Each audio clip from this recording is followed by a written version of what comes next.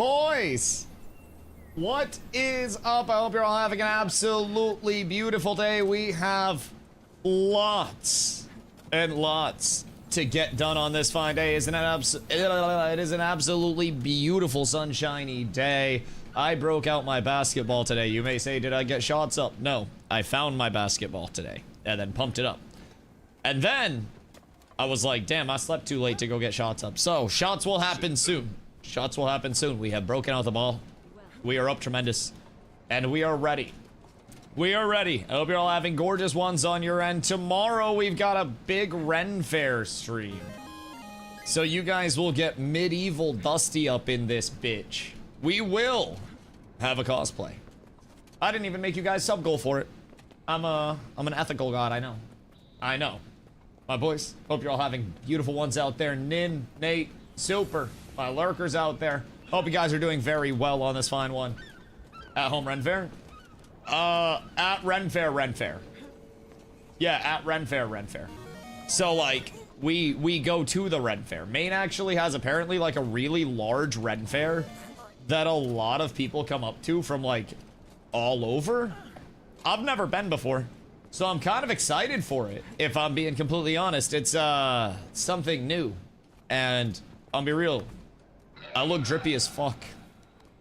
Like, hear me out, if I could just carry around a sword all the time and dress like an MMO character, bro, I swear to God, the drip would be impeccable. Like, there is a certain level of aura from properly, like, being proportionate to the sword that you carry. And I feel like it's a fucking cheat code. I understand why the anime motherfuckers be doing it. I get it.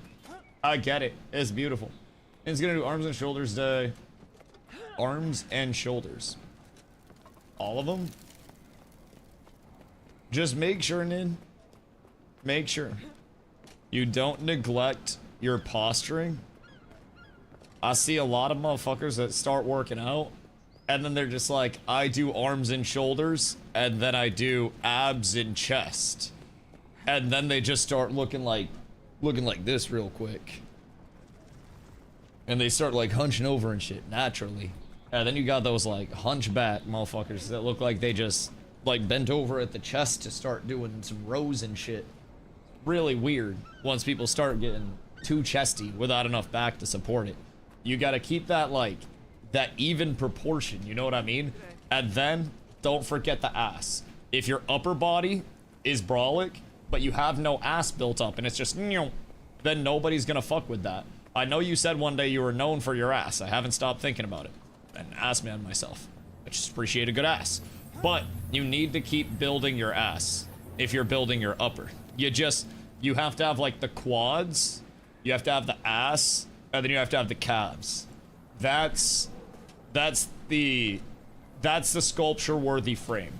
Everybody just thinks it's like the triangle in the upper the upper area, and then you see motherfuckers walking around with like pencil ass legs and they look like they couldn't jump if they tried, and then they try to jump and it's one of those like and it's like really fucking unathletic. And you know someone, everybody knows somebody that is brolic as fuck, but when they try to jump it's just like, you're not an athlete. And you can be brolic as fuck and you can lift and you can work out and you can be not an athlete. I'm just throwing that out there.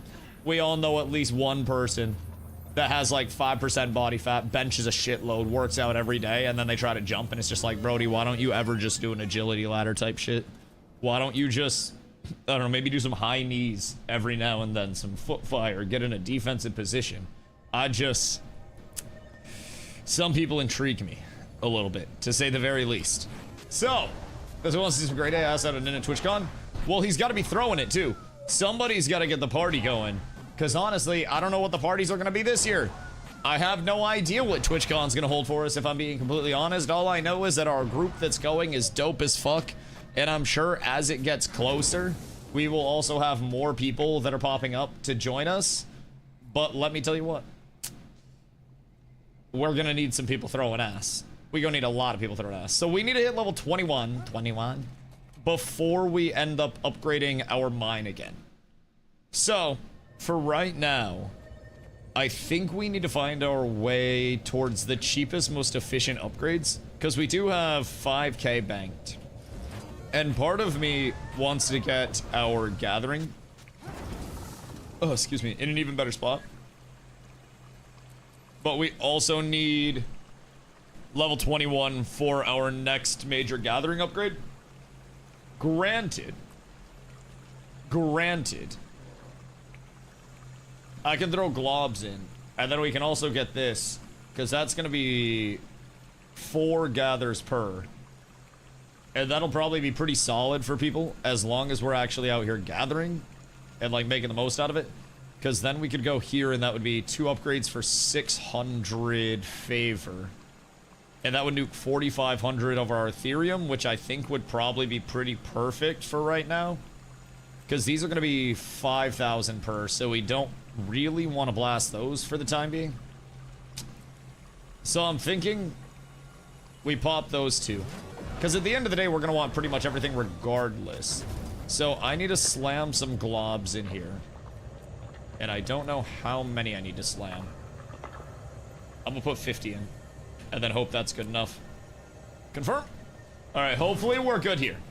So once we get this set up, I want to see what's up in World vs. World, because from what I gathered, we're actually having a pretty good week out here. Yolan is on top of T2 as it sits for right now. Highest KD, most points, and it might be Yolan domination out here. Now, I don't know what we've got for like around the clock presence.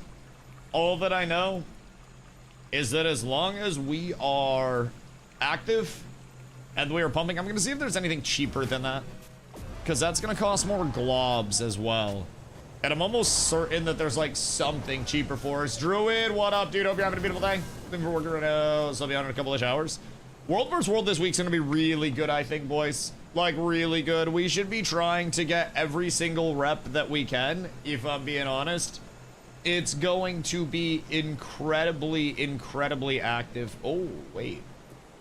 I can get a couple of upgrades going off of this, because that'll be 1250. And then that's World vs. World experience. We don't want to go that. That's too expensive for right now.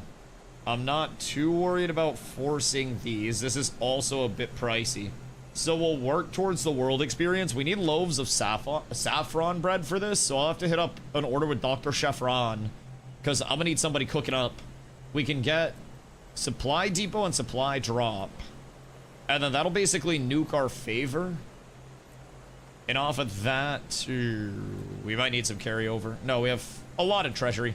Okay, I'm going to slap some more globs in, and then I'm going to have to... Fuck! Anyone have heavy supply bags? Because I don't think I do. I do not think I have heavy supply bags. So if we have any heavy supply bags, that would probably help the guild XP a little bit.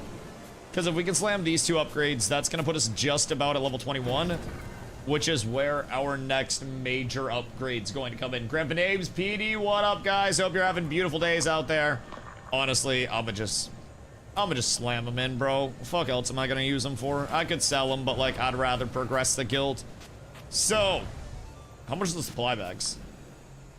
Heavy supply bag. Oh, okay, that's not bad. I'll just grab 100 of these real quick, so I can slam these in. And then off of that, is there a Black Lion Trader in the guild hall? I feel like there's not. Willbender might be the way for me.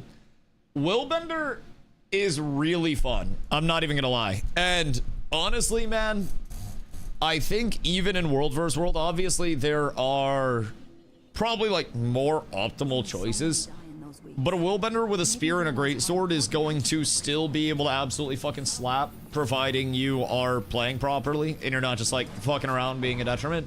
Just play smart on it. Wait for opportunities to get pulls. You'll have, you know, fewer pulls than like a DH or fewer validity on the pulls probably. But even with that, as long as you're in a fight in the right position, you greatsword pull and then you spin, then GG, well played. Cool thing about greatsword in World vs. World as well, I actually haven't played spear, so I don't really know exactly what the setup of that is. I've heard Spear on Guardian's kind of like a supporty type. Wait, we can actually look at what Spear on Guardian does. Because over here, Spear So you got kind of like some supporting damage. This is a charge forward. This is a spin and nuke and boon.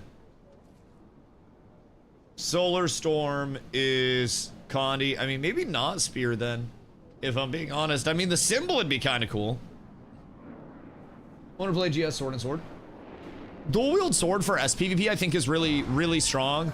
The only thing with like World vs. World, I'll say from my experience with like double sword, great sword fucks, but I would almost say for like World vs. World, focus can also be really solid to throw in as an offhand.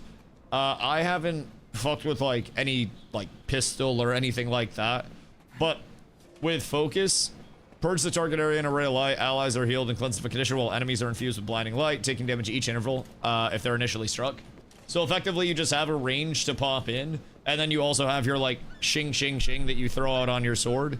And then your other one is create a shield to block the next 3 attacks. If the shield's not destroyed, it explodes and damages nearby foes. So best case scenario, you have a couple of blocks. Well, worst case scenario, you have a couple of blocks. Best case scenario, when you're going in, you can pop that when, you know, someone like me would have shield out. You can pop yours so that doesn't get hit, and then you can just jump in off of that, and you can kind of telestomp with it. And then an SPVP with focus as well. Also, Shiro, hope you're having a great day. In SPVP, you can pre-pop your shield, and when it's about to explode, then you can just jump in with your, I think it's like sword 2. I haven't played sword in a sec, hold on. Sword main hand, yeah, sword 2.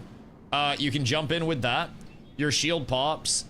You drop your 4, which is the ray of light, and it just kind of like zoom, and then that does more damage, and then you have your sword shing shing shing shing. And keep in mind, this is also a range block, so for World vs. World, it's like probably not the worst to have a couple of blocks as well. This blocks missiles, and then you have a 3 attack block on your other shield, so you do also get a little bit of bailout afforded to you through that. What the fuck is going on here, bro? They're having a goddamn guild meeting. They're just fucking chilling out here. Interesting. Focus might be the way. Yeah, focus fucks. Although, like, for SPVP, like I said, in smaller scale stuff, Will, hope you're having a good day, dude. For SPVP and stuff, like, the double sword does have a shitload of single target burst. But I think a little bit more like, you know, AoE pop all at once for World vs. World could be a solid alternative. What's a good spec for Warrior in World vs. World? So, I would say right now, your strongest that's going to be sought after would be Spellbreaker. Spellbreaker is a very, very, very consistent DPS. It brings in some strips, and it is highly impactful. Highly impactful. Outside of that, there are some slots for Paragon, but Paragon is almost like an alternate role, if that makes sense.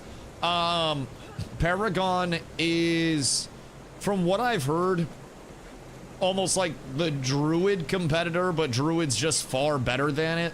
Not that they do like exactly the same thing, but in terms of where you would place it in the group, it tends to be more on the side of like taking the slot of a Druid, rather a Troob or a Guardian, from what I've heard.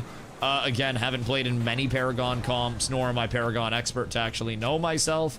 But with that in mind, Paragon's not bad. It has some validity. Off of that, you also have... Are these cheap over here? I don't think these are cheap. Hold on. Actually, not the worst. Really not the worst. But yeah, the only thing that I, like, wouldn't necessarily recommend right now is Bladesworn. Really anything, like, other than... Wait. I mean...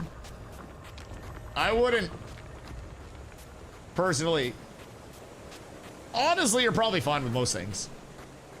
Berserk's doing really good numbers, but probably harder. Yeah, Berserker is also really poppy. And I don't know much about Berserkers as I haven't seen many of them. But like, I saw a longbow on one yesterday. And we're winning fights, so I can only assume it's not the worst. I don't have the most up-to-date information on it, and I'm kind of just going off a vibe there, but They go longbow greatsword. So they go longbow greatsword and just unadulterated amounts of damage effectively. Because that do be kind of nice. That do be kind of nice. Where were the super cheap upgrades? Was it down to the market? I had a couple of extremely cheap upgrades. Or the tavern that I was thinking about rolling. That is not it. Seems we've exhausted most of the tavern cheap upgrades. Over here, I think we had a couple cheap ones. I think it was World vs. World, actually. If I'm not tripping, I think it was like the sabotage and stuff in WVW. I'm trying to figure out how we can most effectively use all of our guild resources to try to get the most XP so we can push up our mining as fast as possible. 21 is our next like really large breakpoint for mining. So if we can just keep slamming up towards that, at 21 we get mining upgrades, we also get gathering upgrades. So basically the two largest things that we actually need within the guild hall. So that's huge. This is 300 of our favor. No matter how we break it down. So I think realistically, we could go supply drop and then healing mist, and then that would use our 300. Or we could go, we go armored Doliacs. But I don't think the armored Doliacs are doing too much. So I think we go supply drop and healing mist for now. Because those will each get us 35 XP. And now the guild just hit 21. Blessings. Okay. So, now that we're 21, we just unlocked effectively our next tier of like functional upgrades. So over at our gathering area now, which is behind the workshop, we have to work on the mats for this upgrade down here. Wait, what does this require? Why is that locked? Level 21. Okay. Oh, we need the lumber synthesizer. Okay. So here, now we're gonna have to save up, because with synthesis output, this gives us more basically like procs of everything along the way. So once we get this, ore and lumber go to 6 each, and then plant leather and cloth go to 2 each. So we get a shitload of gathering from our guild hall. And we need to get the lumber synthesizer first. We have the mats for this, so now we just have to tick up to max Ethereum, which might take a minute. Might take a minute. And I think before doing that, what we need to do here is upgrade our mine as the next step, which you guys know what that means. You again? We gonna need some fucking shovels in this bitch. So, actually no shovels. Wait, we're up tremendous. So, we need greater runes of holding, which something tells me this is going to be slightly expensive. Do we just buy these from the vendor? Or do these have to be crafted? And if so, how much are these from the vendor? Vendor, okay, how much are these? Like a gold a piece? Because that's actually not that bad at all. Because we can source the mats for this easy. I'm sure we can get the bloodstone and the mithril and stuff like that taken care of pretty easy. Because we have people with crafting up, aka you, super. So, I get the runes of holding for this. And then we will need to do, at some point, a few guild missions today. We don't need to hit all of them today. But I'd like to at least, fuck this. But I'd like to at least knock out a couple of these smaller ones that are a bit easier. We have a couple of treks. This one is a 30 place trek. This is some fucking bullshit. I'd just like to point that out. I have switched our missions over to World vs. World for next week. So that way we can just pump those and get those done super easy throughout the day. So we do have a 5 target trek. We have a race that we have to hit. And then we have a bounty, which is 3 targets. Jesus Christ. A puzzle. Stronghold can eat my ass. PvP rank, this is only 8,000, so this shouldn't be too hard for us. Like, genuinely shouldn't be too hard. And I think this trek and the stronghold will probably be the inconvenient ones. but the more favor we can consistently keep up, because we're almost out of that, that's our largest bottleneck right now. Because the Ethereum's working its way back up. That's fine. That'll keep ticking. Can't really do much about that, if I'm being completely honest. But the favor we can definitely keep stocking up on, because as we get into more expensive upgrades, we're just going to need more of that shit as well. So, I just spectate Dusty doing the puzzle. Well, I feel like if I solve it for you guys, then you're never going to learn. Stronghold's impossible. It requires us to have too many people in PvP at once in too short a time. Yeah, the number of summons for the Stronghold one says requires 3 players, and it's 55 minutes, but it's 18 Mist Champions, and I'm not quite certain what that requires. Now, the thing about this, with a guild team, summon 18 Mist Champions within the time limit. As long as you are playing as a guild team, all members on your team will increase your mission progress for this mission. So that, to me, sounds like we have to summon 4 Mist Champions with a 5-stack. Because if every person counts, then that means we would get 5 per. So that really doesn't sound impossible if we could get 10 people on a guild team locked into Q Stronghold against each other. And then just do the Mist Champions. I think we could manage that in probably like 1 Stronghold match if we really wanted to. That's us, Dad. Communicate in sign language so I can understand you, please.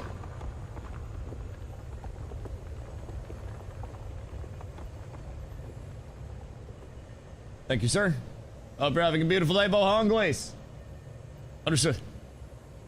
I love that. I love that. Language comes in many forms, and I think body language is some of the finest, if I do say so myself. Green now, which is valid, which is wild. Yeah, I may or may not have died yesterday at a certain point because I jumped into a blue area and went to glide. Because all I know is blue area. Oh God. What am I supposed to do with these? A feast of coffee. To share with anyone in the area. Okay, so these are all just recipes? Or I get flax fibers. How much are flax fibers? On the trading post. Flax fiber. Literally a silver a piece. So that is 3 silver. And then let's try this. Desert spiced coffee. 6 silver. Okay, now we're talking. Now we're talking. That's some good ass value, my boys. What does a coffee even do? Where'd it go? I don't even know where that shit just went. Coffee. Alright, what do we get for a buff from this? 5 seconds of quickness on dismount. Precision karma, and then all XP earned. Okay, wait, that's kind of ass. That is kind of buns. But... wait. Is it, though? Because, like, the quickness on dismount kind of goes crazy? Like, am I on crack?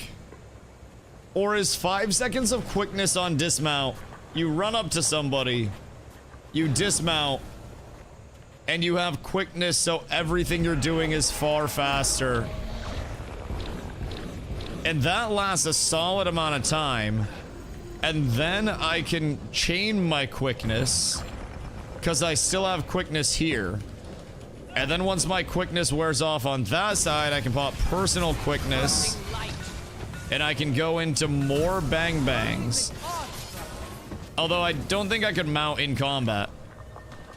But I could literally get out of combat and then I could cycle that and I guess just always have quickness available as well.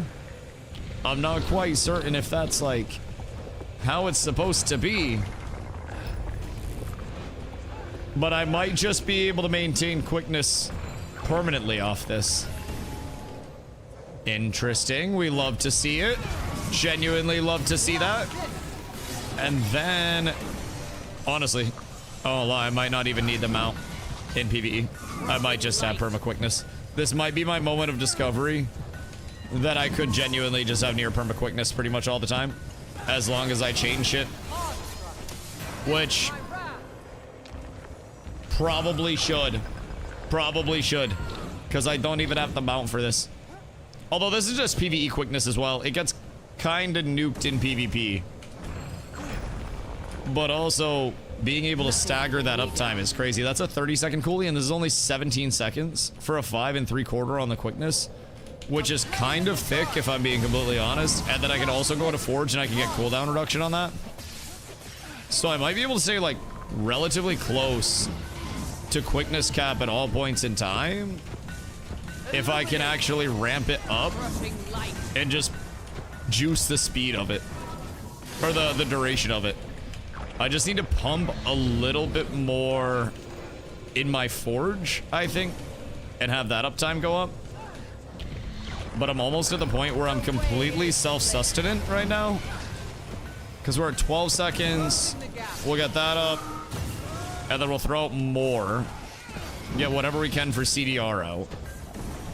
And then we'll throw that out again. We have 15 seconds, but we have like 10 seconds of quickness left. And then as soon as Forge is up again, I can pop this. That'll get my Q up. And then as soon as Feel My Wrath comes up, we pop that again. My Q's ready again. So now we're up to 20 seconds of quickness. So I'll pop out of Forge, get that on Coolie. This is not the worst, if I'm being honest. This is not terrible. And all I have to do is be constantly chaining, I guess, in PvE, and then I have perma quickness. I just don't pay enough attention in PvE to even realize that I have 100% quickness uptime for myself. But now we know. And I give a lack and all that shit. And I think I'm almost at the spot where my quickness is. Once I cast and it goes above 30 seconds on a Feel My Wrath, then I'm effectively in, like, the perma quickness spot. And we're almost there for it. Like, very, very close. Jefferson, thank you for the hydrate, brother. I appreciate you. That's 21 seconds. And then we go here. That bumps it up to 20. Wait, what's the, like, cap on quickness timer? Is it 30 like other things? Because if it's 30, then I can probably push it up. But it seems like it might just be 20. Which is slightly tragic if I do say so myself. 25. So we're almost there. Jefferson, what up, brother? Hope you're having a beautiful day. Is it 25? Seems like it might be 25. Which is an absolute tragedy. I can't get it to go past 25. Which is slightly sad. Because that's a hard cap at 25 right now. And then that should give more than... Oh, no. It's past 25. Okay, wait, we're up. I'm actually pumping. So maybe I can get it to a full 30? I would just need to make sure that I'm getting all of my cooldown reduction possible. Getting my Forge on Coolie whenever possible as well, so I can get that back off cooldown. And then drop to 20 seconds. We'll get more quickness up, go back into Forge. This will be a double quickness. And then we'll hit this, and 30 seconds. Okay. So I kind of have to build the 30 seconds. But I can get to 30 seconds of quickness. And then just, like, perma-maintain the quickness all the time, no matter what. Which is kind of cool. Kind of cool, Jefferson. Thank you for the idea, brother. I don't think this is anywhere near as possible in World vs. World, though. If I'm being honest. I think... my quickness times are far shorter. That's 5 1/4. That's 3 3/4. So yeah, it's immediately going to be like 2 seconds shorter. And then I think my cooldown reduction, not having alacrity, is also a big part of it. So I'm nowhere near 100% quickness over here. I guess theoretically I could probably get 2 Qs off. But even then I have like a 6-second downtime with that, which is kind of tragic. Oh God. I'm still not used to green being hours. Like, I'm very not used to this shit whatsoever. I don't think I have been green the entire time that I've been playing so far. I'm just not quite not quite comfortable with this. It's foreign to me. It's not familiar. I don't know what we got going on over... Bruh. Bruh. This is like Agamemnon with none of the fucking aura. What the fuck do you mean? This is who we're supposed to be defending. Bruh.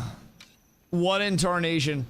This is what Cersei's was trying to make the motherfucking soldiers into, I swear to God. I swear to God. I swear to God. That is ridiculous. Keep the finger keep with no tag very early. Wait, so we just have a shitload of like early birds that are sitting in our keep and just blasting anybody that tries to come through? Cause I fuck with that. I fuck with that. It seems like, I don't know what the activity score looks like so far. We have the highest activity score, which is really nice considering how inactive certain parts of our team were last week. And I said that I thought we would be seeing more people willing to play now that we're down into T2. We had a lot of Yolanites that really wanted to, I don't know, just fucking vibe out and wait for everybody to lose and then go down to T2 because they didn't want to fight Raw's Rest. So, it's kind of a shame. Kind of a shame. Oh, looks like Raw's in T1, got a worse blue. Well, Mosswood was there, like, yesterweek. Last week. Raw's, or it was Raw's, Mosswood, and us. So, us and Mosswood were pretty, like, evenly matched in terms of the KD. But Tombs of Draskir is Maguma, or the remnants of it. So Tombs of Draskir runs like the actual Cloud, and from what we've gathered, not a lot of people know how to comfortably play against their Cloud in, you know, in the capacity that they really need to. So Rawls is going to probably have their work cut out for him against Tombs. It looks like right now Tombs a 1.5 KD and Rawls is sitting even at 1. And then Mosswood's just getting the shit kicked out of them, which again, big shocker. You have the two strongest groups both sitting in T1. And then it's basically like whichever one of the groups wants to be their punching bag. And then T2 is, I think, where it actually starts to get fun and evenly matched. This seems like it's the best tier right now. So, Rawls likes clouding? Yes, but I think it's also like, again, I haven't seen Maguma, but from what I've gathered, Raw's Cloud is nowhere near Maguma's Cloud. And like, Raw's Cloud is kind of like Maguma inspired. And it was all like originated by them. Now, I'm also not sure what happens when you go Cloud versus Cloud, because that just kind of seems like you have a very spread out fight in general, you know what I mean? Seems like that shit could end up going across effectively the entire playable space. I don't really understand how Clouds actually get decisive kills on one another outside of just like spreading and having a bunch of 5v5s. So I do feel bad for Mosswood. I think Mosswood probably has their work cut out for them in a way that they were not sure they wanted it. And as a result, I feel as though they may find some punishment throughout the rest of this week. It's just, dude, it's tough when you're looking at playing against two very, very, very strong alliances. I think we'd be getting shit on just because of the activity that's over there, how many people they have. Granted, looking at the activity score, we have a higher activity score than Tombs and Rawls does. So, I'm not wrong. Mosswood climbed all the way from bottom to 1. I know Tombs did. I don't know where Mosswood started. I think Mosswood would have had to start at least T3 because Mosswood last week was in T1 and then came in second last week. And then Tombs, which is Maguma, was the one that went all the way from T4 to T1, and they just got to T1 this week. Old Gill was in Mosswood. I don't think there were enough weeks though. Probably T3. Yeah. I think because Tombs went T4 to T1, and they just got to T1, so I don't think there was enough time for anybody else to do it. So I think they probably went T3, T2, T1, and then got there last week. Maguma got there this week, and then we got pushed down this week. Because then, I think Luke Gardis has been chilling in... I think Luke Gardis has been chilling in T2 for a little bit. But honestly, I haven't been following that closely. All I know is that we're in a really even matchup now. So this is probably our best opportunity to have every single person getting as active as humanly possible. And getting as many reps in as we all can. Otherwise, it's going to be a very large missed opportunity. Like this week, we should probably try to get as many people into World vs. World as much as we can. First things first, it's the end of World vs. World Rush, right, in the next few days. But we also want to just try to get people, even on a baseline, just comfortable with movements and running within a group. I think that's such a big thing that people don't have the practice and the repetition of right now, which can be, you know, genuinely can be killer. So, hope we're even not stopping, because the time we were breaking even with Rawls. Yeah, I mean, right now, we're at a 1.1 KD, Mugalu's at a 0.92, and Luke Gardis is at a 0.8. So this is, by all means and measures, the most even that we have seen so far. Whether it stays like that, slightly hard to say. But as of right now, we're off to the most even, like, first day that we've had. Even our first days in T1, it was usually just, you know, Rawls comes in, wipes the floor with everyone. Because some of the, you know, some of the more powerful guilds also don't even run on reset night, because reset night's regarded as being typically, like, very laggy, very not the greatest gameplay. So a lot of guilds, I shouldn't say a lot, but some guilds will basically not run on reset, and then they'll just start popping it after when the gameplay feel is a little bit better and a little bit more fluid. So they don't have to worry about, like, lag night, basically, which does make sense to me as well.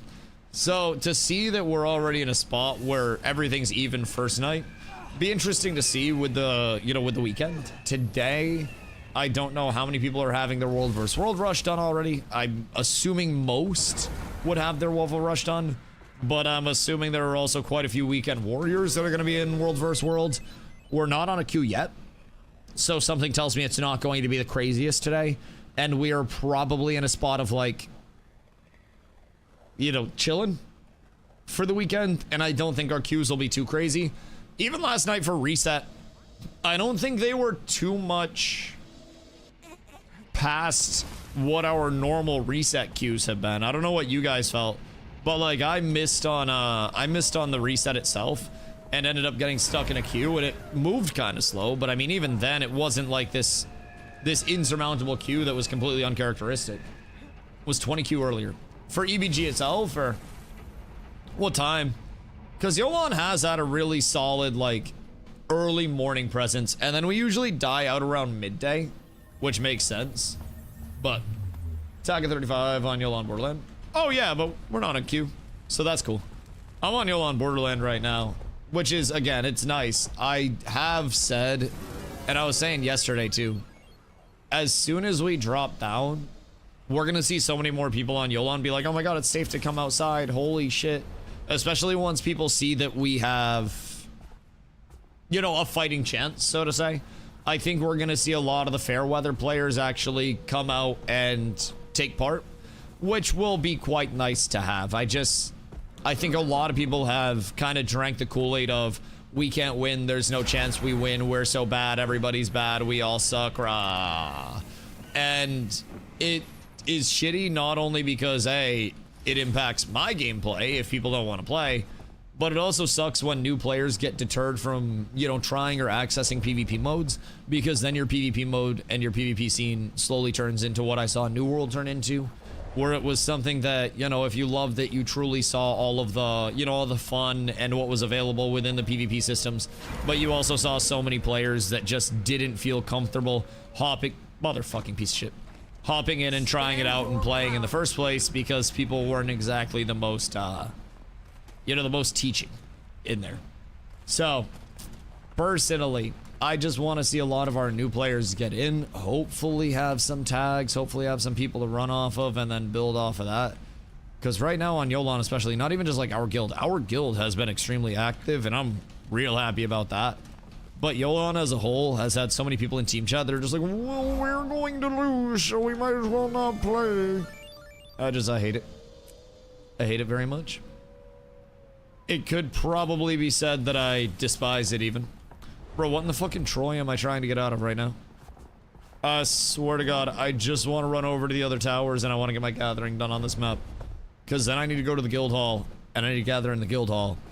And then I might need to try to assemble a band of hooligans to do a couple of guild missions. So that way we're not down bad on favor. Because as of right now, we're favor broke. And the miners with an E are working incredibly hard right now for us, being compensated fairly. But we ain't got favor for jack shit. So by the time the next upgrade rolls around, whenever that may be, we will most definitely want to get that done. Still a torn, but I'm leaning Troob instead of Para. I think Troubadour has more traditional use cases in terms of like world versus world groups. And it's a really sought after, you know, most people want to run a one Troob per group type setting because of the group invuln.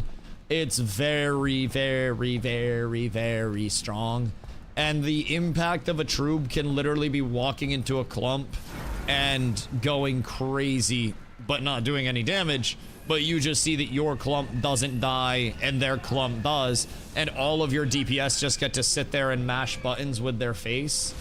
And it's just, it's so strong. True Lumi Druid in a group is very strong. Oh yeah, especially if I'm your Lumi. Yeah, it feels great.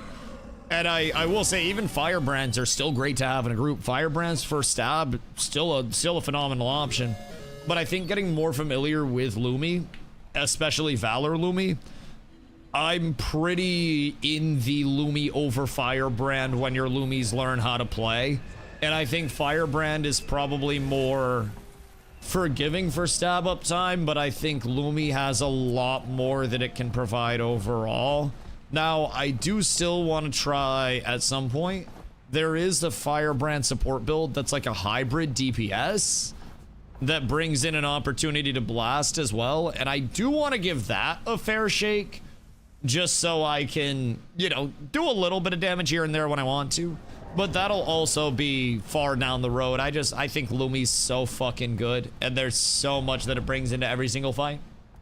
But yeah, if you have the big three of those supports in a group, realistically, you will win most fights in World vs. World just in terms of random encounters against low skill groups, because your comp will carry you.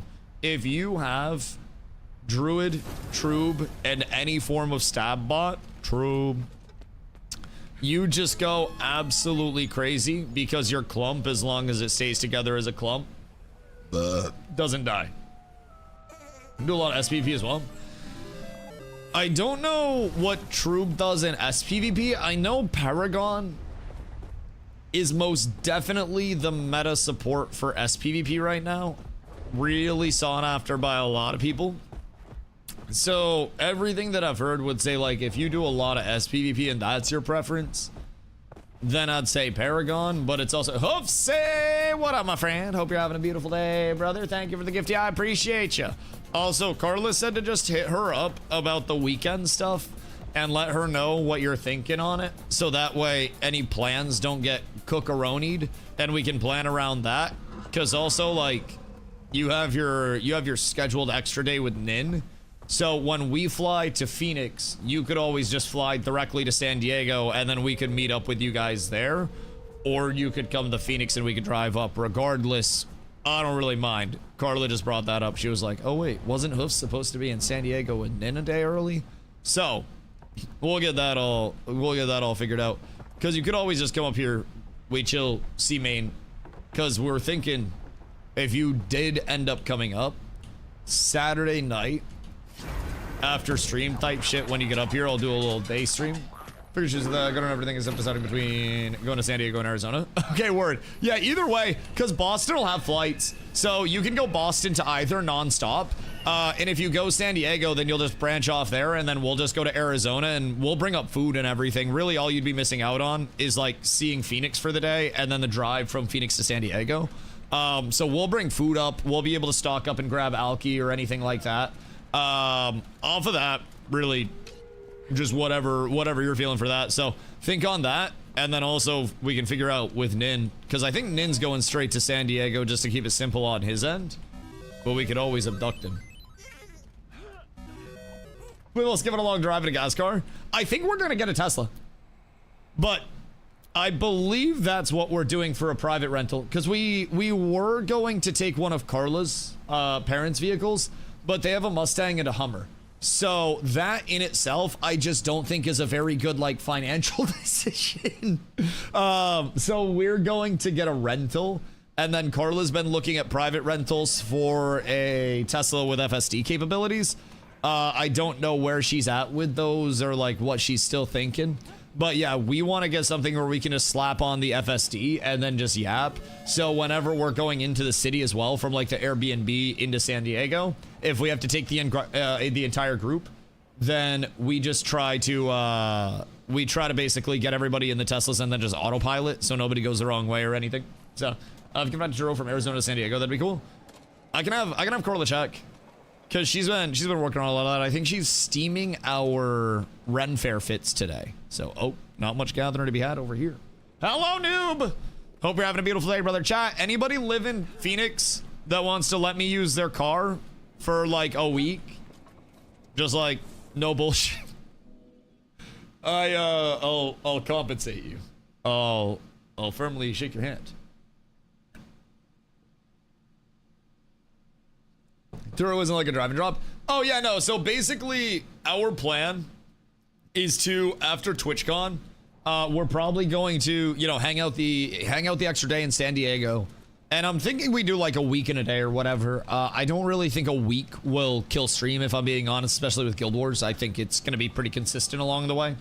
So we're gonna be like driving there with the rental, doing whatever we do in San Diego, and then we'll drive back to Phoenix the day after, and then we'll spend that day, basically spend that night, wake up, do one more day in Phoenix, and then fly back later that night, probably red-eye it. Excuse me. Land in Boston. Early morning, drive back, and then give you guys a main stream after the fact. So, and we can stream for the car. That'd be kind of cool. Yeah, because we do have the entire IRL set up, so we could always, like... Yo, Hoofs, we could get one of those, like, suction cup little, like, mounts for the top of the car, and then we could put a camera up there. Don't get banned for the car. Starlink? Well, yeah, we need a Starlink mobile, and we could probably just, like, have someone hold one. We could have Nin hold it out the window. So his entire job is to take the Starlink and just, like, hold it like this and point it towards the sky no matter where we go. As long as he's doing that, he's allowed to ride in the car. Otherwise, he has to be on the roof. So, think better for the car. No. Only counts if he's driving. Well, so that's the thing. I wouldn't be driving. I'm gonna have a chauffeur. I'm gonna have. What the fuck? Drip. But yeah, we're gonna be getting chauffeured around. Granted. Actually, I probably won't sit in the driver's seat for the Tessie. Or maybe I do. Either way, whoever does, it doesn't really matter, because we're just going to be punching in an address and then everyone's going to be kicking back and relaxing. But also in San Diego, we won't be driving much because our Airbnb location is really good. So primarily our driving in San Diego is going to be like from Airbnb to outside of Gaslamp District or wherever we're trying to go, you know, at that point in time. Park there and then walk, because A, I really like walking. B, parking outside of the Gaslamp District is going to be far easier than parking in the Gaslamp District. And then we can just really sneak right out. So, hotels around the corner too. Word. And you guys have the hotel for the day before, right? Basically just got like a 1 day for it. What do you guys have planned for that day? You do anything cool? Because I think on Wednesday when we get up, we're gonna try to I don't know. I think I either want to do the zoo Wednesday or like the friendship gardens, and just kind of walk and vibe before and after. Oh, nice, nice. So when we check out of the Airbnb, you guys have the hotel because you're doing an extra day as well. That's fire. I think we might end up like waking up and like, you know, the day we check out of the Airbnb, hang out around the area for that day. And then later that day, like drive back to Phoenix and then sleep in Phoenix, wake up, putt around Phoenix, and then fly out of Phoenix that next day. So, Phoenix up for the first night, then no one there. When no one there, then probably chill covering after. Word. That'll be fun. I think an extra day or two when the chaos isn't really happening as well can be quite nice. The shrimpening. Shrimpy. I should have known. What am I go? What a dooski. But yeah, I'm pretty excited. I think always need an extra day. Yeah, I think we're gonna... God, because that would have us going down...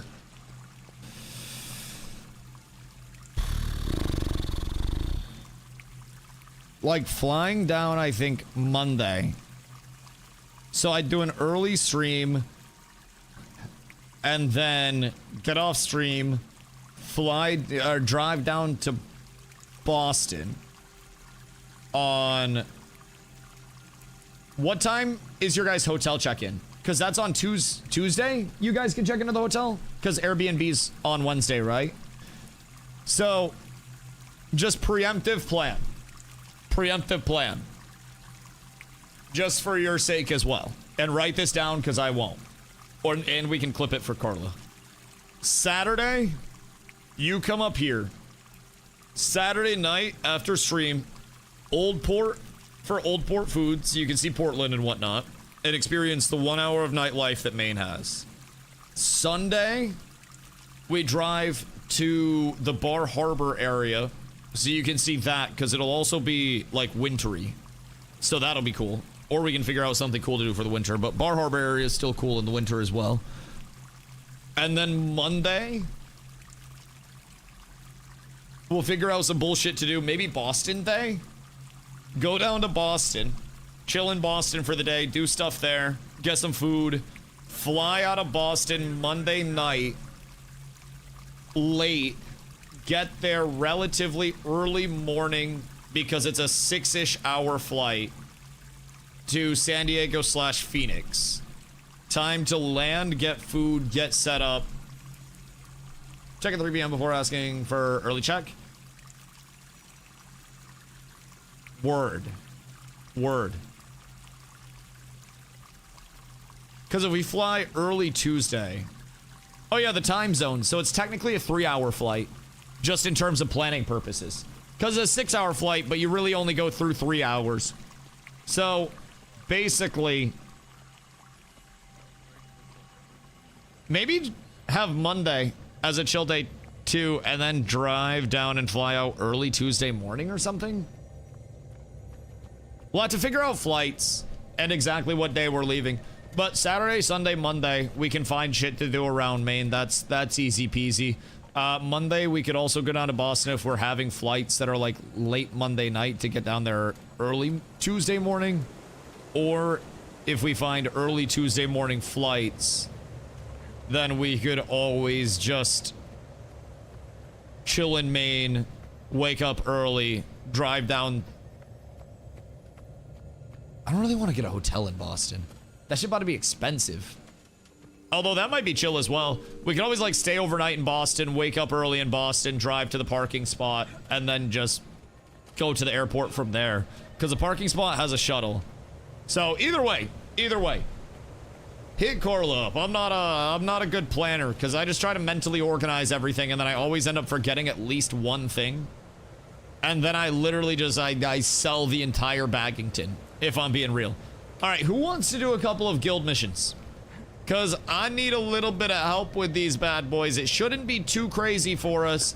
I'm thinking we take on the PvP rank if we can get a few people that just want to blast a little bit of SPVP. And if we queue strongholds with 5 people, we might be able to summon 4 champions in 55 minutes. That's 1 champion per game. And I think we could probably manage that. I'd hope, but wait, what? Did you just turn into Mario? I'm coming, Amita. You're in Drizzlewood. You're coming on meet with your drizzly wood for the next hour, or what am I supposed to be? Oh, calming. Oh, listen. You're the one that turned into fucking Mario and just started slamming A's at the end of stuff. I'm just throwing that out there. Maybe you spoke goddamn English. I can understand some French. I'm getting concerningly good at catching keywords in Spanish as well. It's not that I'm like fluent or anything, and I can't understand full conversations. But like occasionally Carla will be talking to her family and I just hear something and it like Winter Soldiers me and I'm like, I know this. And then I make it a point to let Carla know that I know one of the words. And then she tells me she's proud of me. Headpats. I'm learning Spanish slowly. Mr. Worldwide. Tale. We're so up. Chat, who wants to go to a Pitbull concert? Because Carla wants to go to a Pitbull concert. We could all wear bald caps. And then just like fist bump and shit. Or fist pump. That one. It'd be kind of lit. Guard killer. I feel as though I probably don't need to worry about doing any guard killing out here. If I'm being honest, I don't think that's something I myself need to worry about. Granted, maybe at some point I will. But I don't think right now is that point in time. Alright. I'm gonna fill up my water. And then by the time I get back, I need at least 3 brave soldiers to pump out some guild missions. Because otherwise I'm gonna have to do these shit solo, and I don't know that I have all of the spots for this. I could probably solo the race. Although, do we have to only get 1 person through this, or is it multiple? Regardless, we'll work towards that. The bounty is 3 targets. We'll definitely need multiple people for that. The puzzle, it requires 6. The strongholds, fuck that. The PvP rank we'll need a small team for, but this shouldn't be too hard as long as we have 5 people. And then from here, the trek, this is going to be terrifying. This is 30 targets. So I'm thinking we do the baby trek, which will take a few players, the race, which will probably take a few players, and then the 3 target bounty, which will take a few players, and then we try to get the PvP rank after that. And if we can get that, that's already 1,200, well, 1,320. Actually, no, not the puzzle. So that's actually 880. And then we're basically getting 1,500 from this. So that would cover us for a solid amount of upgrades. And going into next week, I've switched all of our guild missions over to World vs. World, so that way we can get them done just a little bit quicker and more passively as we go. So that way we're trying to get weekly favor cap each week by completing all those bad boys. So that's going to be an ongoing goal of ours. We need to make sure that that's getting taken care of. And the more that we can do that, the better off we are. We're getting our Ethereum cap up with the next upgrade, which... Let me check the mats again, just so everybody has an idea of what we actually need for that. Because as soon as we can get the Ethereum cap up, that's going to unlock a whole new tier of upgrades for us. And it's just going to let us stack up more, which will be great. Don't have to worry about it too much. So Ethereum cap there is Elderwood planks, Mithril ingots, Bloodstone bricks. Oh, and then the Greater Runes of Holding. I have to buy those bad boys. So it'll take a few days for this to jump up. And in that time, we'll be working on that. This, we need to be level 25 for. And honestly, we could technically skip. Actually, no, we couldn't because it's 10,000. Never mind. So we do have to have the Ethereum capacity up because that'll get us up to 10,000. And then at 25, we'll end up getting mining rate 4. That'll increase the rate at which we mine. Go figure. Another Ethereum cap. That'll get us up to 15,000 cap. Mining excavation 3. So this will cover us for probably like the next month or so. Trying to get up to level 31 with the guild. Because this requires a whole lot of shit. But right now, This is our largest priority. So I'm gonna go buy the Runes of Holding real quick, just so we ain't gotta worry about that shit. You guys said that was a vendor, right? Because if that's vendor, then I can just front those bad boys. I've worked very hard to amass a large wealth. I spend my days on my hands and knees. Not like that. Working hard to provide for you all. To make sure that I have enough coin. So you guys can live the way you do. And I still have to spend on this. I don't want to be a tailor. I just want to buy Runes of Holding. Good day. It was graders, right? Oh! Bitch! Jesus Christ. Well, I've been host. I've been host. RIP 70 gold. I will never see that gold again in my life. And I understand how Guild Wars has gold sinks now. Good news. I've done my part. I've done everything that I needed to. Because I can't do the bloodstone bricks. I can't do the other mats until I actually level a form of my crafting. So that's going to be a little bit later on for me. So now we just let those accumulate. We let our Ethereum accumulate. We've got to do a few guild missions. Anyone want to pump some guild missions? If not, I will just fuck off into World vs. World. Because I think there's still the tag on green. If I'm not tripping. I don't think we have anything on EBG. But somebody said earlier that we had a 35-person tag on green. Never mind. Plus our bricks for what? Guild Hall upgrade. That is literally our largest priorities right now. Just like right now in particular, it is for our next mining upgrade. So we need the Ethereum capacity. Hey, Hotbod. I know that guy. Did he get cold last night? I think it's crazy that there's another, like, player just inside of him. That shit's crazy to me. That is a big fucking body if I've ever seen one. That is large. All right, what do we have here? We have a 24-person squad at least. So we can get some massive participation up in this bitch. We can get our pips for the week. And then we can keep pumping off of that. We ain't got shit to worry about. As long as I'm getting my participation, then I'm happy. And my reward track. So we'll start blasting this. Would need 5 probably. Will be track, bounty, PvP ideally. Quickly explain how I get my choice stat, ascending gear again. All of them are locked in the vendor.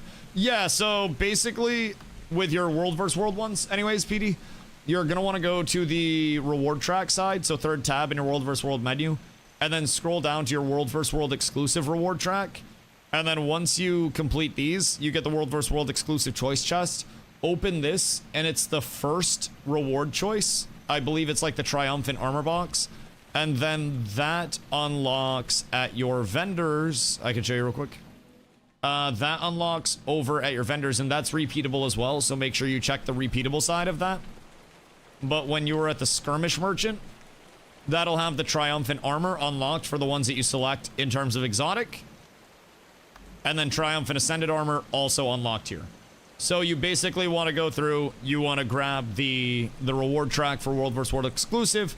Make sure you grab your triumphant reward box, and then from there you get all of your choice stuff. So I still have a few pieces that were not from the triumphant side, and were like my old ascended pieces from Wizard's Vault and shit, which were on my Willbender build, which is why I have some wrong stats.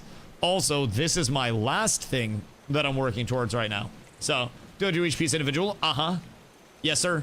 So I got 6 of these track completions. Got 6 of the boxes, and then that unlocked each piece individually. And then you do also have ascended weapons and shields that are available, so you get the Mist Lords and then Mist Forged and shit like that. So ascended weapons there, ascended trinkets as well. These are actually really cheap, if I'm being honest. Now, the big thing is going to be your World vs. World skirmish claim tickets. But you'll get a lot of these. The hardest part about the World vs. World skirmish claim tickets is that you're going to want to eventually save like 6,000 of those for a quality of life improvement, but worry about your gear first.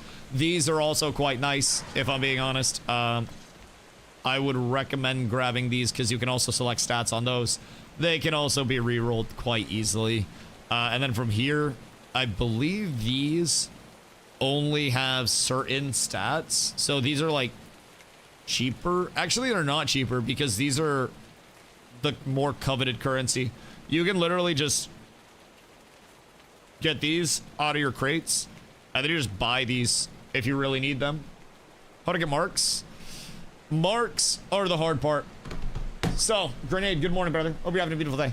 Marks are the hard part because you have to either capture SMC or you have to capture tier 3 towers, keeps, shit like that. So it's a little rough. Brings precursor of conflux. Wait, which one? Because I have all of this shit. I have 4 pieces of jade in terms of my ascended jewelry. Misband? The red one? Like this one? So this is the one that builds into Lego. So this is basically your cheap version. And then if you're chasing Lego, this is like your chase version. Word. Okay. That's good. That's good. Nice new drip. What up? The transmog? Listen, the green is only because we're on green team. I won't lie. The green is being forced upon me on this fine day. I feel far less regal than I should.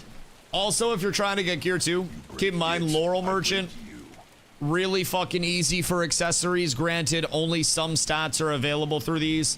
So you can get all of your accessories through the Laurel Merchant as well if you really want to. Wouldn't necessarily recommend unless it has the stats that you exactly need. But not the worst, if I'm being real. Oh, wait. Do I have enrichment slots that are open? I already have the enrichment slot occupied by that. Okay, we're up tremendous. Or do I want reward track? World XP or world versus world reward track? Which would be better? Fitz making me think of those swamp benders in Avatar. It does kind of go hard. Like, I could go with a more nature-y themed. I tried to go with like the paladinly themed, but I could change up the shoulders. I think the shoulders are the thing that's holding me more on like the paladinly theme. Because I do enjoy the whole paladin, like, you know, the whole paladin vibe. But, also, cheap exotic gear comes from the robot.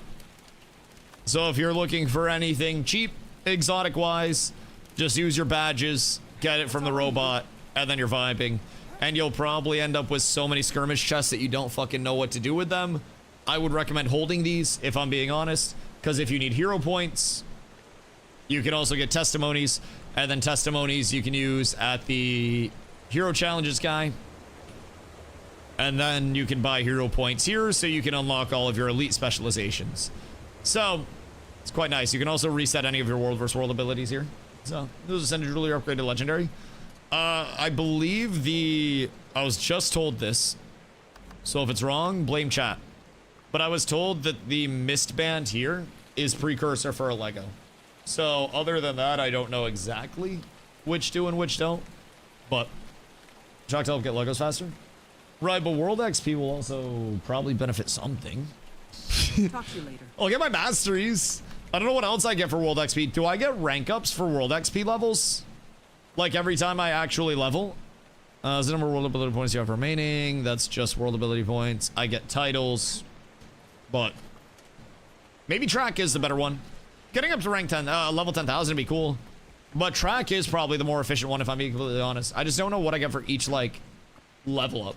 Use the same ring for 2 of the same legendaries. Are they unique? I would have to guess unique. Are you talking about equipping the same legendary, basically? So, like, if you have a legendary ring, putting it in 2 spots? Because that works the same way as a weapon. Oh, yeah, you'd have to get 2 unique legendaries. So, like, I have a bolt in my Willbender set. But I can only use the Lego bolt in my main hand. Oh, I miss it, dude. It's so much drip. Bolt goes so hard. But yeah, so I can only use the Lego in my main hand, and then I can use the skin in my offhand. You can use 2 of the same, but you'd have to get them 2, like... Independent, you get the same ring twice? Yeah, exactly. Like, you can use 2 bolts, you just have to have 2 bolts. You can use 2 of the same Lego ring. You just have to have, like, 2 of the, like, unique Lego rings. Not, I guess unique is a bad word to say it, as unique is typically in games a modifier that implies you can only have one. But individuals, I guess, would be the best way to say it. You have to have 2 individual rings instead of 2 unique rings, I guess would be a better way to say it. But yes, 2 rings, 2 fingers, gotta get them independently twice. Yes, yes, yes, yes. You can wear 2 of the same named ring, but you just have to have 2 of them. That makes sense. And then in terms of skins with weapons and stuff, like if I have a Lego and then I buy an exotic piece, then I could just reskin the exotic piece to, you know, to be the Lego basically, but it's still the exotic. So, makes sense? Yeah. Unique is such a weird term to throw around in gaming because it really does typically imply that you can only have one of them in terms of the name at one time. It's a little strange. All right, hold on. I'll be right back. Memento, I'm filling up my water.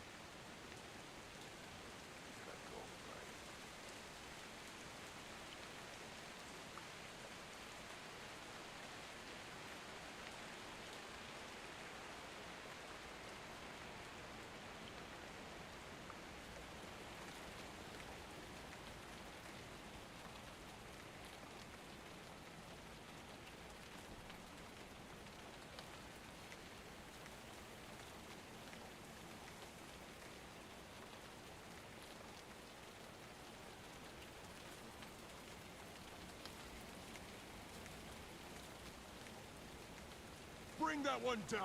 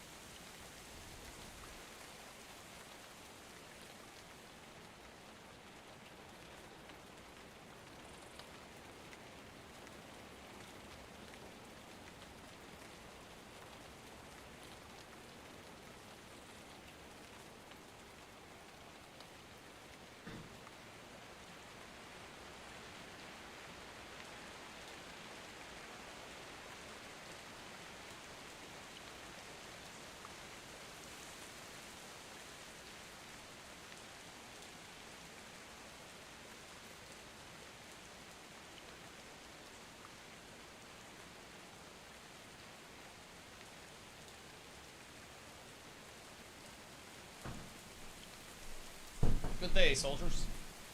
Hiya. Okay. What is the play right now? I see we have legitimately one tag up. I think. Oh no, maybe we have 2 tags. Perhaps we just found a second. And I don't think that we're pumping the guild missions right now, I'm being completely honest. I don't know that I've inspired the people to want to partake there. However, wait. When did I get here? Oh wait, did I check Green Borderland and I didn't have anything? We're going on a 24 slot bag. Jesus Christ. Jesus Christ. Backspace is very limited. Just buy more bags. What the hell do you mean? Just look over in the rocks. That's where I found all of my back slot expansions. Just gotta look very carefully. Maybe like pick up the rocks, turn them around and stuff. Playing till 3 a.m. last night, and I'm still not used to being green. Oh yeah, it's a weird feeling, dude. I'm not gonna lie. It's a very weird feeling being green. But listen, as long as we constantly have people on and we're actually getting content for the remainder of this week, I am. Oh wait. Cheesecake. Yeet. All right, boys. I would recommend hopping onto EBG early, and I would recommend getting with Cheesecake. Cheesecake is an absolutely fucking god tier Pugmander. Absolutely god tier. We green now? Yes, Sarsky. We are green and we are in T2. So we have had a bunch of activity coming around because of that. I'm super excited. Every single day we're getting more and more tags out, which is great. And if Cheesecake's tagging up, then I'm a happy man, bro. I'm a happy man. Went down from T1 to T2. Exactly, yes. We held T1 for like 3 weeks. So we got our ass kicked, but not, you know, not to the extent that we got kicked out of T1 until this last week. So now we're T2. A lot of people that were previously like, I don't know, how do I say this nicely? Shy about fighting T1 teams, I think are actually coming out to play now, which is amazing. I'm so incredibly happy about that. Because honestly, I think the worst case scenario is that people don't even feel comfortable, like, I gotta make a key off these. The worst case scenario is that people don't even feel comfortable hopping in to play the mode with an event that is, you know, meant to get people active in the mode. And I definitely understand why people are intimidated by World vs. World, why they may not want to do World vs. World, and honestly, why it may not just be people's cup of tea, right? It's not a mode where everybody just sees shit like this and they're like, oh my god, I gotta do this. It's double click to turn 5 Aether Key pieces into a complete Aether Key. I double clicked, but it didn't do anything. I feel as though I've been scammed. I feel as though I've been very much so scammed. Why my Aether Key no want to work? Aether Key? Let's bring it maybe like, it's probably in one of my other bags. Where I can't consume it? No. Okay. Chat, what do I have to do? What must I do? Everything's terrible. Everything's terrible. We're down horrendous. What about Borderlands? Because I'm used to clicking there. We're on EBG, you goober. What the hell, Leonte, do you mean? Get over here. I think they're... Get over here. I think there might be a little bit of a queue. Get in queue ASAP. And then just join regardless. It's an open tag, so you can probably just squad join off of me. Squad join on me for open tag. Some coming through, stuck in queue. We should be chilling. Anytime that we can link up like this, bro, tremendous. Yo, Resist, what up? I appreciate you. I appreciate you. Hope you're having fun today, World vs. World. It's been a good day so far, I will say. The worst part about my day was that I stayed up too late last night. We thought that... kind of ran into a scenario last night after stream, I'm not gonna lie. Sent out the raid, and I got off to go watch the Last Airbender movie with my girlfriend. We've been waiting for it to come out on streaming because we are ethical people. Turns out it didn't come out until 3 a.m. And we thought it came out earlier than that, like as soon as the clock struck midnight. So... we ended up watching The Wolf of Wall Street instead. Only problem is we had already got food. I consumed a lot of food. Wolf of Wall Street's a near 3-hour movie. A phenomenal movie. And... oh, man, I had a bellyache today. I feel like shit. Like, I genuinely... oh my god, I'm fighting the demons that are Popeyes, bro. It's been... other than that, phenomenal day, though. Phenomenal day. World vs. World looks like it's just about to get popping.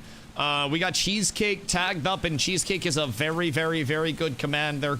I got a little bit of guild hall management done today as well. We're trying to smack out some upgrades for that as quickly as humanly possible. So it should be a good night yet to come with some WVW. I will say, gonna be a really fun one, I think. Junk that is for chest in a dungeon that gives mid rewards. What, the Aether Key? Bet. Say less, because now I have one more inventory slot that I don't have to worry about. I legitimately, anytime I can manage my inventory just a little bit.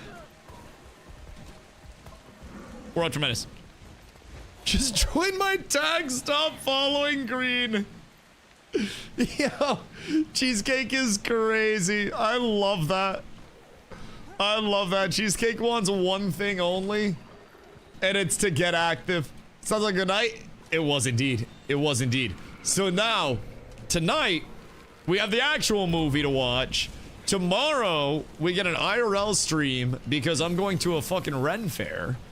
So, I'm hoping no World vs. World at the Ren Fair. We're hoping for no combat. But, I mean, I guess I'll have a sword if shit just happens to break down type shit. But, we're hoping no combat. We're hoping everybody's chilling. Cheesecake on the Berserker is fucking crazy, bro. I love this guy. He is an animal. We're gonna have so many good fights. I think we just walk in and immediately... I hope our other group doesn't get to it first. 27 IQ? Oh, this group's about to fill out fast as fuckington. Alright. I think that might be too many. I don't know how many we got over here. We have like 5 brave soldiers, Cheesecake. 5 brave soldiers against all of blue. We're up so tremendous, brother. Nothing can bring This is exactly what we need. What's worse, the brawl at the Ren Fair or shooting at the gun show? I feel like brawls at the Ren Fair are supposed to happen, if I'm being honest. I feel like that's supposed to be a thing, though. I feel like shooting a gun show way worse, because at a Ren Fair, too... I didn't mean to do that. I did not mean to do that. I feel like at a Ren Fair, half the people are gonna have armor. So it's like, if people are just beating the shit out of each other at a Ren Fair, you just have armored guards pull up. Like they're the giants in Odyssey. And then they just start smacking the shit out of everybody. I feel as though that's probably the most reasonable one. Okay, everything's fine. Everything's okay here. Everything's fine.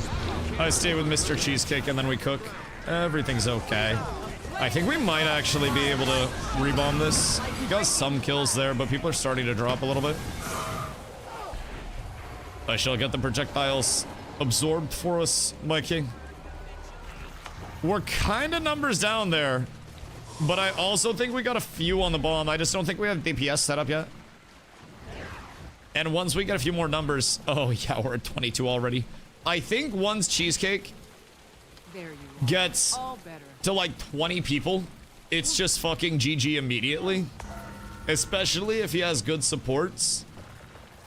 Cheesecake will not let us die unless we just fucking misplay. This man pumps. And I will absolutely vouch. World Cup just popped up in my recommended. What have you done? The recommended algorithm reads your brain. You were thinking about it. That's why you got World Cupped. I swear on my mother. Bro, you don't even like have to... you don't even have to talk about shit anymore. You could deadass like just be thinking about shit. You know, mention it to yourself mentally. It's like the algorithm detects that shit. It's crazy. It's so good at pinpointing everything now. But yeah, fuck that. World Cup should not be getting pushed in people's algorithms whatsoever. World Cup should probably...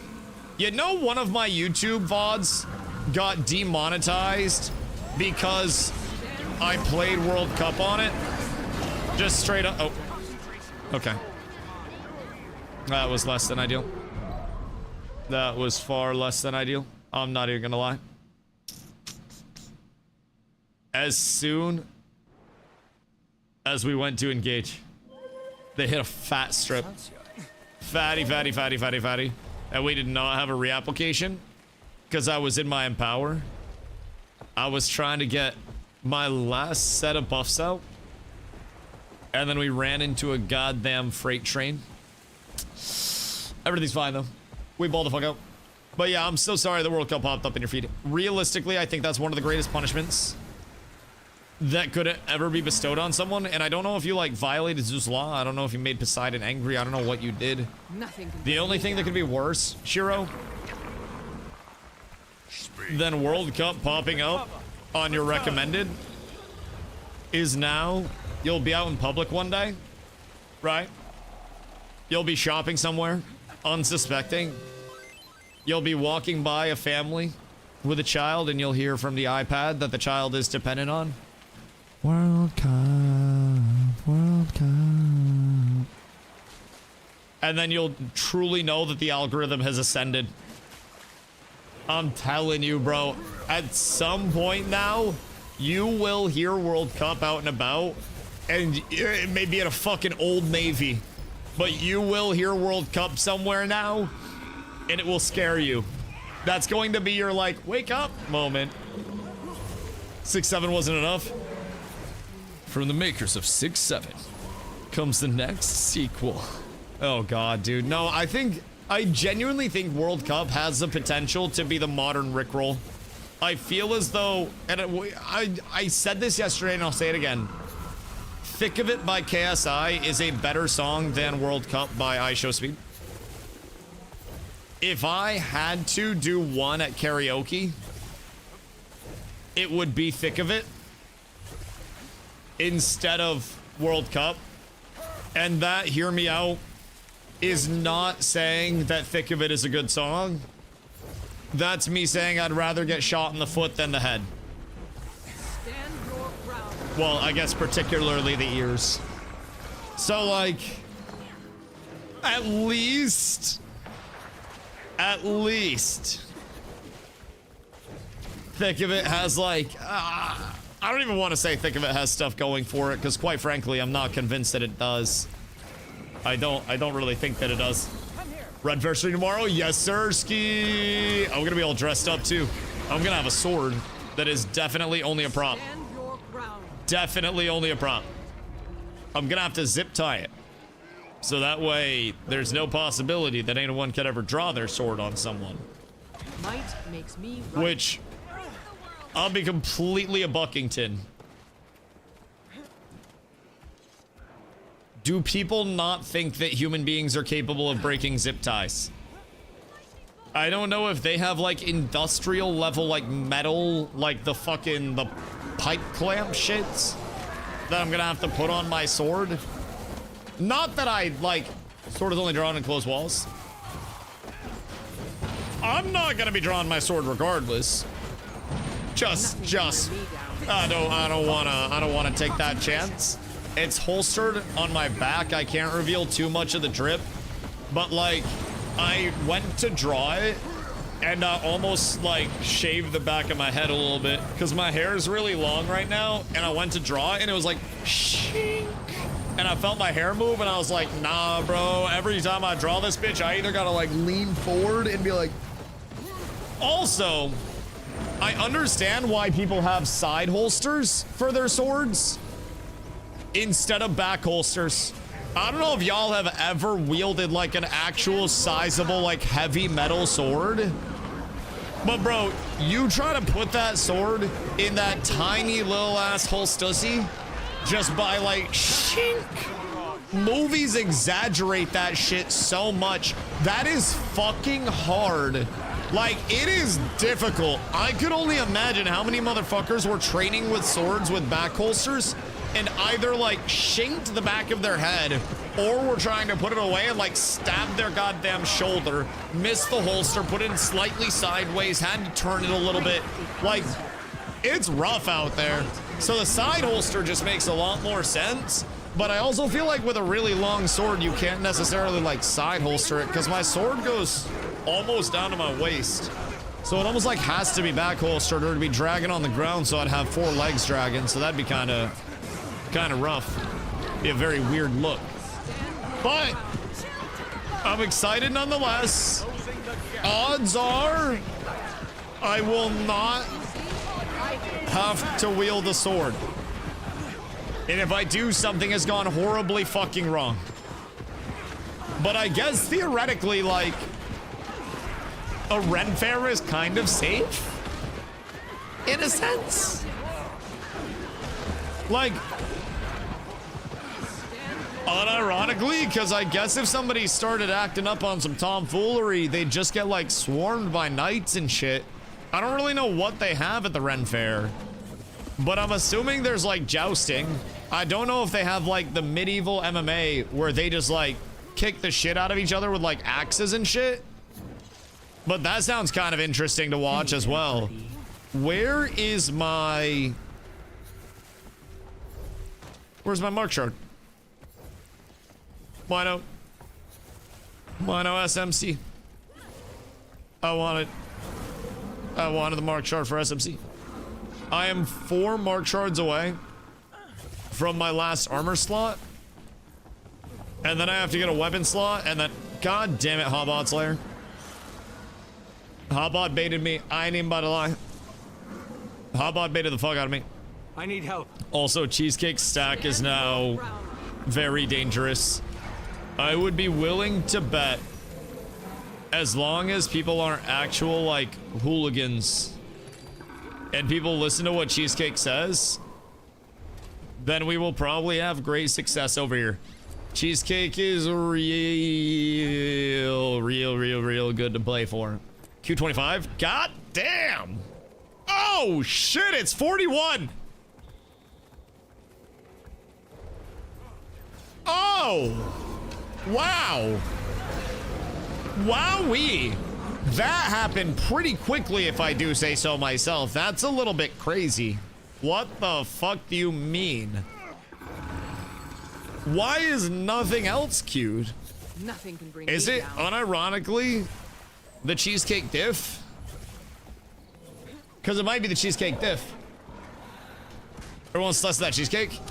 Between the cheesecake and the thick support that we got built up for it, these groups are looking good. These groups are looking very, very, very good. Because right now we have enough stab. We're actually doing pretty well on druids. We could use some more strips, I think, is the big thing we'll need for our bombs. We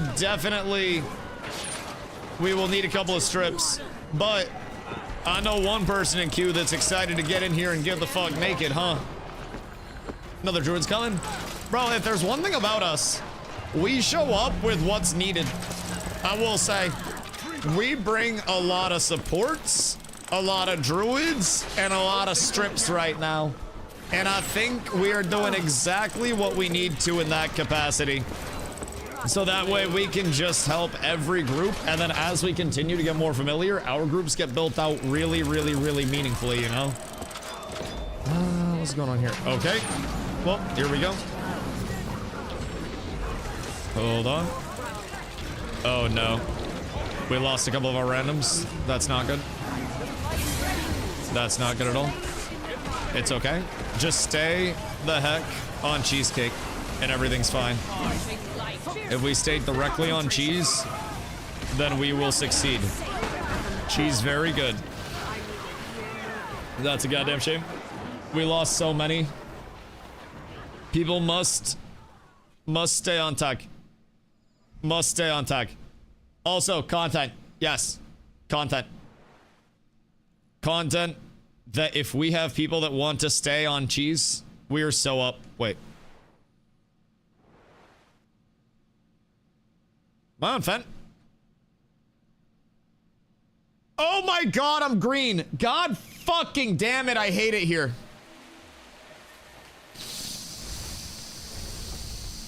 I've been blue for the last month. Bro.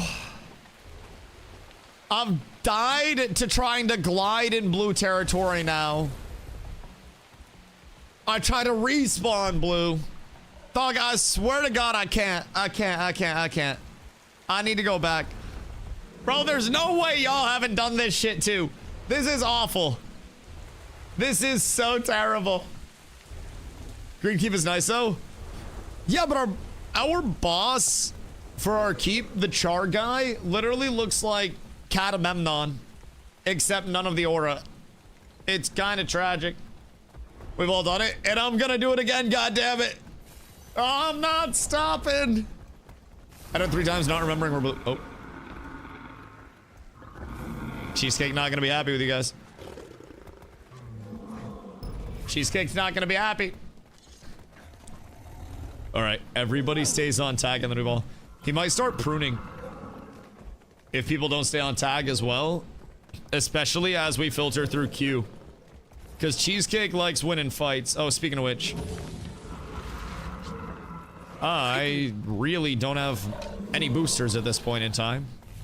However, I was popping food. Relax, jeez. No, it's for those people. It's for those people. I know. I'm here. I'm here. I'm here. I'm right where I need to be. We go one, cheesy. We go one. I'm ready to go.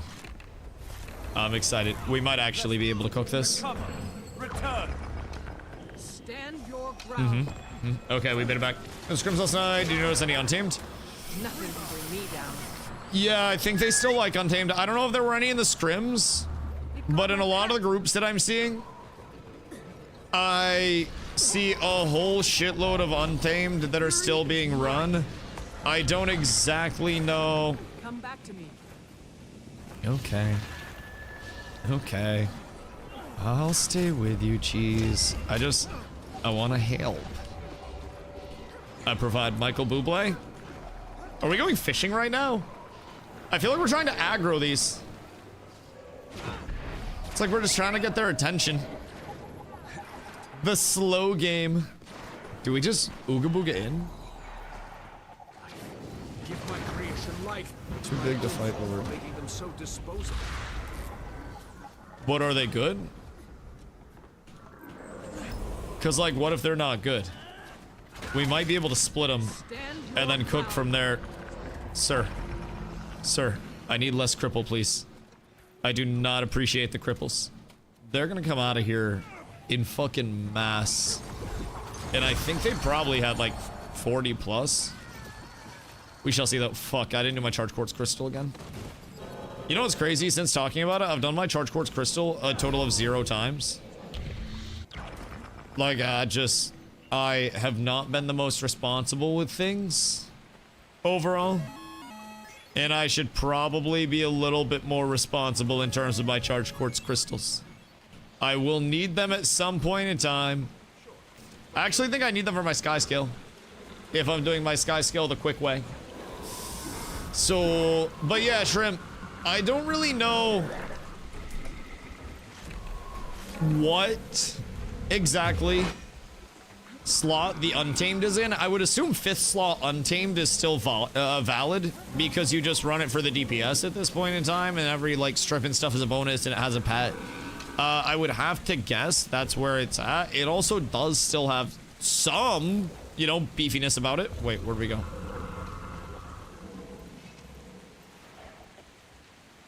Am I tripping? Oh. Okay, we're up. We're switching borderlands, by the way. We're going green borderland, I believe was the link. Yeah. Okay, green borderland so we can get everybody in. And then we're fine. As my Q pops. Well, your Q pop because we're leaving. Oh, God! Oh, Wine's trying to Q into EBG. That makes a lot of sense. So Wine's trying to hit EBG. We have a pub tag with Rashaya. This is actually 2 good tags. on our borderland right now. This is not the worst by any means. So if we can get people over here, this queue might move relatively quickly comparatively to EBG as well.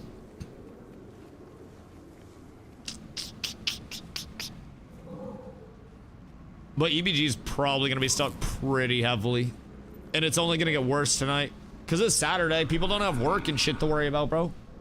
People legitimately have nothing that'll pull them off of World vs. World tonight. And this is also where we're going to get a lot of our weekend warriors. So I think... I was thinking it wasn't going to be, like, terrible queues tonight. But unironically, it might be the worst queues that we've seen so far. I thought a lot of people were going to be done with their World vs. World rush.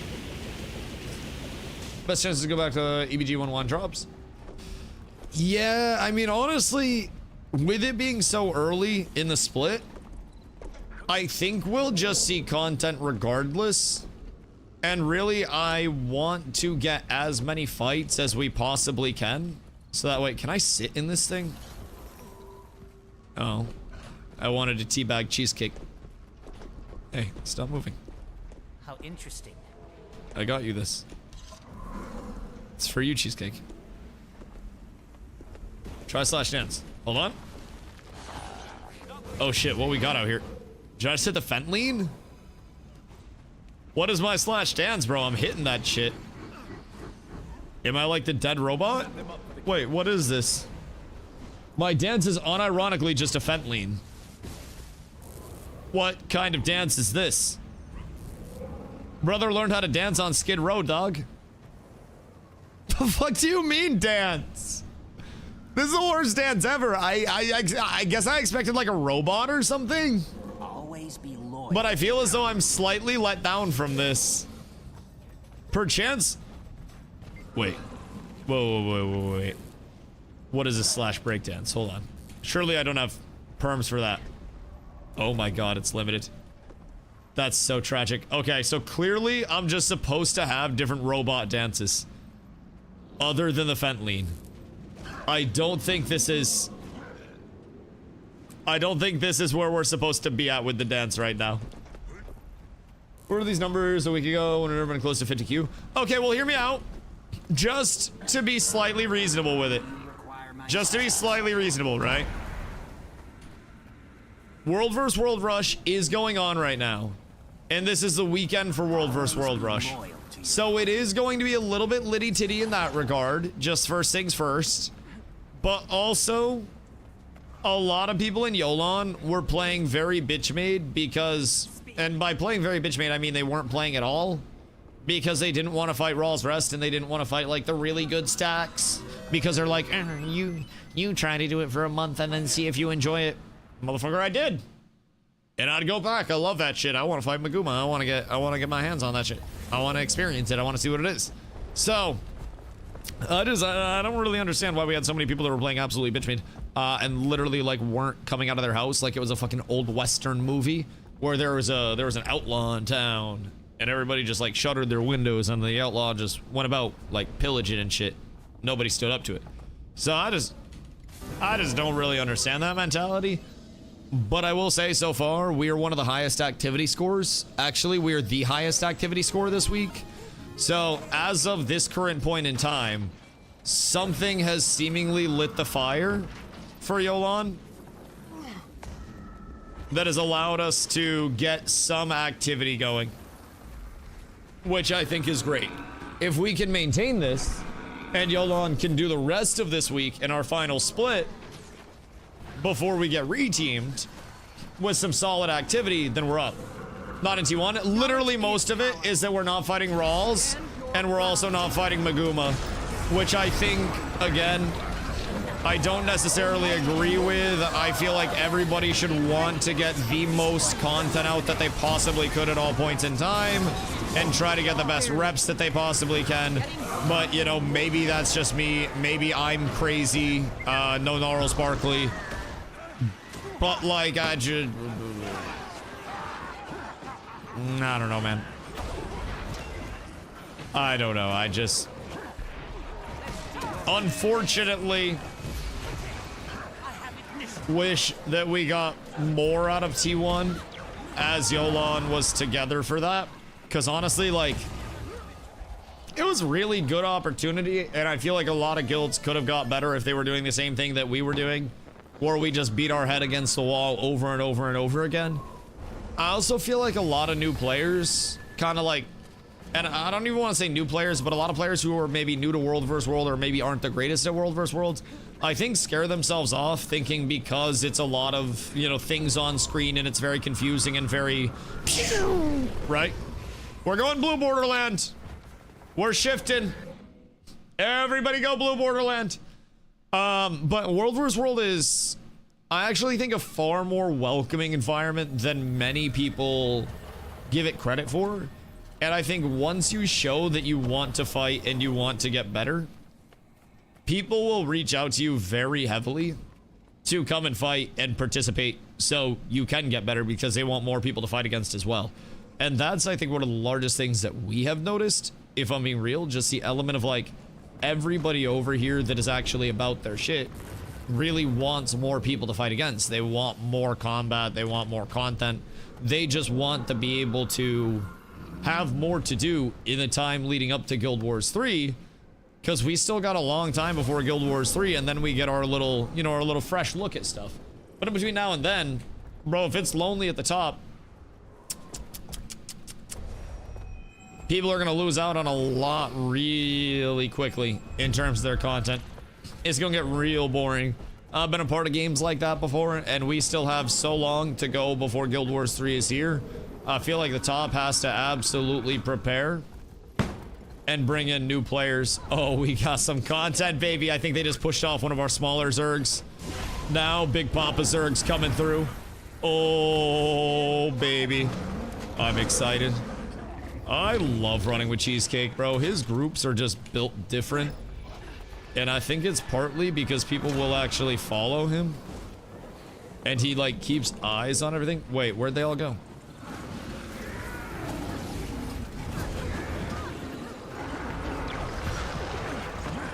Boo! Where are we now? Blue Borderlands. We went to the BBL. So that way we can give them the beat. Never mind. Never mind. Never mind. But yes, we went to the BBL, Blue Borderland. So seemingly, this will be our best chance to get people. Fuck! Q's here again. Q boss did it. But we're trying to find fights that will actually bring content. Because honestly, I think without a group that is large and organized, Cheesecake is probably going to run through them. Good ball, 25 red. Cheese was like, fuck this, ready? Shit, so we're trying to get blue here. Yeah, literally, Cheese will run into a fight. And if the fight isn't anything like meaningful, then Cheese will just look for fights that are actually going to be fun, which that's part of the reason why I like playing with Cheese. And Cheese is a pug tag, keep in mind. First things first, Pugmander just tags up and waits for people to join and makes groups. His guild is Calms Are for the Weak. Actually based as fuck. And I really, really, really enjoy the prospect of us going around and rolling a bunch of like super organized groups with a fucking TTRPG commander and a support in the main group with the TTRPG commander that's not paying attention half the time and is just pressing buttons while I talk to chat. It's fucking remarkable that we just cook people with this. I love it. I look over, I glance stability, and I'm like, I got 3 seconds to chat. Dude, it's so fun. It's so fun. And then, what we got optics on? Optics on the Chrono. I guess it's no longer Core Guardian hammer time. I must pick up the torch. And I must bear it with pride. It'll be, I think, slightly difficult to fill those shoes. But I think there is hope. I think there's still hope. For how the banger. So, what's Chrono do primarily? Behind. Excuse me, pardon me. Do we actually have some coming through? Because I do like this. If we sit within the catapults, then they won't be able to see us. I'm assuming Chrono does damage. Honestly, I don't think I'm like played with a chrono at any point before. If I'm being completely a Buckington. I'm not quite sure. You'll see. Oh, God. I don't even know what your main is. I don't know what to expect. All I know is Hammer Guardian puts people in an actual wrestling ring, and then you have wells everywhere. This is? Oh, word. Okay, okay. Interesting. So I'm guessing based on group comp, you just smack the fuck out of people over anything else. Just wait, relax. Submit.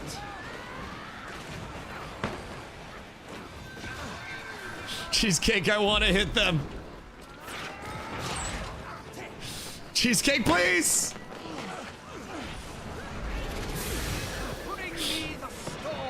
We're up, we're up, we're up, we're up, we're up, we're up. If you're not with tag, you deserve to die. Knowledge is power. I trust him so much. But I know that we just walk in, and if people stay with Cheese, then we just kill them, but Cheese knows what he's doing. I trust Cheese at all points in time. I stay on Cheese like my life depends on it. Because if we do not stay on Cheese, then there will be no commander. Also, Cheese just kind of wins fights for us. Yeah. Yep, that's a GG, boys. That's gonna take us home, I think. Where's the rest of them?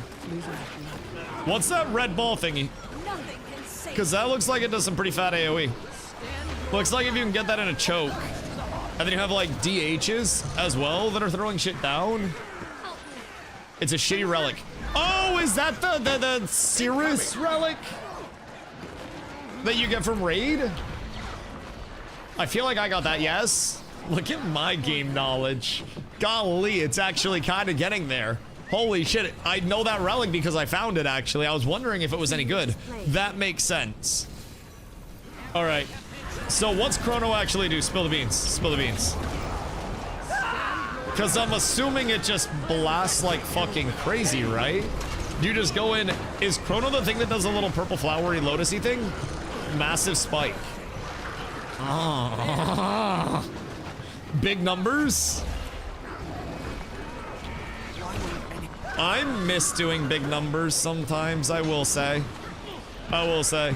Like, big numbers are just so fucking satisfying, man.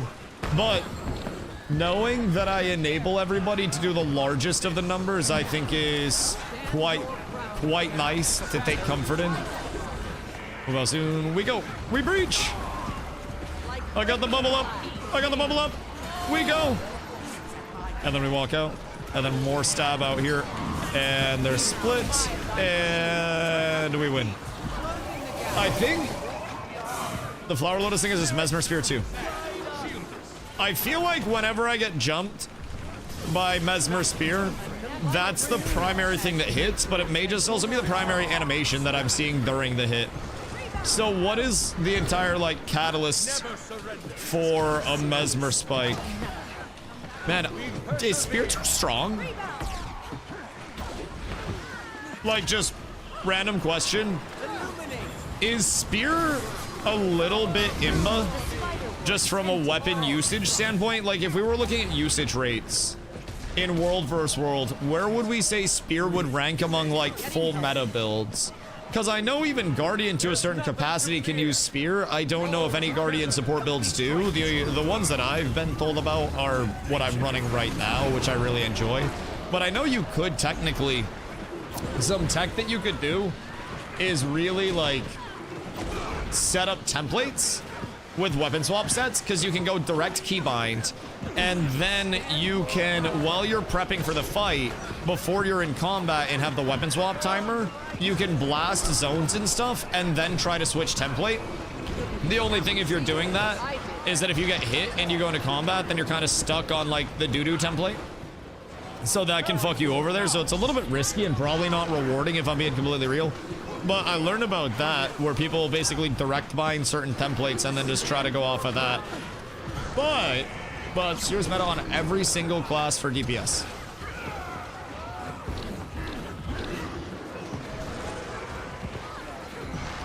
I'm here.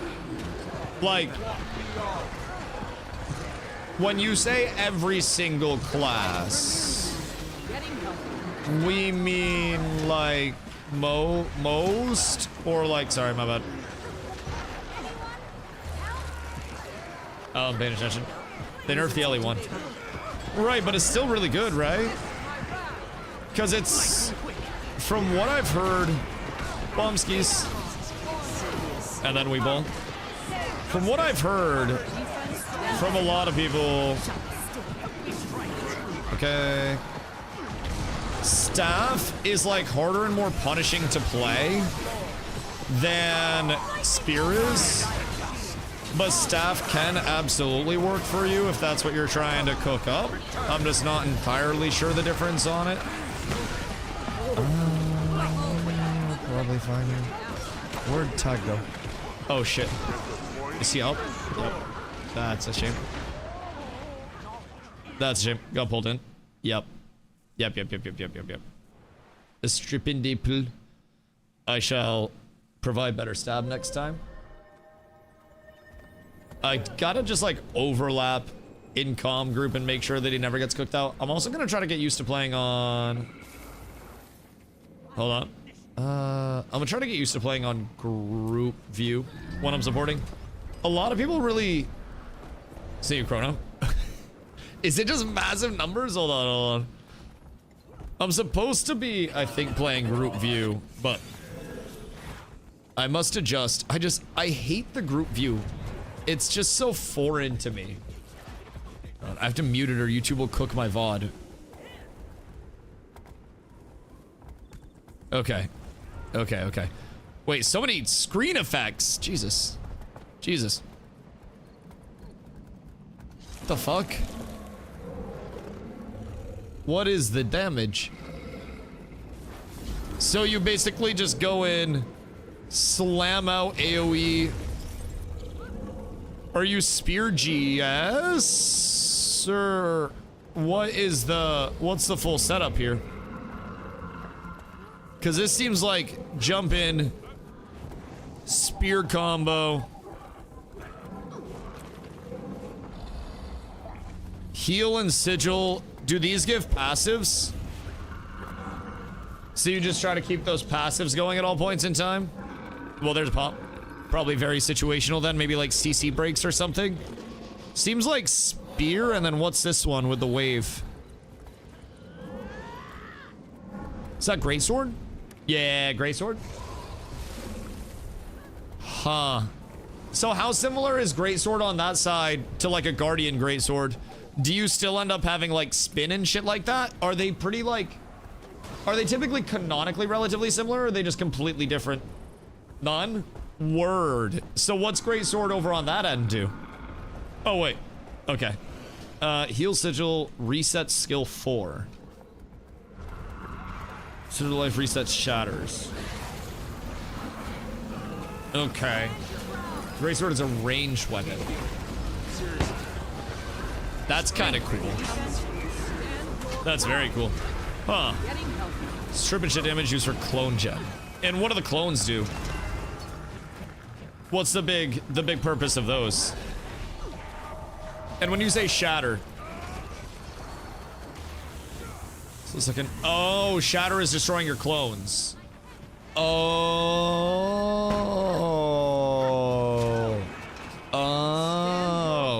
So you go in and you try to drop clones out and then just blow up the clones for big shatters effectively? And then on top of that you do spear shit? Images, continue split. Building increased damage. Striking with the outer edge. What is it? Create a clone and gain clarity. Okay, so you clone gen on pretty much everything. Oh. Hold on. Hold on, Dad's gonna yell at me. Ah! I wanna build. I have. I have the building capabilities. I have so many materials to give.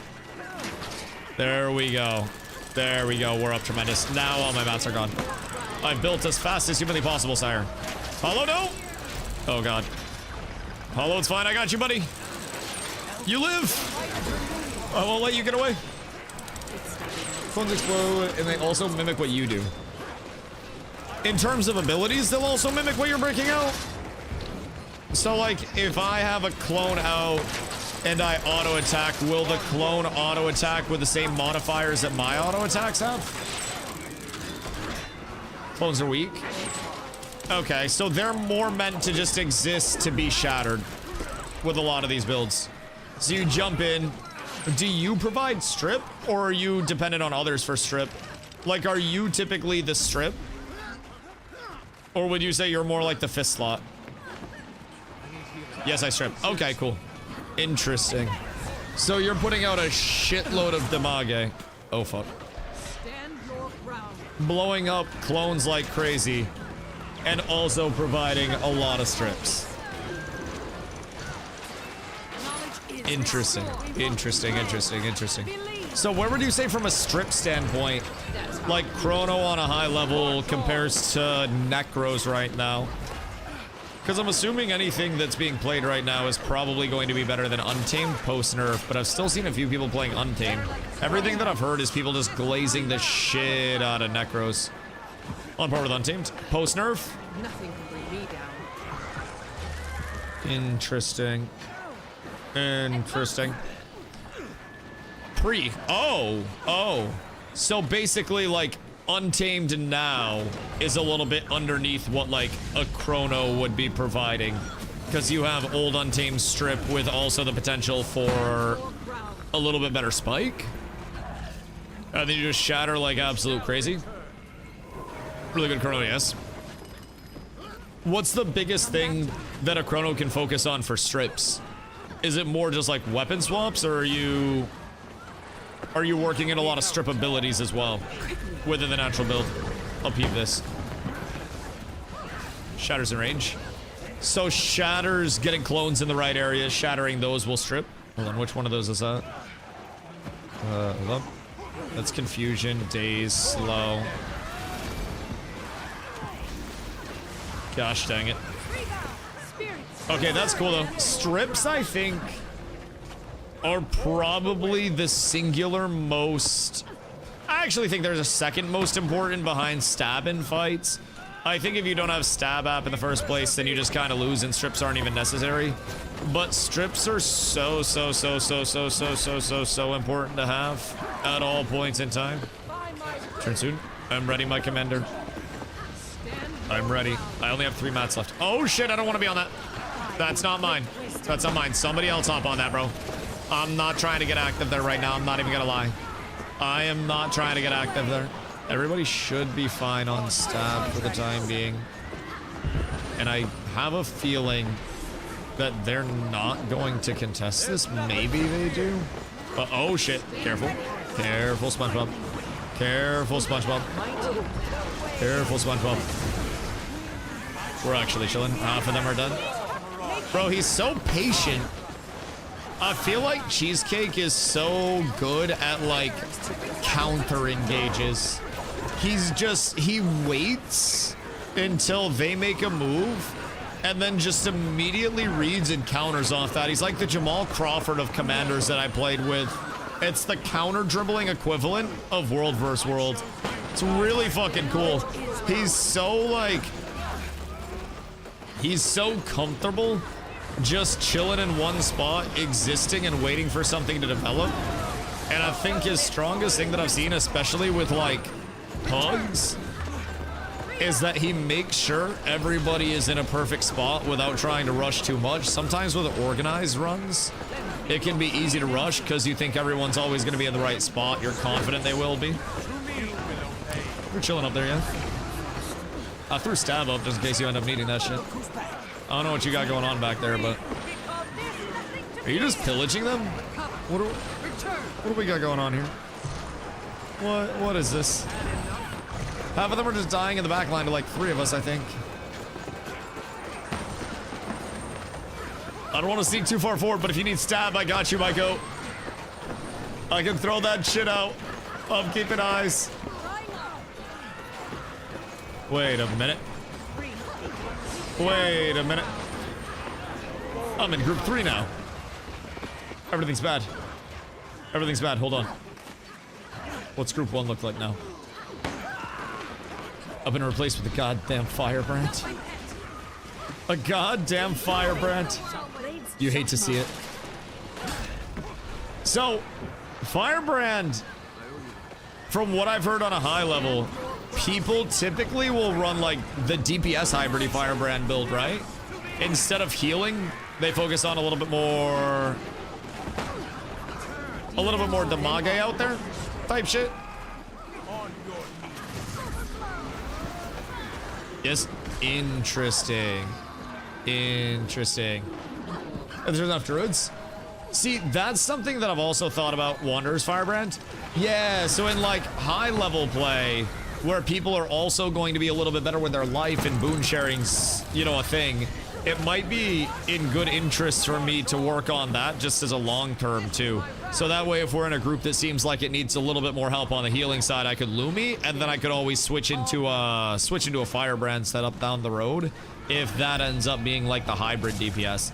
That's cool. So in like, oh, go home borderland on Gary. Home borderland we go. Weeball. Burning damage, burns, and boons. So does burn damage not get like insta cleansed in these fights? Or is it enough to actually be impactful? Huge meta.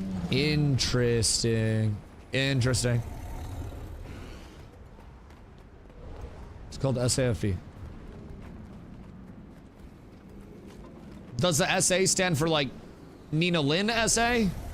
Or is it like Stability Assault or some bullshit like that? Shattered Aegis. Okay.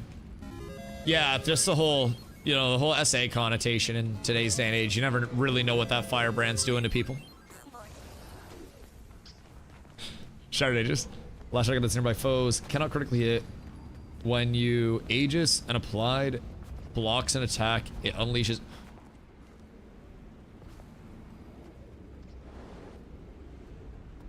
What? Wait. Wait. Wait.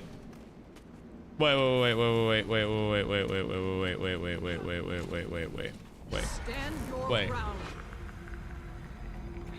So, I'm assuming you have Aegis application like on par with me or slightly better. If that's your primary, because I'm assuming it's stab and Aegis that you're applying, and then Shattered Aegis is just nuking people. That's a radius as well? Wait. Oh, shit. So, it's basically no heal, all stab Aegis, better Aegis. That's fucking sick. So stab's gonna be pretty comparable to Lumi as well, if not better as well, right? Because stab uptime's pretty consistent with Firebrand too, yeah? Interesting. Interesting. I think it's better. Less stab. More stun breaks. Okay. So a little bit more responsiveness to the oh shits, where instead of trying to stab uptime preemptively, if you're really good on that build, you can kind of see the oh shits and bail people out. In that sense, you're kind of playing a little bit more reactive. Compare with True when they rotate stab. Right. So ideally, I too would be rotating stability with another stability provider, and that would be a large thing. As a, like, typically when I'm in my groups, I'm gonna be real, I try to have as close to 100% stability uptime with just my own stability as possible, so that way I don't have to worry about rotating with a random. But once we get in statics and I can start rotating, that'll be so fucking nice, knowing who's first, knowing who goes in. I typically try to go in with first all the time, but like, sometimes it doesn't work out, and then I'll look down and I see somebody dumping stab in my group and we got like 22 stacks of stability. It's just like, man, this is not ideal. Not ideal. Also, random question. How many stacks of stab do you guys typically like to keep up?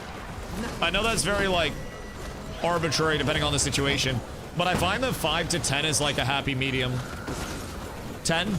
Yeah, 10 is like, I don't like to let it go above 10, and then when it goes 5, I usually try to reapply, or when it starts blinking, I usually try to reapply. Because it seems like you can get a lot of stacks out pretty quickly. Sometimes I'll look over, bro, and like in pug groups, it gets up to like 22 stacks of stab, and it's like, I'm gonna not play the game for a second. Reapply and blink. Right. Just try to keep it buried as far as possible. So somebody said one time that like reapplications bring it to the left on the enemy side. I think that's capped though, right? What about how many it's about covering the stab? Right, that's where stab uptime comes in so much impact. And having that like, that's correct. Oh, word. So even if we bury it, when we reapply on the enemy side, it shows up as the most left. So they would be cleansing the new stacks, and we want to keep the older stacks buried and then reburied as much as possible. If it's stripped. Oh yeah, so if it's stripped on reapply. But like, what if it is protected the entire time? So say it's on right side, like buried right, and we keep that reapplication on right just consistently. That should keep it protected like on our side through the entire fight, yeah? Hold on, you do your spike thing. We'll figure this out in a sec. I feel like there's so much small stuff that impacts these fights on a high level. Where something as simple as working with your other stab, like that was one thing in the scrims that we did last night, the in-houses. In the few rounds that I was there, the troubadour that was in my group that I'm assuming had far more experience than I had was like, yo, Lumi, you do first stab. And so we went in, I hit my first stab in my little intro. And then after that stab, the entire fight was super easy. We were dying, but it definitely wasn't because of stab. That shit felt great. Felt like everybody in the group was perma'd just because one of the supports even was experienced enough to be like, hey, you brain dead motherfucker, you press your buttons first, I'll cover. And I said, yes, sir. You seem like you know what you are doing, my good man. Yo, Zob, what up, brother? Hope you're having a beautiful day. What you be up to on this fun one? You want to center ground and troop covers? Yeah. I usually try to stand your ground, empower. Well, technically, I think I should go stand your ground, blast a fire field with my 2. Empower to cover, and then once we get into the engage, I want to feel my wrath and R, so that way, well, it's R for me, but radiant courage, so we get the resist up for the actual fight. And then I should probably R and then feel my wrath. But when we go in, I want to make sure that I have these up, and then I try to get my shift 3 out because that's a longer cooldown where we're having the first fight, and then I just try to keep stab as buried as humanly possible off of that. Sometimes harder than others. But I'm also trying to figure out like better times to go into my forge and actually get impact out of it. I feel as though sometimes I can let it sit a little long and not get the most value out of it.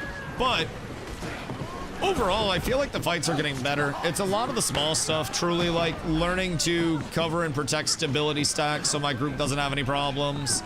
Anything like that. It's a large point of development, but we're up tremendous, boys. Shrimpy, how'd the stab feel that one? Was it okay?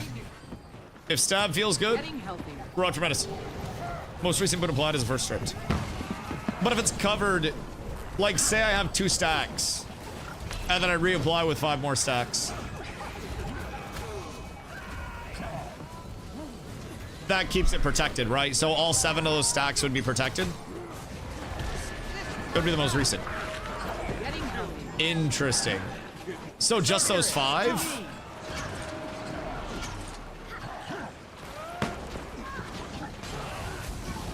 So from the enemy perspective,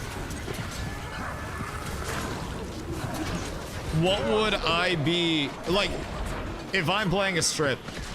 I would wait for a reapplication of the strip, or sorry, of the stability, and then I would look for a strip off of that, because on the reapplication, no matter what covers it, it's always kind of like first. Druid feels so comfortable now pressing the correct buttons. Oh, Druid is fucking god tier once you learn the buttons. I feel like everything support-wise, though, once you truly learn the buttons, you feel your impact on an intro level as a support. And then once you hit the point where you start to understand, like, oh, these are the catalysts of me playing on a very high level, it's very fun to start to chase down, because the right buttons make you feel good. But pressing the perfect buttons make you feel unkillable. Makes you feel absolutely ridiculous. And that's what we aspire to be at. So mitt on Lumi. That's gonna be like, what? R uptime properly, and then shield absorption, so we're getting projectiles? Because that also sounds like something that would be pretty fucking solid. Oh, I have hiccups. I guess that's also one thing. I haven't really seen many other Lumi players, especially like streamers that are good at the game, for me to kind of like just poach information off of. I'm very good at, once I have the information, just going, oh shit, yeah, that makes sense, and then putting it into play. But it's a lot of getting caught up on the 13 years of information. If I have somebody just force feeding me step by step, oh, hey, Dusty, this is how you do this on Lumi. Okay, cool, you've done this, good job, this looks good. Now, here's how you do this other thing. And then we just move forward on concepts. I'll catch up in fucking few months. But I think it's kind of tough with a lot of supports, especially on the Guardian side. I don't see many Guardian, like, players these days as much as I thought I would. Res tag last fight? You're a goddamn hero. Anyone? You're a goddamn hero. I was dropping heals on top of everybody there.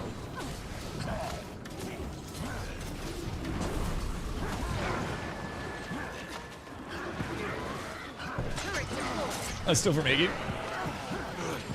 My goal is to one day be the person that people steal from. Use force shields. And alright, a minute. Alright, resets. Are we running RI instead of Feel My Wrath? Because that seems safe, if I'm being completely honest. But Feel My Wrath seems stinky. Should be?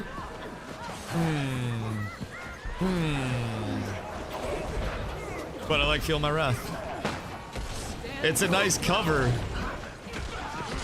It's real nice. More support.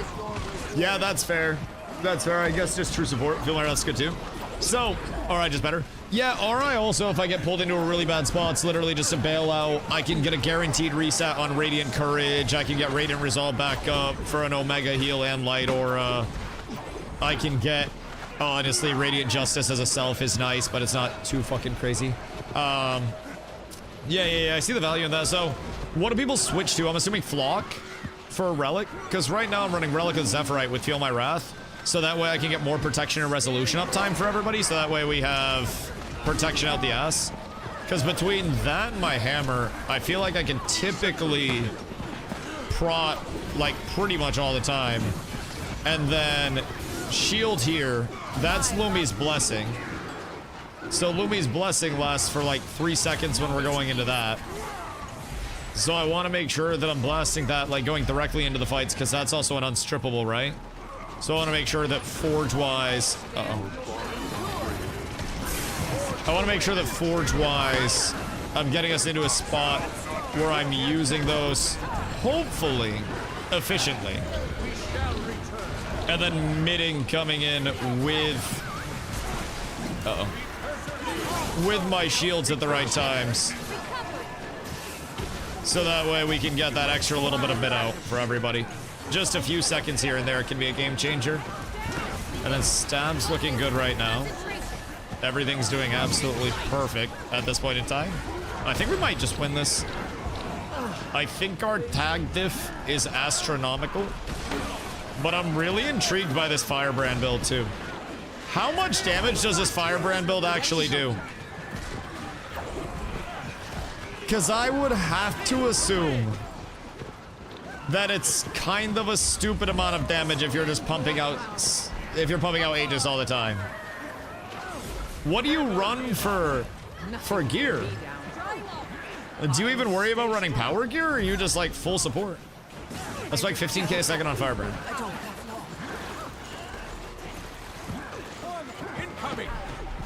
That ain't too shabby. Full wander. Oh, that's where the Wanderers comes from, huh? That makes sense. You know, right up until this point, I didn't even register that Wanderers was a mod set. It is. Gosh dang it. I can't see that shit. Thank you, Endless. I appreciate you. Okay, so I haven't even played Firebrand yet. Final charge. Gain significant health, grant boosts to yourself and allies in front of and around you. Hold on. Overwhelming celerity. Overwhelming celery. Final charge. Inspire allies before and beside you. Does that mean behind?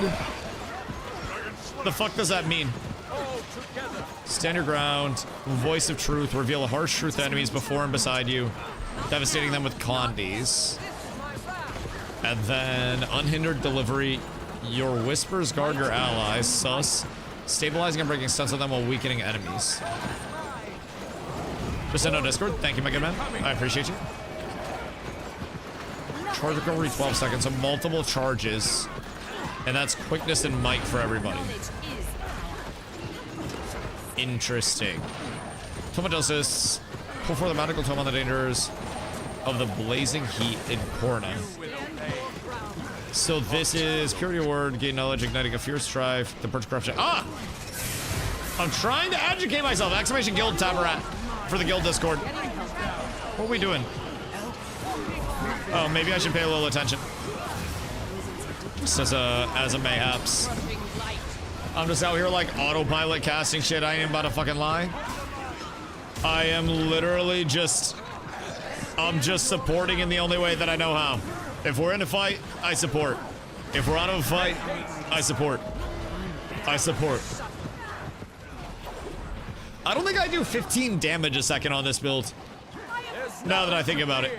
Granted, having heals to bail people out of oh shits does feel nice, but I feel like a lot of the time my heals are just over heals that people can take care of themselves. Let's see. So this is then grant allies quickness when you use your heal skill. That's nice. Equipping a virtue grants you quickness. Every third tome skill grants you pages. So I'd have to learn the pages side of things. Not too familiar on that. When you grant ages or stability grant quickness. Damn! So you're a quickness whore as well. Gain increased attributes while affected by quickness. Okay. That's... Oh shit! We're on the move. My bad, my bad, my bad, my bad, my bad. My bad, I'm looking at new builds. I'll meet up with y'all. I ended up in the right spot. I won't lie. I was right where I needed to be. Everything's fine. Oh wait, BP, is that blood pact? Wait. I know those guys. I remember those lads. They were in Tombs of Draskir with us last month. Very nice lads, the BP lads. I'm glad that we actually are running into people that we like kind of are familiar with to a certain extent. It's quite nice, if I do say so myself. So, what if I were to switch to RI for World vs. World?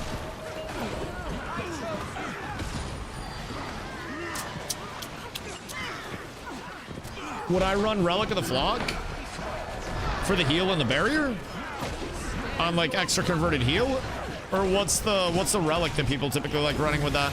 Because when I go RI for SPVP, I switch to Flock instead of the extra protection from Zephyrite. But already gained 200 badges.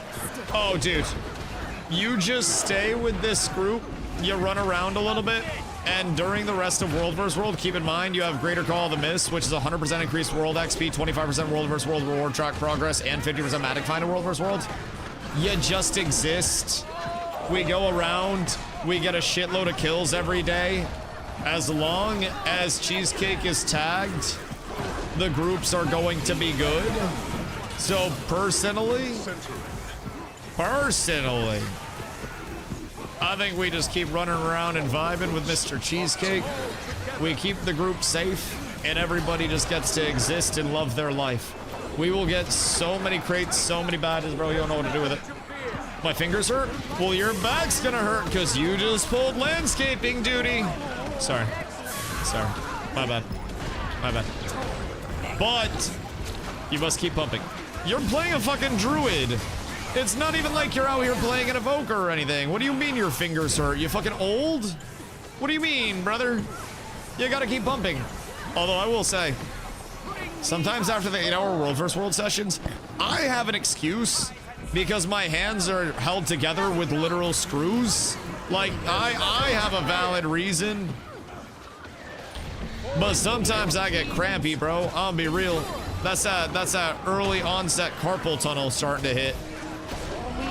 That shit's gonna cook me by the time I'm 60. I better be retired from streaming by then because like my hands are just gonna fucking fall off one day. They're gonna seize up like a goddamn rusty part on a farm equipment. That shit's gonna not age very well whatsoever in any capacity. But until then, we're balling.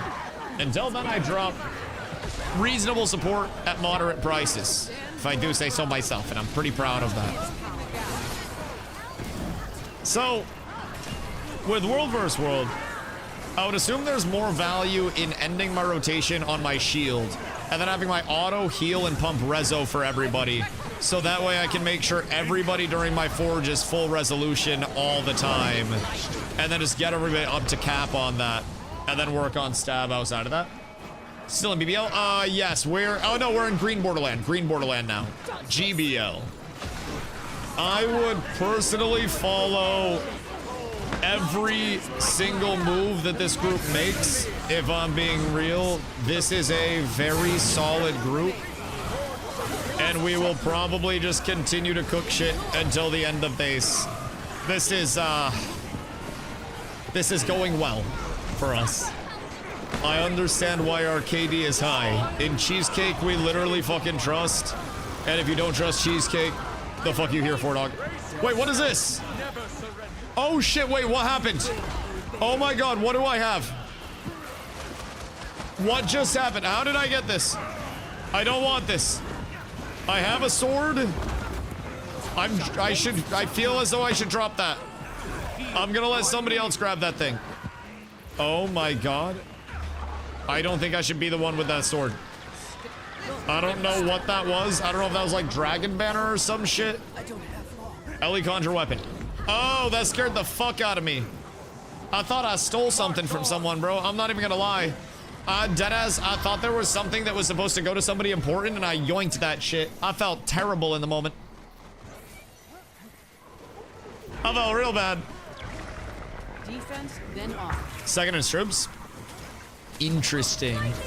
And you throw out good Damage too. That was a blast. You did steal. Uh-oh. You don't want to pick up Ellie Conjures. Well, I didn't want to pick it up. I saw a prompt and I thought it was to kill somebody, so I went to fucking kill somebody. I don't even know how I got it, if I'm being honest. I thought I was killing somebody. Do I just run over it to pick it up, or like what happens? How can I avoid that in the future? I promise I didn't mean to. You pick it up. Well, that's my fault. Don't let them lie to you. I can't let the DPS streams be DPS streams. If I was a firebrand, I'd get to pick it up. I'd get the frag out a little bit and feel less bad. I'm in my pacifism era right now. Bro, I grabbed it. I started swinging that bitch. I just didn't know what I was supposed to do with it. Listen, I will adapt to the situation. Doesn't mean I won't be confused as fuck, but I will adapt to the situation. I will find a way to be as useful as humanly possible.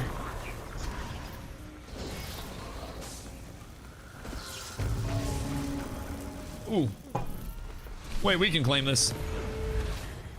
Because we actually have guild upgrades now for World vs. World. So people get more supply for being in the vicinity. And then other than that, we don't really have shit else. But we're getting there! We need to get some guild missions done as well. Like today or tomorrow at the very least, boys. I switched all of our guild missions to be World vs. World for next week, but how claiming works? I think it offers it to like the most participation guilds first and then works its way down. So we might be the guild with the most people here out of all the guilds. Could also just be a matter of like the other guilds that are here with representation have people already that have claimed. Hard saying if I'm being real, but I'll take it.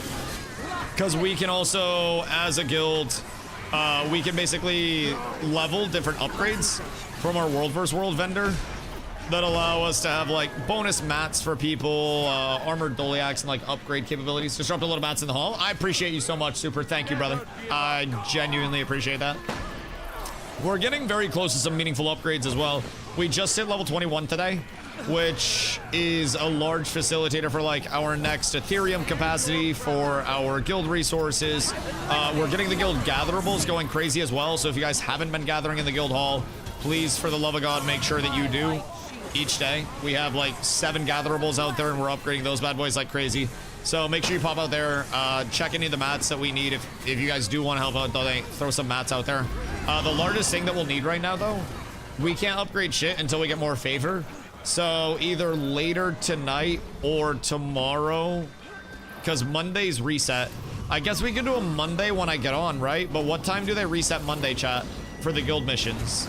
Because I don't think that's an 8 p.m. reset, right? We'd have to get them done either today or tomorrow, and I'm going to be gone a majority of the day tomorrow. So I don't know if we'll have somebody tomorrow that'll want to run those bitches. But we might have to get them done today. And I think World vs. World's only going to continue to get better as the day goes. So y'all might have to promise me that you'll do them tomorrow. You guys might have to be good noodles, because otherwise we're going to be fucked on favor. I will not lie. Also, I have to pee after this. Like, quite badly. I'm pounding water. I'm trying to hydrate like a motherfucker. Because of the creatine intake. Hold for cheesecake. Oh yeah, I never pee during a cheesecake fight. I always wait until we have the capture. Anytime that there is an approved pee time, then I will happily take my approved pee time. But if there's not an approved pee time, then I will not go with an unapproved pee time when cheesecake is here. Ah! Cheesecake! I'm coming! Oh, okay, we're fine. I literally knew where we were going before we even went. I'm just saying, bro. Literally expert logistic man, DustyWhy. I swear. I swear. I'm just out here doing it for y'all. Excuse me. Pardon me. We got a little stab out. And then we bomb them again. Oh, goodness gracious me, oh my. These poor guys. I feel as though they're getting slightly worked out here. So, when we're looking at the support needed, Feel My Wrath probably is a little bit less support, all things considered, than RI, huh? Because DPS just comes so naturally, like having the additional fury, a little bit of quickness. I mean, the quickness is probably the best part of it. But even then, there are other quickness sources, which it seems like that's where Firebrand comes in. As a very impactful with Wanderer's Firebrand. Seems like it'd be pretty strong there. Never logistics man Dusty in the same sentence. Listen, I know the macro. I just choose to ooga booga despite knowing the macro because I can outplay motherfuckers. I've shown that I understand high-level macro. I taught people high-level macro. Now I also am a large do as I say, not as I do, because I'm better than you type player once I get established, and I think that's where I made a lot of my clams at this point in time. That's what's got me here, and so far, it can get me anywhere. Just Swanton bomb that shit. And we jump back over. Oh no. My commander tag is hurt. I shall heal. I shall protect. And then everything is fine.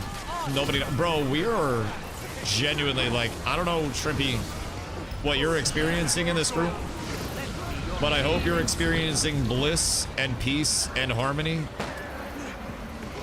because that is all I am worried about providing for you, my good man. Literally just those 3 things. And if you're not feeling those, then I'm sorry, but I'm trying to literally give you the easiest game that you have ever played. And so far, it seems like y'all are getting that pretty well, huh? And 7, use the Dying Fast. Have, wait, Optics, can you slam Quick's very good in full comp groups? So would you say in a pug group, RI would be better, but in a very proper group, the quickness would actually be good? I mean, that's the biggest thing. It's always like, whenever I have RI on and I don't use RI, I'm just like, man, I could use Feel My Wrath consistently and get value out of it. And Feel My Wrath is consistent value. And then the 1 out of 100 times that I get pulled out of position and die, I'm like, man, I should have fucking had RI on. It's one of those where you're like damned if you do, damned if you don't, because you are always just like, oh, well, if I play properly, then I don't need RI, but it's also a reset on my QFR, my virtues, so. It's kind of like, it's goddamn catch-22, man. Bring me down. Is it better to get more boons and support, or just quick? Yeah, that's fair. That's fair, because RI gives... Is there anything that I switch in terms of my current build to make RI even more beneficial? Or is it just...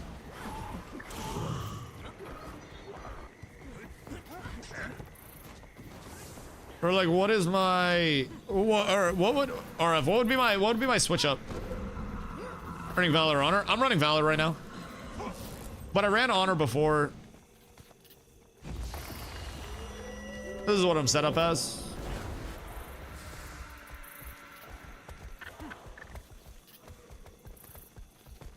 You can get more stab from it. Right. You don't need to change anything? Cool. You wanna know the coolest thing? I kind of, I can't say that I like homebrewed this, but I haven't looked at a single like meta battle guild or anything, meta battle build or anything like that. It's A, from talking with chat and asking questions, but I like started my own builds along the way every time I made a spec and just sorted out what I thought would be best. And then as it started to, you know, need to evolve, I would ask chat questions so I could understand actually like what I was doing in a meaningful sense. Helped me learn so fucking much. Word. Appreciate you. As you can see it. Yeah, I want to get reps on that Firebrand build too. That seems kind of fun. I just haven't played Firebrand at all, so I'd probably like spend a week or so learning a little bit, but sounds really fun. And then I'll try a couple fights with RI up here as well. Because realistically, having more stab and not getting caught out at all for my group without stability, I think is the #1 focus for me. Obviously, giving quickness if everything's great is awesome, but I think my #1 focus is not to make sure that people are, you know, killing people. It's to make sure that people aren't dying to other people. So I feel like when we're looking at, you know, when we're looking at Feel My Wrath over Righteous, it just, I don't know. I see where Feel My Wrath kind of breaks out of my role a little bit, and it's a little bit of a, you know, a conflict of interest almost. Also, Grenade, we got you in a stab group, buddy. Don't worry. Don't worry, everything's fine. Some fun. I just haven't seen damage numbers in a fucking Fortnite, bro. I'm gonna be real. I played my first 2 weeks as a Willbender, and then I was just immediately like, all right, well, I play support now. Support's too good. I haven't seen damage numbers that are meaningful in a minute. Anytime I kill somebody in PvP, it's like, oh, sir, are you okay? Like, I almost feel bad for them. I don't really know, like, what I'm supposed to do to prevent it, but goddamn, bro, it's just, it's this constant little, like, weird, shouldn't you be not dying to me thing anytime somebody manages to. Bro, I love the way that Cheesecake moves in these fights. He's just so patient. Even when we're getting, like, clouded and some bullshit like this, he's just under control at all points in time, which I really appreciate. He does such a good job of keeping even just a bunch of random pugs all clumped up and in the same place all the time, bro, and that's not an easy thing to do, if I'm being real. That's not an easy thing at all. So, I really like getting these reps in, and I hope our people that are in these also enjoy these reps, because these are fucking beautiful fights for us. Large numbers, a lot of spread, a lot of opportunity to get very active. Probably some of the best world versus world that we've consistently gotten at any point in time. We're doing well in these, though. I don't think anybody's really dropped. We lost one from our group, and I'm not sure quite what we lost him to, but that's a goddamn shame, I will say. Really do hate to see that. Just gotta make sure that nobody else gets cooked. Ooh. Will we be turning on this? Because we're like right at their respawn, I think. Never die if we stack hard enough. That's what I'm saying. Like, with our supports, it's stacking, and then it's having supports that are capable of putting up reapplications and shit. When anything does get stripped, it's inevitable that you're going to get stripped, but supports have to be ready with reapplications, DPS, and everybody else has to stand on top of your supports to make sure that everything is going out properly and everybody's in range. There's this entire carryover with the Boonball meta where, like, it seems really foreign at first, and it seems really weird. The movements don't really make sense. And then once you play it for a little bit, you just kind of start noticing that everything lines directly up. And if everything is, you know, going properly, you feel fucking invincible. Okay, hold on. I'm gonna pee my pants. I'm gonna fill up my water real quick. 1 sec.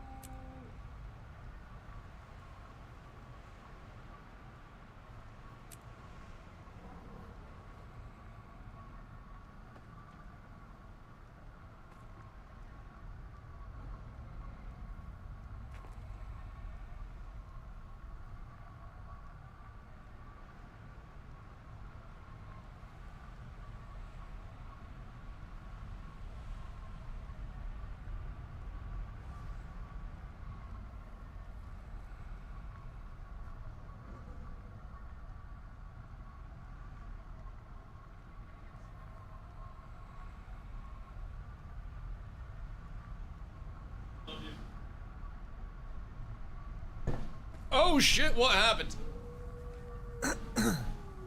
Bro, why is it as soon as I leave, the group dies? What in tarnation do you fucking mean? I'm left for like 3 minutes to pee and smoke a bowl. Man. I miss cheesecake already, bro. I miss cheesecake already. What about Guild Wars 3 being kind of bad since they're still going to be supporting Guild Wars 2 for whatever reason? It seems odd to me and worries me. So, my counter question to that, Coop, is if it were not named Guild Wars 3, would you have the same concern? Or would it instead be a testament to how successful Guild Wars 2 is and show that the studio is taking on yet another title to try to grow an independent game, you know? I like that take. I think it's important to reverse it. So like with ArenaNet, they are very communicative that like they're green, you know, financially, they're good to go. They make a fuckload of money. and they don't really, I don't think they really need to grasp for the financials. Now, hear me out. There is a chance that Guild Wars 3 is bad. I hope and pray that it's not, and I'm confident that the people working on it are putting in amazing hours and making something that they and we will be proud of. But hear me out. There's a chance. There's a chance Ashes of Creation comes back. Just kidding. No, there still technically is a chance. But all in all, there's, you know, a very real chance that Guild Wars 3 doesn't check the boxes for a lot of people. But I think part of why they're keeping support going for Guild Wars 2 on top of that is like Guild Wars 1 still receives support. That's from an outsourced studio that is former ArenaNet employees, so they work with them to continue supporting Guild Wars 1. And then Guild Wars 2 still has the teams allocated to it, and Guild Wars 3 has been in development for, quote, a few years, I believe it was, as a time frame that they threw out with the teams allocated. So everything's been running synonymously. But Guild Wars 1, structurally, was completely different than Guild Wars 2, and Guild Wars 2 will be completely different than Guild Wars 3. And part of that, actually, is their development philosophy. When they're making their games, they talk a lot, and Colin, who's basically one of the ArenaNet lads, well, I say one of. I can't understate how much Colin does. But Colin actually did a stint at AGS as well. Colin talks a lot about how when they're creating games, they solve for pain points. And if they create a game in a different era where Guild Wars 1 is 20 years old, Guild Wars 2 is like 13, 14 years old, those pain points of those eras for players that they're experiencing and solving for, they're going to be different. So with Guild Wars 3, it's been 13 years since they shipped the new title. So with Guild Wars 3, by the time that comes out, they're solving for this era's pain points. So it's going to be a substantially different MMO. Will that mean good or bad? We don't really know.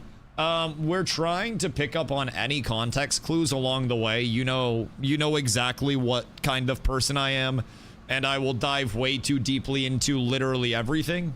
So I already have established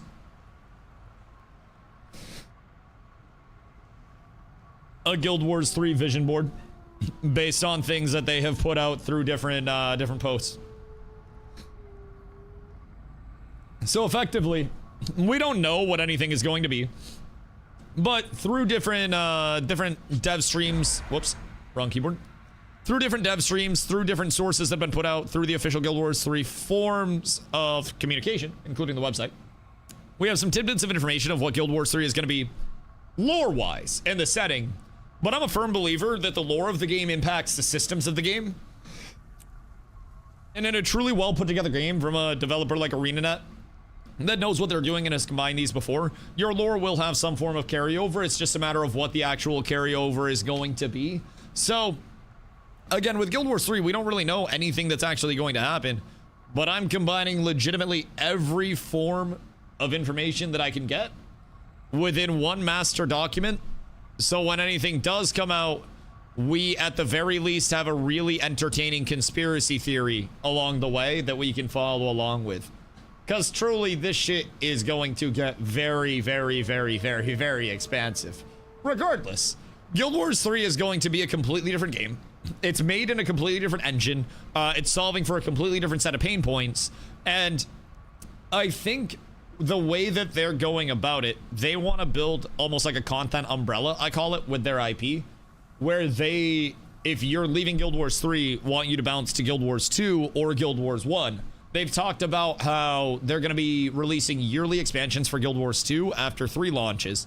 And I can only assume they're going to be trying to stagger updates between 3 and 2 to constantly keep people within the hype cycle and bouncing back and forth between their games, feeling like there's something new to experience every few months, because no matter how good your game is, you'll lose players. So giving players a known re-entry point, that's a page out of, you know, GGG's book, but also GGG took inspiration from so many other people. But it's one thing that Grinding Gear Games did so well with Path of Exile, where within Path of Exile, you may leave, you may even go to a different game, but you know exactly when you're coming back and what you're coming back to, and the update is hyped and the update is exciting, and you know it's going to be a major thing when you do come back in.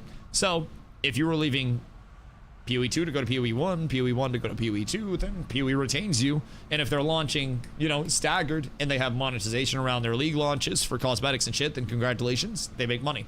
So with that in mind, I think they're trying to set Guild Wars up as an IP to really retain people in the long term and have, you know, the IP umbrella established where it's like, hey, you play Guild Wars. It might be 2, it might be 3, it might be 1, depending on what time it is for you. But you are Guild Wars enjoyer. And depending on whether, you know, 3 hits or misses for people, again, I think that the, you know, exact player base of 2 isn't 100% going to translate to 3. Vice versa. There will be some carryover, but it'll be a Venn diagram. So it's a matter of how much, you know, how much transition there is. But really, if they're solving for pain points of modern players, and they got a lot of like old heads that play their game, no offense, but, you know, a lot of very loyal people that have been here for 13 years, you know, 10 plus years.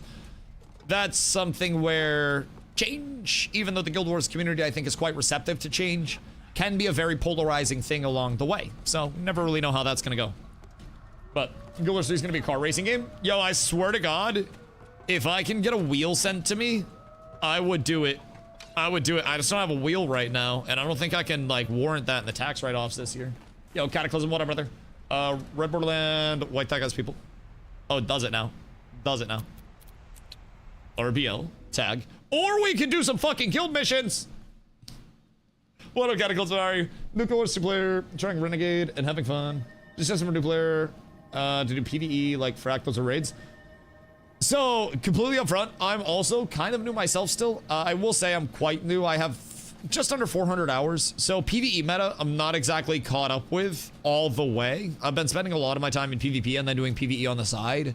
I know when we do our weekly raids, we typically have a renegading group and there's not much of an issue. I don't know within more challenging content, if you're really doing CMs, what the meta would shape up to, but typically in PvE and raid, a lot of the content, especially before challenge mode, which is like the hardest version, before that shit comes in, most of the content is very accessible as long as you're just showing up and pressing your buttons. I'm not quite sure what the CM meta is like, as I haven't got into CMs yet, but I can say there's no problem with Renegade in, you know, all of the PvE content that I've done so far, which includes fractals.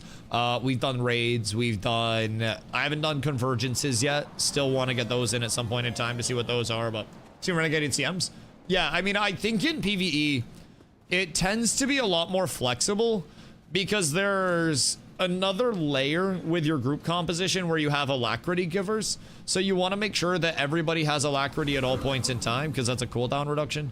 So it opens up a lot of accessibility for roles that aren't typically there. But even with that, there's so much more flexibility because it's a bit more forgiving. It's not like you need perma stab out and shit like that. I mean, obviously not having stab out will feel bad.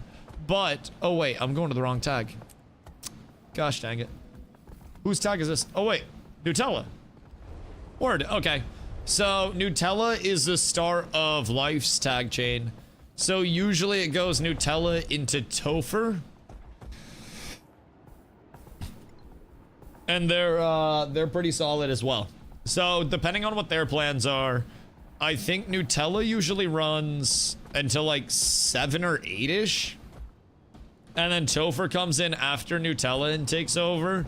But I don't typically know, I don't know like what nights they run on, if it's set or anything like that. I do not have people's schedules memorized that crazily yet. However, we might be good over here. And then if Cheesecake gets back on at any point in time, we can blast with Cheesecake some more. But we should be covered for most of the rest of the night in terms of tags, my boys. It might just be smooth coasting all the way past level 300 tonight. And then I'm gonna have to manage my bags again. I don't like that I'm gonna have to manage my bags again. That's going to be quite possibly my largest nightmare. Everything's starting to fill up material-wise, too. It's a goddamn shame. Hey, I want to play WVW, but also PoE 1 New League. Wait, it's PoE 1 that has the new league? Bro, I thought it was a PoE 2 update. What the fuck? Y'all still PoE 1ing? What are they doing for PoE 1 League? Came out yesterday. Okay, but hear me out. My advice with PoE and what I did with PoE 2 that allowed me... Motherfucker. Where are we going? That allowed me to not hate my existence. Very simply put, Solo self-found. Changed my life, brother. You could play at your own pace. You don't have to worry about making a shitload of divs or exalteds or mirrors or whipping out shit on Trade League. You don't have to worry about the pacing of everybody else. Solo self-found. It saves so much stress. It was legitimately a low cortisol way of gameplay because every small upgrade actually felt like an upgrade and it was really rewarding. Where Trade League, you may be leveling and find something small and you're just like, oh, I'm gonna replace this anyways, not even gonna worry about it. And then you spend a chaos for something off of the trade website. Oh, dude. I have so much fun on SSF comparatively. What is my best way to traverse this seemingly very dangerous area? I need to get under, right? Advice for playing on Trade League is play something really off meta. Yeah, but then some people deal with the whole, like, I don't know, how do I say this? Like the ego death of, oh no, I'm not going to be rank 1 if they're playing something off meta. Entry on north side. Bro, I'm not running all the way back down. Can you catch me? Because, like, at this point, I'd have to run all the way back over to the north side. Unemployed friends. We'll stop being a broke boy and host a private league. What the hell? How much do you care about your friends? Clearly not enough to spend a little bit of money for them. We're on Lord. Okay, I'm on my way. Hold on. Expert repeller, DustyWhy. Literally 0 chance of death. Bone, I appreciate you. You're a real motherfucker. Wait, is there a way for us to get back in? I actually thought about Shiro because before I came to Guild Wars, I was actually playing PoE 2. And I was doing solo self-found, and then we watched the Guild Wars 3 announcement, and I was like, yep, nope, here we go. I'm just diving in. So, I hopped in after that, and I was having a lot of fun on PoE 2, and I was thinking about, you know, if Guild Wars 3 didn't hit, and I had to, like, thug it out in PoE, just doing community leagues, and, like, private leagues, and inviting people in, so we had, like, a little bit of a trade economy, but also not a whole lot of, you know, hyper omega map clearing, injecting hundreds of divs per hour into the economy. What are we playing on PoE? I love playing summon builds. I'm gonna be completely real. So I was fucking around with a lot of different summon variants, because when I go into stuff like that, I played solo self-found, as I mentioned like 72 times already. So basically, I fucked around a little bit with a few different things along the way. I had played PoE 2 last on its like initial launch, so I went Arsonist out of comfort, and then while I was leveling I was like, oh, let me try some Reaper shit, and I ended up switching over to Reaper and enjoyed that. Reaper was clearing quite well, and then I heard about the companion tech, and I was an Infernalist, so I had my Firehound out, and that counts as a companion. So I tried switching off of Infernalist to make the companion build work. Didn't really like it. My Infernalist actually cleared faster and more consistently. So switched back to Infernalist. And I want to say... what was I running when I stopped? I want to say I was running some form... I can find actually my VODs probably. Because my VODs last for like 90 days. I think I switched to Spectres towards the end of it, which was kind of nice. Yeah, I was running Spectres towards the end of it. Hold on. I was running Sparky Boy Spectres. So this was the gameplay. I'd walk around and the Sparky Spectre boys would blast. I would direct them on where to go, and the lightning balls would fill my screen and they would pump. So yeah, that was what I ran. You like the gameplay itself? I mean, it's nice every now and then. And I think with summon builds, you can always run some form of like, you know, modified summon build, like a sack build, very simply put, where you're just, you know, detonating minions, shit like that. There are variances of summons that can play a little bit more active, but for running around, SSF especially, looks ethical though. It was ethical and fast, if I'm being honest. So like, keep in mind it had, and get the VOD again. It had solid clear speed, especially on bosses. And I was doing, let's see, hold on. 2 weeks. We'll do this. But yeah, I mean, it was ethical. Ethical solo self-found, keep in mind. I was just vibing as, you know, relatively not exactly meta-knowledgeable player type shit, SSFing my way through. So, you know, it was ethical, it was fun, it was valid, I cleared content, but it also wasn't this immediate screen clear pop. But SSF also kind of has like,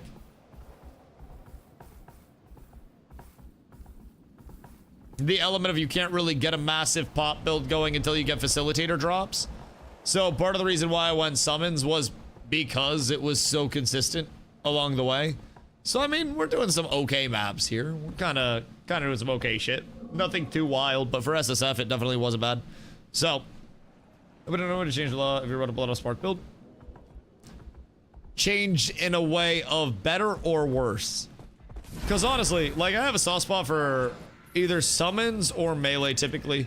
So, like, honestly, I got pulled to totems for a while in PoE 1 because I was doing a lab runner. Worse, fair. So for my lab runner phase, I did an ancestral war chief totem, and then when I really just, you know, when I was playing Trade League, I really enjoyed running Niamahu's Cyclone. We called it kettle drums because you literally just went around and hit the meanest fucking drum solo possible. It was quite. God damn it! I'm going to the wrong commander tag. I hate it here, bro. I actually hate it. So yeah, Niamahu Cyclones, some nice face breaker shit.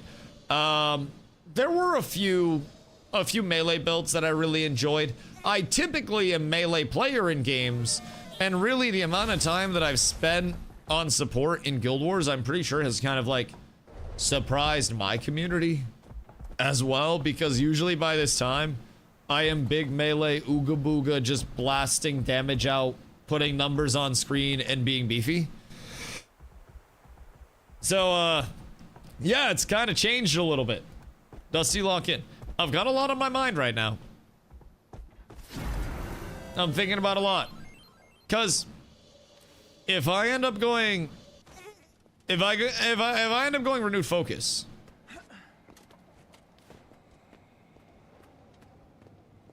then I would also have to switch up my relic that I run. Because, whoops.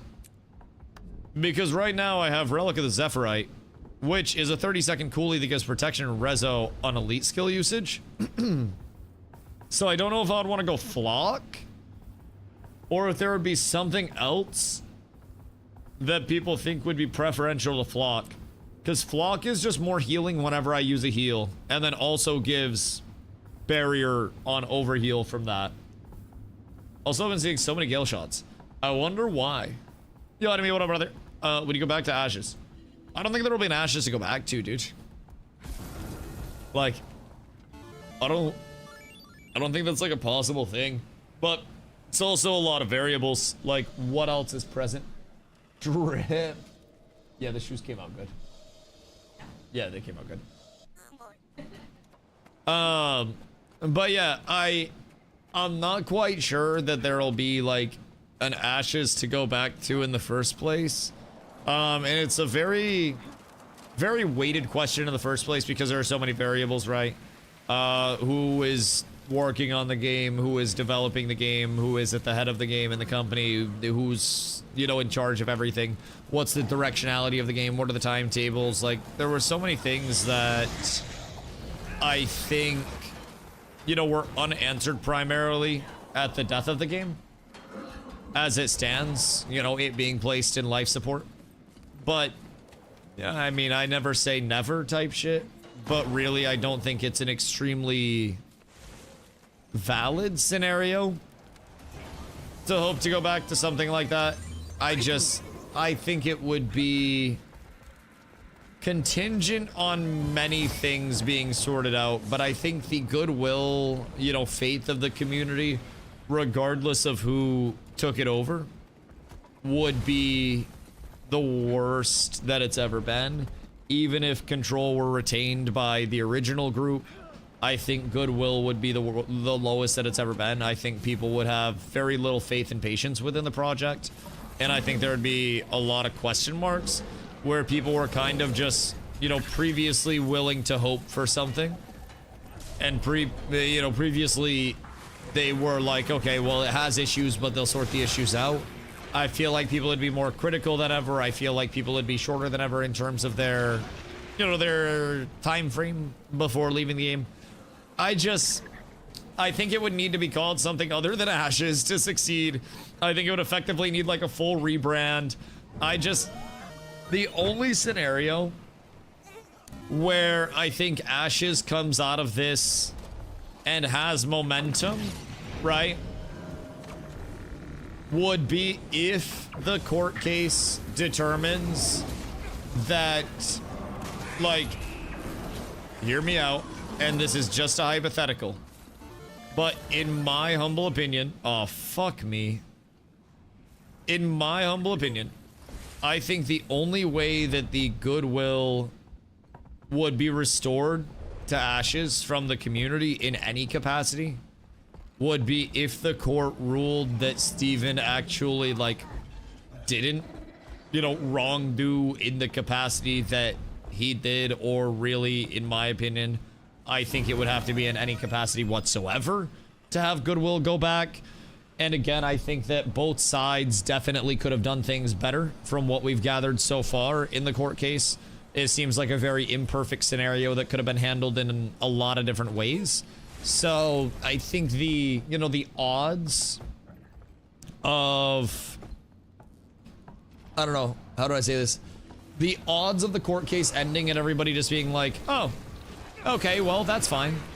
I just don't really know that that's going to be the case. And I think a lot of people are going to be very opinionated by the end of the court case, one way or the other, which naturally, right, gonna happen. But I also, like I said, I just don't know that people come out of this like completely unscathed type shit. It's like going back after being cheated on. Well, it all depends. Like, was it actually just a friend and you're overreacting and you took some time away and then, you realize that it was truly just a friend and you're like, ah, shit, wait, I fucked up, my bad. Because then it's okay to, it's okay to have that. Because honestly, we don't really know at this point, right? Just remaining objectively in the middle. We don't really know the entire scenario right now. And as a result, it's hard for us to really know who is in the right, who is in the wrong, what happened, and that's what the court's going to decide. But for us, it's, it's more just a matter of waiting to figure out who actually did what, who did who didn't pay who, who owed whose money,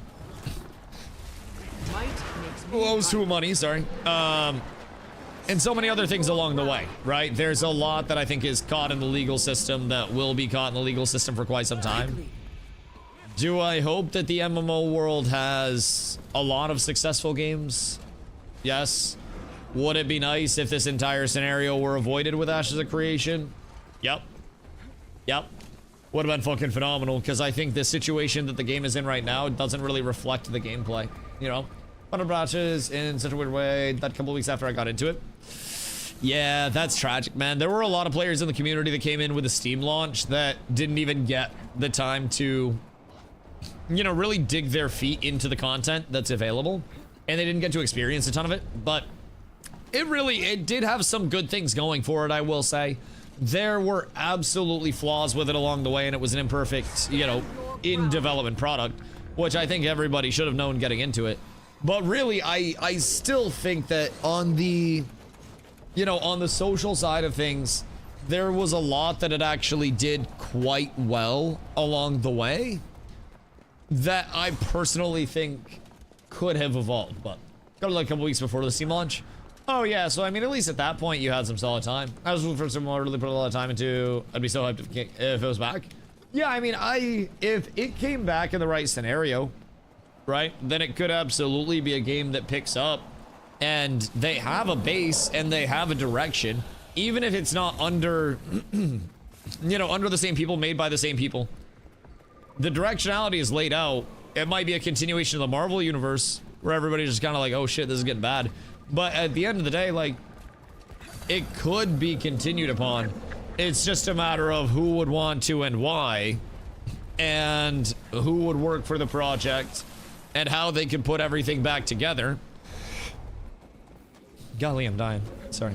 It's all that along the way. So if it came back under circumstances that looked promising for the future, and there was a very clear, you know, ending to everything and resolution, and then there was also a very clear timetable for the future, very clear roadmap and vision set out, then, you know, it's getting the same treatment as another game, really.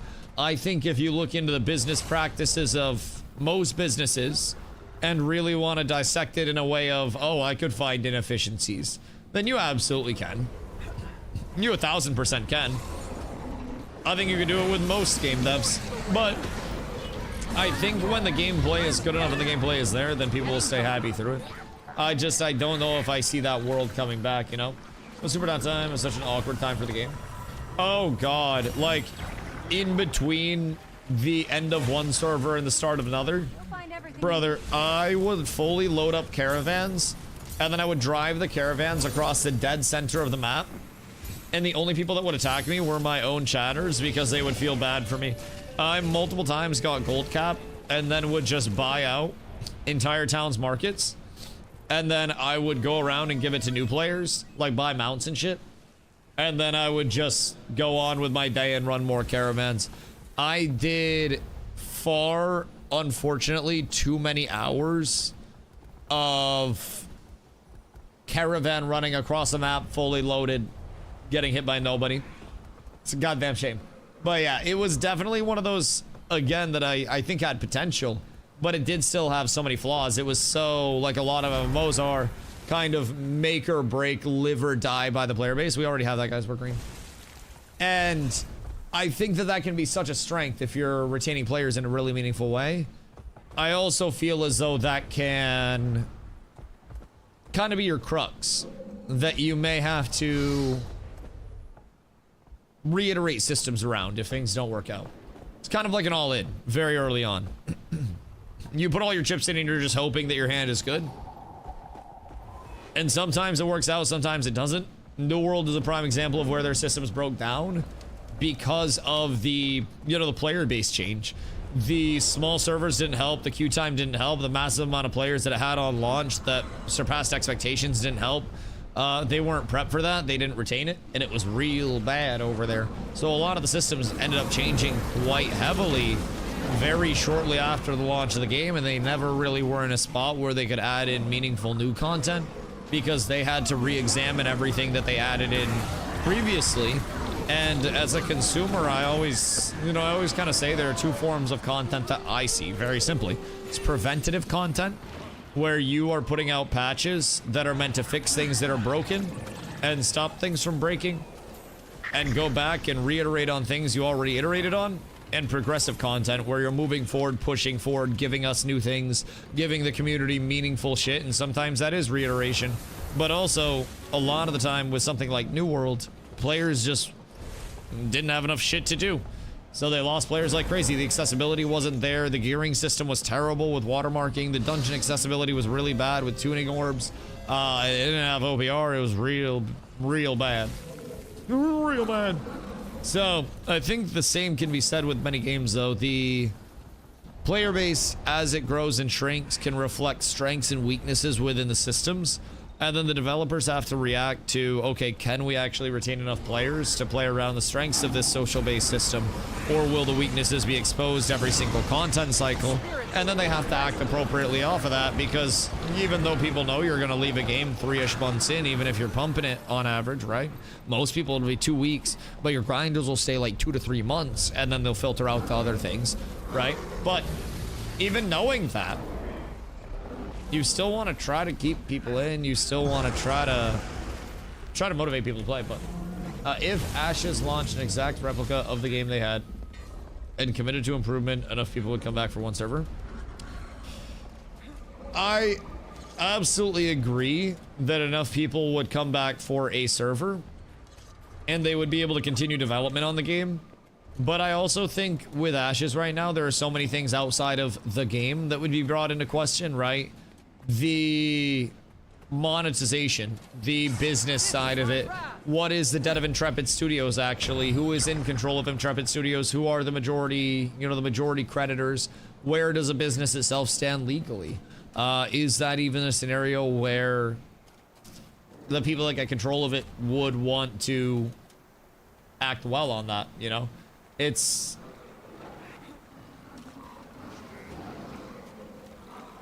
a rough scenario. That's the if. Yeah. I think that's your 0.0001% is if the court ends up just being like, oh yeah, you know, the original Intrepid Studios gets everything back. They did nothing wrong.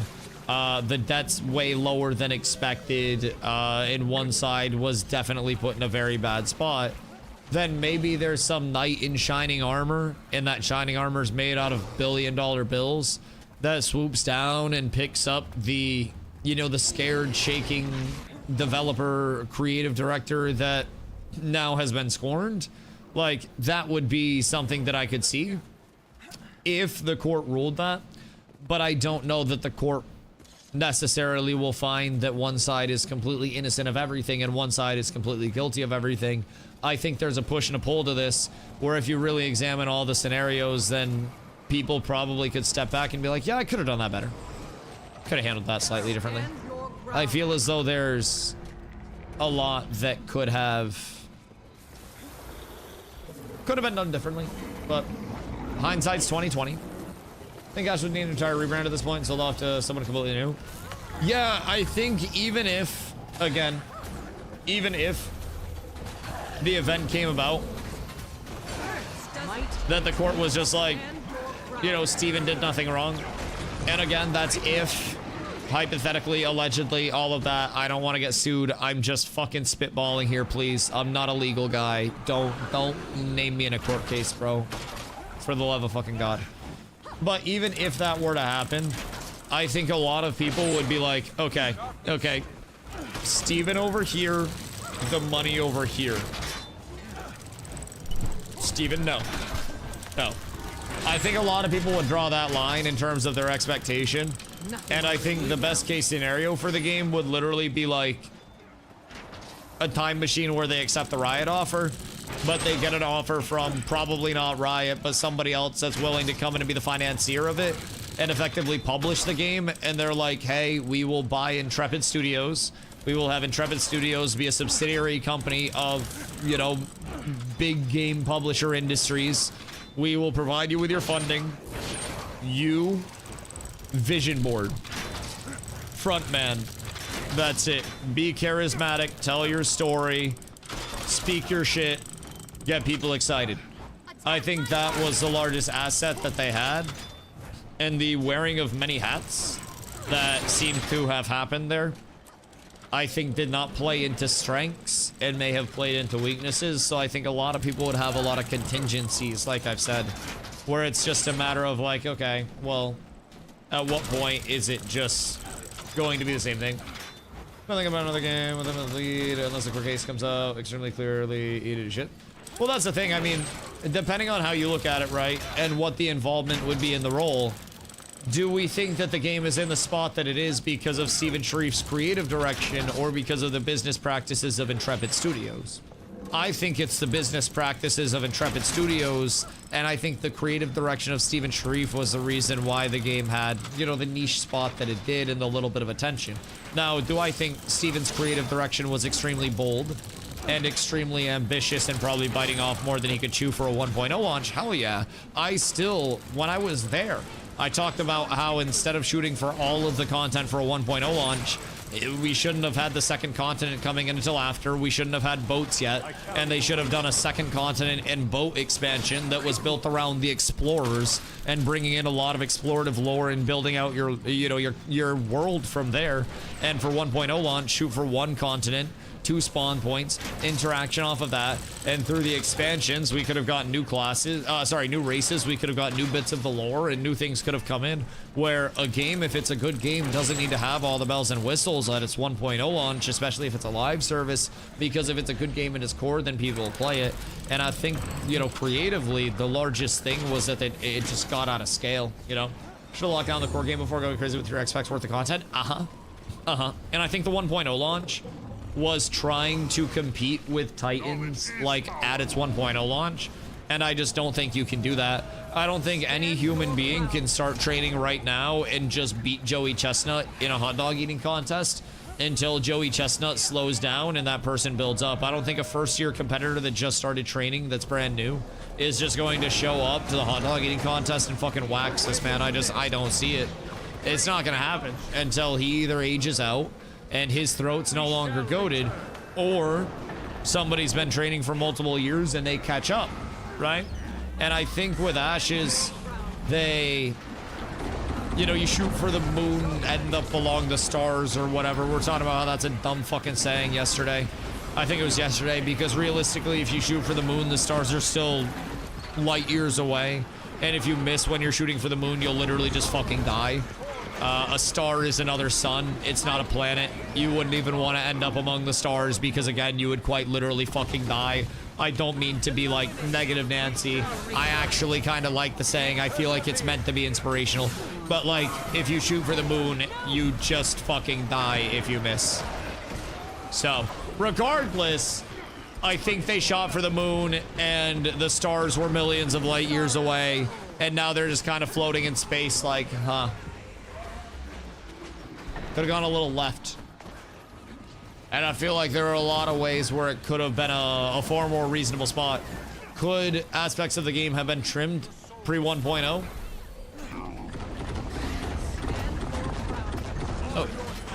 Oh yeah. Oh god, yeah. They could have at any point just been like, hey, you know what? You're right. Let's try to get this game out a little bit quicker. And let's just realize that we have a lot of content and break up some expansions based on this content, right? So you could have the first content expansion be the second continent and boats and shit like that. And then you have your second content expansion bring in a level cap increase, as the first one would as well, but start bringing in your secondary archetypes. So that way they could have worked on core archetypes and rounding those out fully first. So bring in secondaries and bring in another system around class evolution around that. And then from there, bring in families and religions and another node type as you go. You could package family, religion, and religious nodes as a, you know, as the familial expansion, you know, the homesteaders bundle, basically, where you also have full functionality of freeholds coming in at that point, because they just chill with the idea of fully functional and integrated freeholds for launch, and they make it 1.0 viable for towns to support everything. They could have trimmed a lot, and even then I think that would have saved them years of content just breaking those up into planned expansions, knowing the systems that we know. I think that could have helped them get the 1.0 in a, you know, a more reasonable time frame. And I think the largest thing that we've heard so far is that the 1.0 just wasn't in a reasonable time frame for the investors for what they may want. So over the course of it, just kind of ended up in a spot of like, hey, can you provide this for us? No.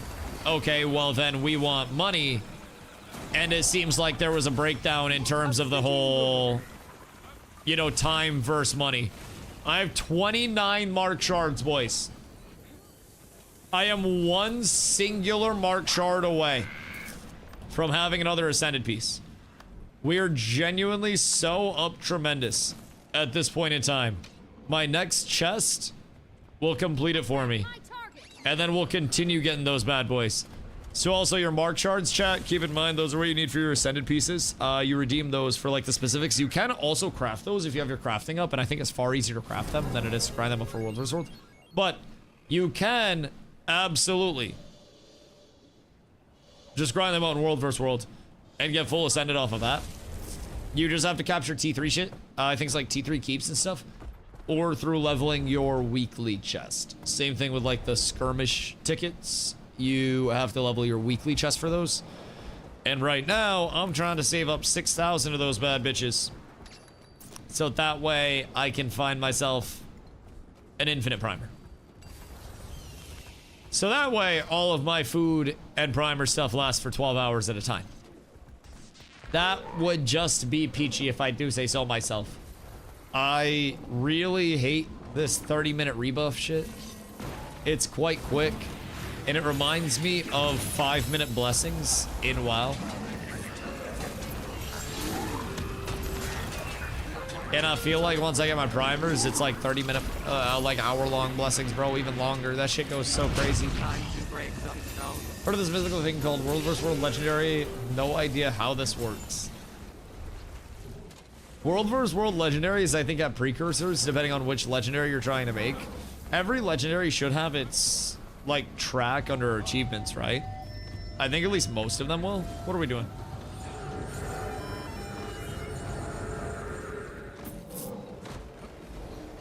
Oh, were we supposed to slide? Oh, whoops. I think we're going down a slide right now. I believe we're RPing. Wait, this is actually kind of lit. There's legitimately a slide. This was by design? That shit goes hard. Nothing can bring me down. What the fuck group you got me in? Man, just hit the victory slide, I guess. I don't know what else there is to do. We took the keep, just fucking when in Rome, man. When in Rome. I guess we just hit the slide. Free pips legit. Hey, I fuck with it. I fuck with it. We got the victory slide going. My participation still ticking. And I don't know that there are other groups to fight right now. Take a keep at the slide for 30 minutes. That's what I'm saying, brother. Just enough to keep the participation up. That's all we need. You must embrace the inner Slidington. All right, I think we're getting active again. I think it's time to spill blood, my boys. Although, wait. Uh-oh. Are we hopping into a queue? That's not good. Never mind. Yep, that's cooked. Maybe we go Yolan? I don't quite know what Yolan's got, but... Any good fights tonight? Oh, Mr. Cransy. There'll be a lot of good fights tonight. We've already had some good fights. The commander tags are getting active as fuck. And with it being a Saturday, I think most things will be on queue. It's just a matter of figuring out which tags are where and who to run with. So we ran with a Pugmander that is very, very, very good earlier. Had awesome fights there. Now we're running with a little bit smaller of a group with our life lads. So following them around, trying to get some solid fights. There have also been okay fights over here. Not as large, like, enemy numbers over here. It seems like we're not seeing a ton of blue or a ton of red, if I'm being completely real. Like, we're not seeing much of either. But I'm hoping we do soon. I would be shocked if we didn't. Red Borderland is a PvT map. That means people just go around a cap and hold and they don't fight type shit.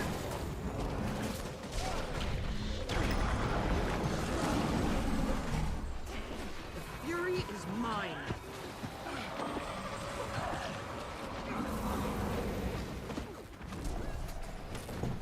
Points per tick. Instead of points per kill. Submit. Interesting. Interesting. I feel like EBG right now is also very, like, not the most fighty from what I've seen.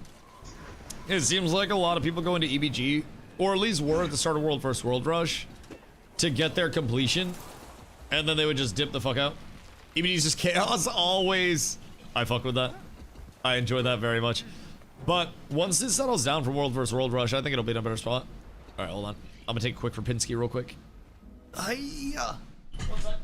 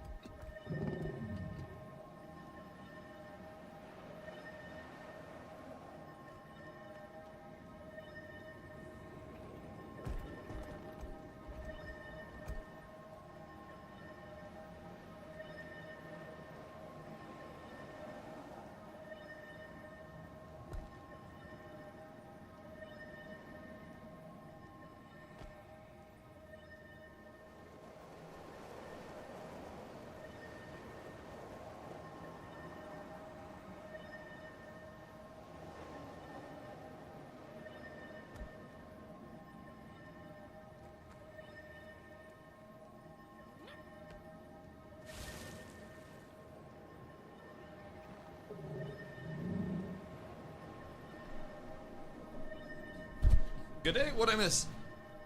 Ah! The fuck, man? It scared me. Do we have any fights over here so far? Because it looks like, god damn it, why is it every time I go AFK we might have a fight? I genuinely might have the worst timing in human history. Oh, is this map point per tick map because people just hate fighting on it? Because it's so vertical? No fights. People hate Red Borderland. What would be needed to make it a better map? Like less cliffs, I guess fewer cliffs, more like stairs and cavernous ways to transit the low ground and the high ground. Because it seems like there are a lot of areas that are more or less like not transitable in a very meaningful way. Yo, Zippin, thank you for the follow. I appreciate you. Welcome in, man. It just seems like the, you know, the general navigation feel of the map with the verticality that it has is kind of fucking OD, to say it nicely. It's very vertical, which I think can be cool sometimes. But when you're trying to get people to fight frequently and engage within the gameplay modes, I feel like the sheer verticality adds so much playable square footage to the map itself, where you're effectively like segmenting off so much of the low ground, making engages completely different, making the just general transit of the map, like I've said, feel a lot different. If you're on high ground, it's great. The second you're on low ground and you feel like you can't get somewhere, the map immediately feels bad. If you're a brand new player that doesn't know where you're going, then you're immediately going to hate any of these maps. And if you're a new player, if you're an experienced player, you're probably also going to hate the maps. It literally says in Borderlands, they put it on all 3 Borderlands, and World vs. World is miserable. My god. My god. When did they drop Desert Borderland? Because I could definitely see if they're like, keep requeuing EBGQ just in case group tags down. Oh, smart. Smart. So just sneak in there and then requeue when it pops so you can stay in the queue. Years and years ago. Would there be a chance that they release a 3rd map and then just go like 3 unique Borderland maps? Like a fucking desert, a winter, and then it's the normal one we have, just regular Alpine. I mean, I guess Alpine kind of has like snowy. So what would be the next one? Swampy type shit? Or what would be their next terrain setup if they were to? Pretty sure they said that during the Guild Wars 3 announcement. I know they mentioned World vs. World improvements. I wasn't sure like if that meant like new maps and stuff, or if they were just focused on gameplay stuff, because I've heard the gameplay once you get into really big fights can get kind of chonky. Thinking of Borderlands coming? That'll be cool. And they're starting kind of like forward progression on things with Guild Wars 2 towards the end of this year, right? They're kind of like prepping for it, and then I think they said Hollow Monuments and revamp stuff will start like end of this year type shit. Or do we still have an update coming for VOE in August? What's like the current update schedule looking like from what we know? Who knows when the fuck that happens? Yeah, I think we have one more VOE update. Was that the one that was originally August? Then kind of get a little crap. Right, go through a revamp, Hollow Monument, stuff like that. But you have it in the middle would lock up everyone on the desert. Wait. Wait. There was an event that happened in the middle? Instead of just like... Instead of just fight? Or when it would transition, it would lock everybody in? What was the event? Oh no. Wait. No, why do we have repressed memories coming out? 8-bit, what have you done? Little patch of that Hollow Monument stuff in probably November, December. That'll be cool. I'm excited. I also cannot wait to hear any more like tidbits of information about 3's systems. The lore is like, it's cool, But it's also the worst because I'm a firm believer that lore can also dictate some semblance of gameplay system through it. And there is an element of like, if your lore says something that's, you know, here's how you get your power as a person within the world, that's how we also are gonna get a power if they're specifically saying, this is you, motherfucker. So we can infer some things from that. But they're also not necessarily correct until ArenaNet actually comes out and says, hey, this is exactly what we're giving you systems-wise. So I have this entire, like, suspect board of potential changes that'll be coming in. And all along the line, I'm out here speaking my goddamn honest truth about what I think might come in, but I might look crazy by the end of it. I'm out here thinking that based on what we've heard, there's a chance of classless prog based on, like, just making your character existing, augmenting the little signets that we can craft through the refining that they mentioned in the lore article, how basically we as Veil Wardens still have the ability, like we have the ability bestowed on us by the gods basically, to craft and refine these signets, which are fixed expressions of magic, which to me means skills, but could also mean a class entirely. So if it's a fixed expression of magic, that could also just provide a kit for you entirely, where we craft the signet. It's like signet of the fighter, where you now have a certain, you know, loadout based off that, and then combine that with some weapon abilities and modifying weapons along the way, and you could have, you know, you could have a decent amount of... You fucking rat. We both had the same idea there. He just beat me to the draw. Nothing can bring me down. I won't lie. He just beat me to it. We had the same thing. Still pearls from the Quaggin event from the Alpine Borderland. So there used to be events in World vs. World. What were they? Like just actual PvE events that people had to compete over? To try to get friction around certain areas? Or what's up there? Alpine event wasn't bad. I would assume it was just meant to generate friction, right? Give you some reward for going out there? How'd they incentivize it? What was supposed to get people out there? Was it just points? Or was there something else for it? Good day, sirs. Pleasure to be here. Pleasure to see you. May I have one more mark shard from this? I don't think I get one from this because it's too low tier. It would need to be like tier 3 for us to actually get one. I'm so close. I'm one mark shard away. And then my choice is, do I go Ascended Mace or do I go Ascended Shoulders first? Those are my last two. Well, other than my cape. But got the pearls and give them to Quaggins that would attack the keeps. Oh, interesting. So kind of like the... This map doesn't have them, huh? Kind of like these spots on the EBG. Except more like event-based on each Borderland as well. I think weapons are more stat buff than armor going Ascended.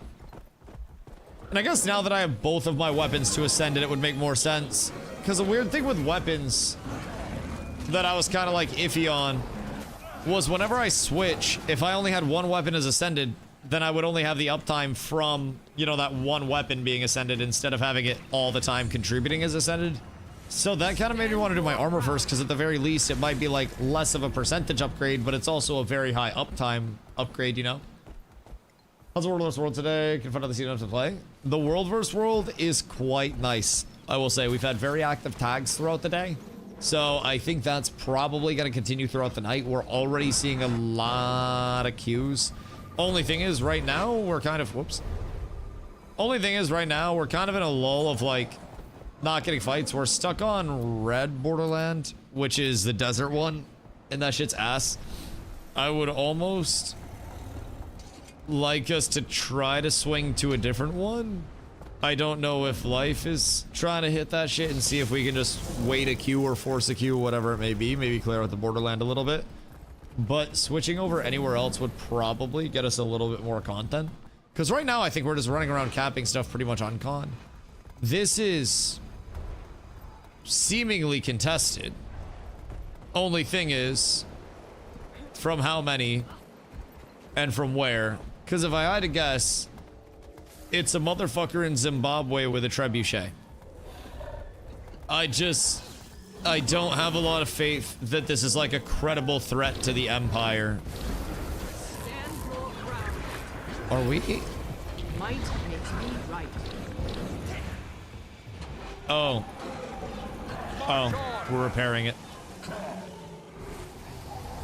Okay. Okay, word.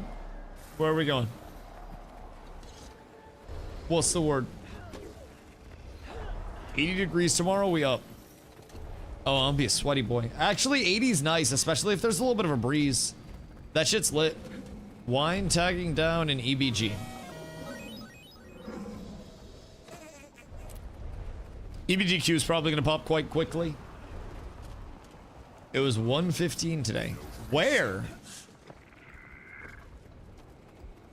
The fuck? Oh.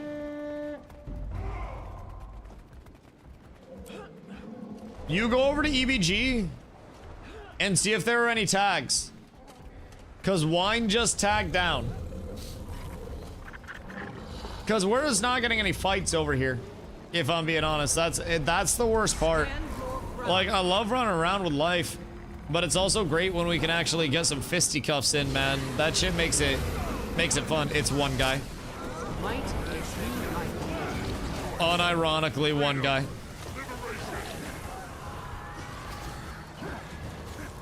No pin. Okay, wait. Hit the other Borderlands real quick then. Cause I think, yeah, blue and green both have no Q right now. And we have no Q, so worst case scenario, you just pop back and rejoin this, and then at least we get free chest. But it's kind of dead over here right now. I miss Rawl's Rest. I very much so miss Rawl's Rest. No pin on green? Oh no. Oh no. Blue is the Empire's last hope. Blue has the shortest queue. Who just went to blue?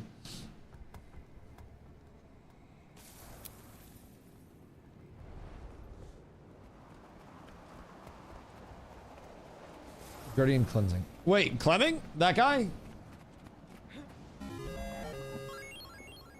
Guardian Clemming? He is not bad at all. But sometimes when he tags down, he gives his tag to somebody that's a goddamn troll. Oh my god, look what you've done. You summoned them for us. Oh my lord. Okay, well, I'm gonna leave the EBG one for now. Because I think this might actually lead to something. We might find just a smidge. Why are we letting them go by? We should be eating us. Meow. Meow. Poor guy. Might makes me He just had absolutely no idea where go, what do. I will not lie. That's a goddamn tragedy. He just got turned around in the worst possible way. All right, so mayhaps we have some fight that's actually worth something right now. If red turns on us, oh yeah, baby. Wait. No, come back. Boo. Boo. We want violence. We want bloodshed. Actually, I guess I just kind of sit here and document it and provide stability. I don't really hit too hard. Yeah. Wait for me to learn that firebrand build though. That shit. Apparently I can do some damage with that. And I am quite excited to potentially support and do some damage for the groups. I'm learning it right now. Is it fun? Fuck, man, I might start putting in a little time on it. I don't want to, like, try to learn multiple things all at once too quickly and then suck at everything, you know? And for someone that plays in, like, a lot of not fully comped groups, it's probably at least a little bit worth it for me to keep heals going out just so we can play a little bit more forgiving, you know? Sounds like me, what, trying to learn too much and not being able to retain anything? It's one of the greatest traps of gaming, if I do say so myself. Sometimes people will, you know, not really give themselves time to settle on anything, so they end up trying everything and never really get to enjoy it. And they focus on, I think, very superficial stuff instead of, you know, instead of really being able to dig down into the core of what they're looking at.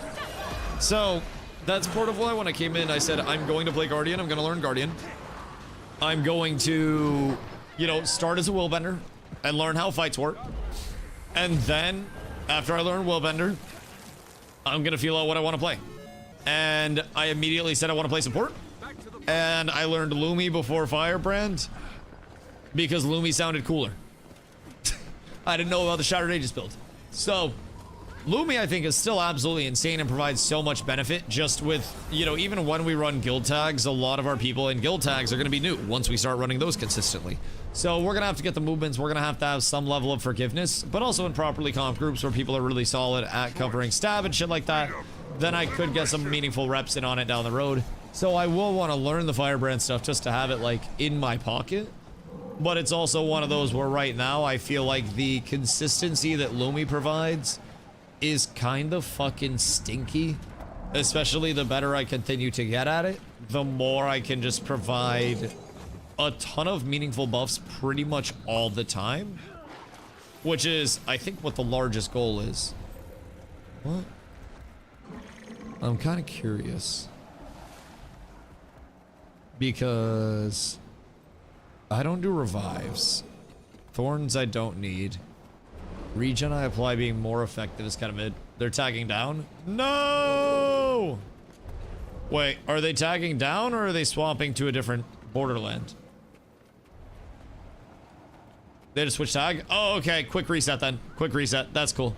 I wonder who they're getting up now.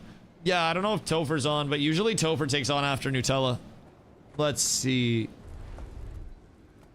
If I were to run RF, what would I want to run for a relic? Summon a rock dog. Pass. I don't think we need those. Flock is great because it's an additional 3k healing, and then excess healing is converted to barrier. Does that make all of my excess healing go to barrier? Question mark? Or is that just from the healing effect on Flock itself? Because Flock seems solid. I just don't know what the mechanic on that is. That'd be relic is goated. Wait. Motherfucking what relic? Because I'm trying to think with, like, RF, what I could bring in over Zephyrite. Because when I run Feel My Wrath, I run Zephyrite, so that way I can have... It's actually just Febby. Febby Wop. Wait, what?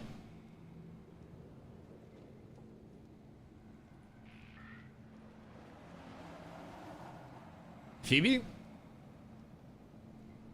You get it from PvE. Boo! Boo! Hold on, let me look it up. Boo! That's terrible. Relic of Febby. Is it Phoebe? When you use a healing skill, grant allies swiftness and remove movement impairing conditions from them. On a 10-second coolie.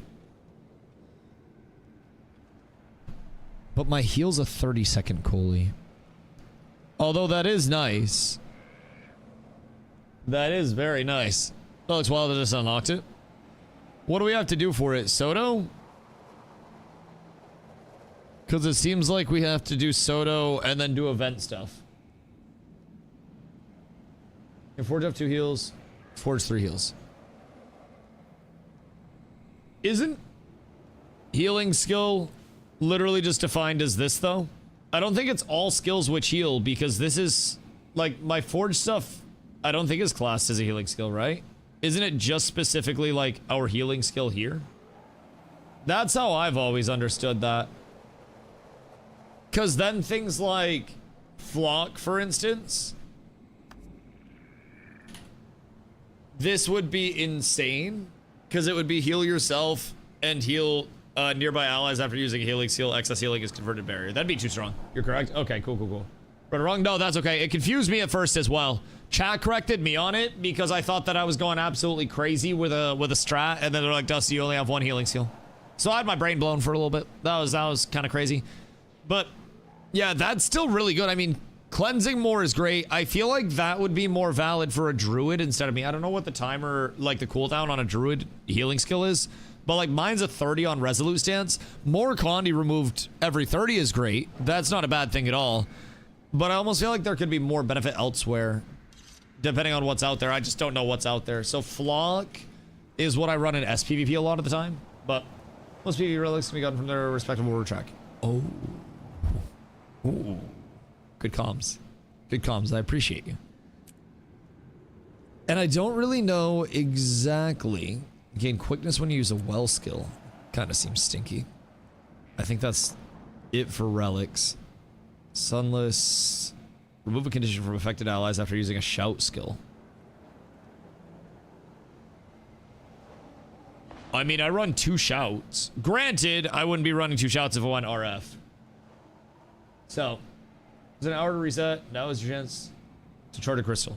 Okay, yes, you'll just have to direct me. You'll have to direct me. Also, hold on.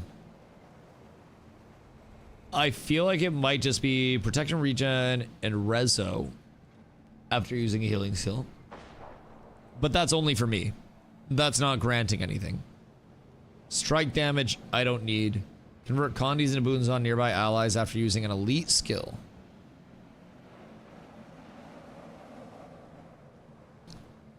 Well, that's just not the worst at all.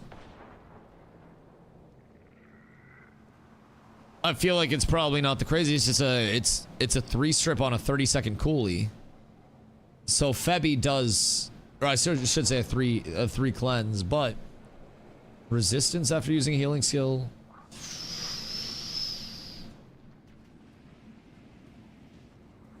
Resistance is stinky. Resistance is really good in World vs. World. I almost feel like reflect projectiles with magnetic energy on 5 targets. Wait, what? Grant protection and magnetic aura to allies after using an elite skill. Could this be just troll enough to be fucking hilarious in World vs. World?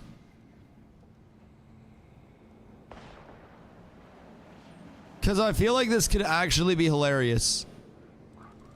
Cat with abs is absolutely Little lag, thank you for the follow. Are there not enough projectiles? Or is it just that the uptime's not high enough? Not too much Prostrate and Zergs nowadays. Is that good Zergs though, or is that all Zergs? Because right now I'm running Zephyrite, which honestly, the protection uptime's relatively similar anyways. So like, oh fuck. Uh-oh. Hey! Oi! You rats. Goddamn piece of shit. Just trying to fucking vibe. Just trying to vibe. Look at your DPS. Necros melee, warriors melee. That's fair. That's very fair. Okay, hold on. Where were we? Also done projectile hate already that delete the proj first. Right, like my shield 5, for instance, that I want to put out as much as I possibly can. So we don't need that. Cleanse condis from yourself and nearby allies after using a healing skill. So this is just a higher cooldown Febby Wop.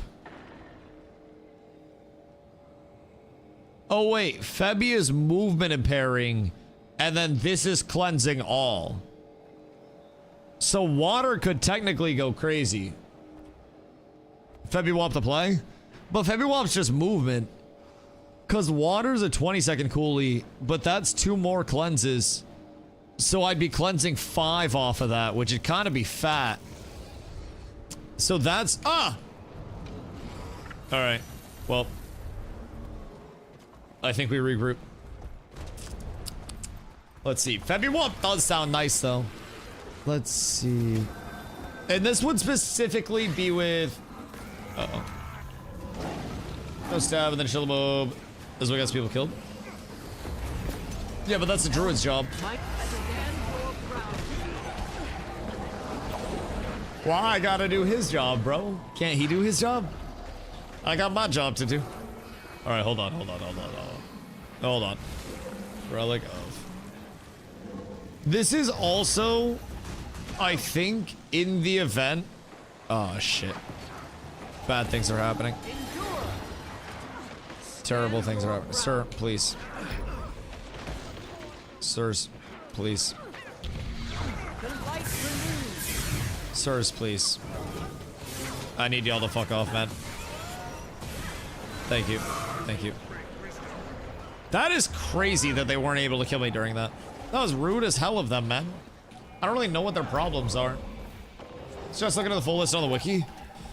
Yeah, I'm trying to balance multiple things right now. I should definitely take a look-ski. I'm trying to kind of, just for perspective, I'm very happy with what Zephyrite does for me right now on a 30-second coolie as well with the protection and resolution. I don't really have much issue with that whatsoever because both are so strong in World vs. World. The only thing is, right now I'm running Feel My Wrath, and I want to have an alternative where I can run Renewed Focus, and then that gives me my virtues back, and then obviously, you know, a 3-second invuln's quite strong. So in the event that we're in more competitive stuff, the possibility of having an RF and then also getting my virtues back up is absolutely massive. Oh, thank you, love. Oh my goodness. I just got chicken Sammys dropped off that look absolutely fucking insano style. I am about to commit sin. If I'm being real. Dude, it smells so good. I'm like torturing myself to catch up to the group right now. But yeah, so I like protection and reso. I'm just trying to figure out if I got renewed focus, what I would want to bring in as a relic, because I think the protection and reso isn't really worth it at that point. There's probably something better to play around, like healing or something. But yo, Scrib, what up, dude? Having an absolutely beautiful day. Hope you're having a beautiful day as well, my friend. Oh god, auto run by. Well, this is the thing. Hear me out. Drop stability somewhere.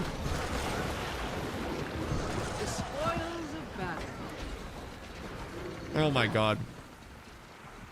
I don't care what came first between the chicken and the egg. The only thing that matters is that I just came. Holy shit, that is phenomenal.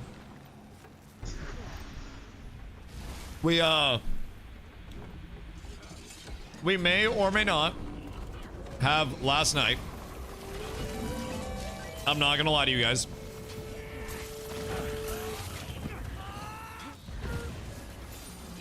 We got 6 chicken sandwiches from Popeyes. Like the big ones.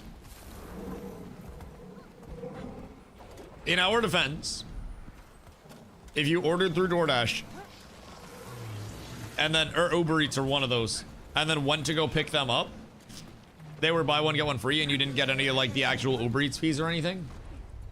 So we basically paid for 3, got 6. We got 2 normal, 2 spicy, 2 honey barbecue, because we were going to watch the last Airbender movie last night. Only thing is, it didn't come out until 3 a.m. So I got off stream last night and we went to look for it, and the only thing that was up was a trailer. So we watched Wolf of Wall Street because Carla had never seen Wolf of Wall Street. She said she had never seen so many tits in her life, but it was an awesome movie as well. Best movie ever. Genuinely one of my favorite movies. I think the castings are phenomenal, and I think realistically, if I'm being completely upfront, Leonardo DiCaprio has one of the strongest, most convincing performances that many actors have had, but I think he was not the best actor that made that film. It's Jonah.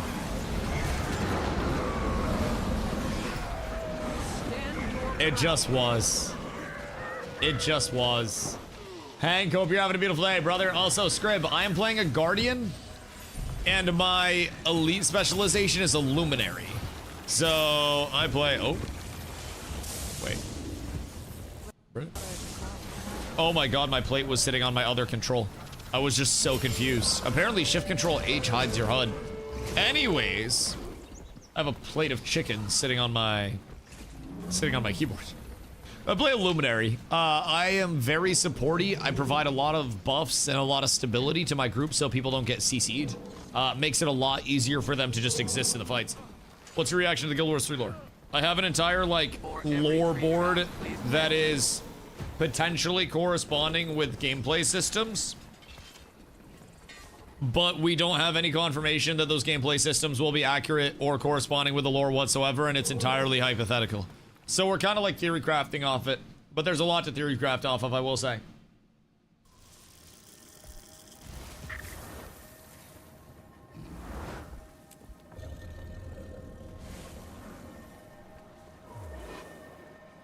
What's this crystal thing?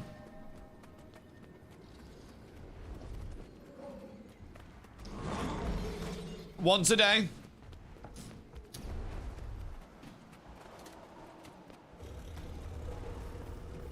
Take 25 of a map. Make it into a once a day craftable.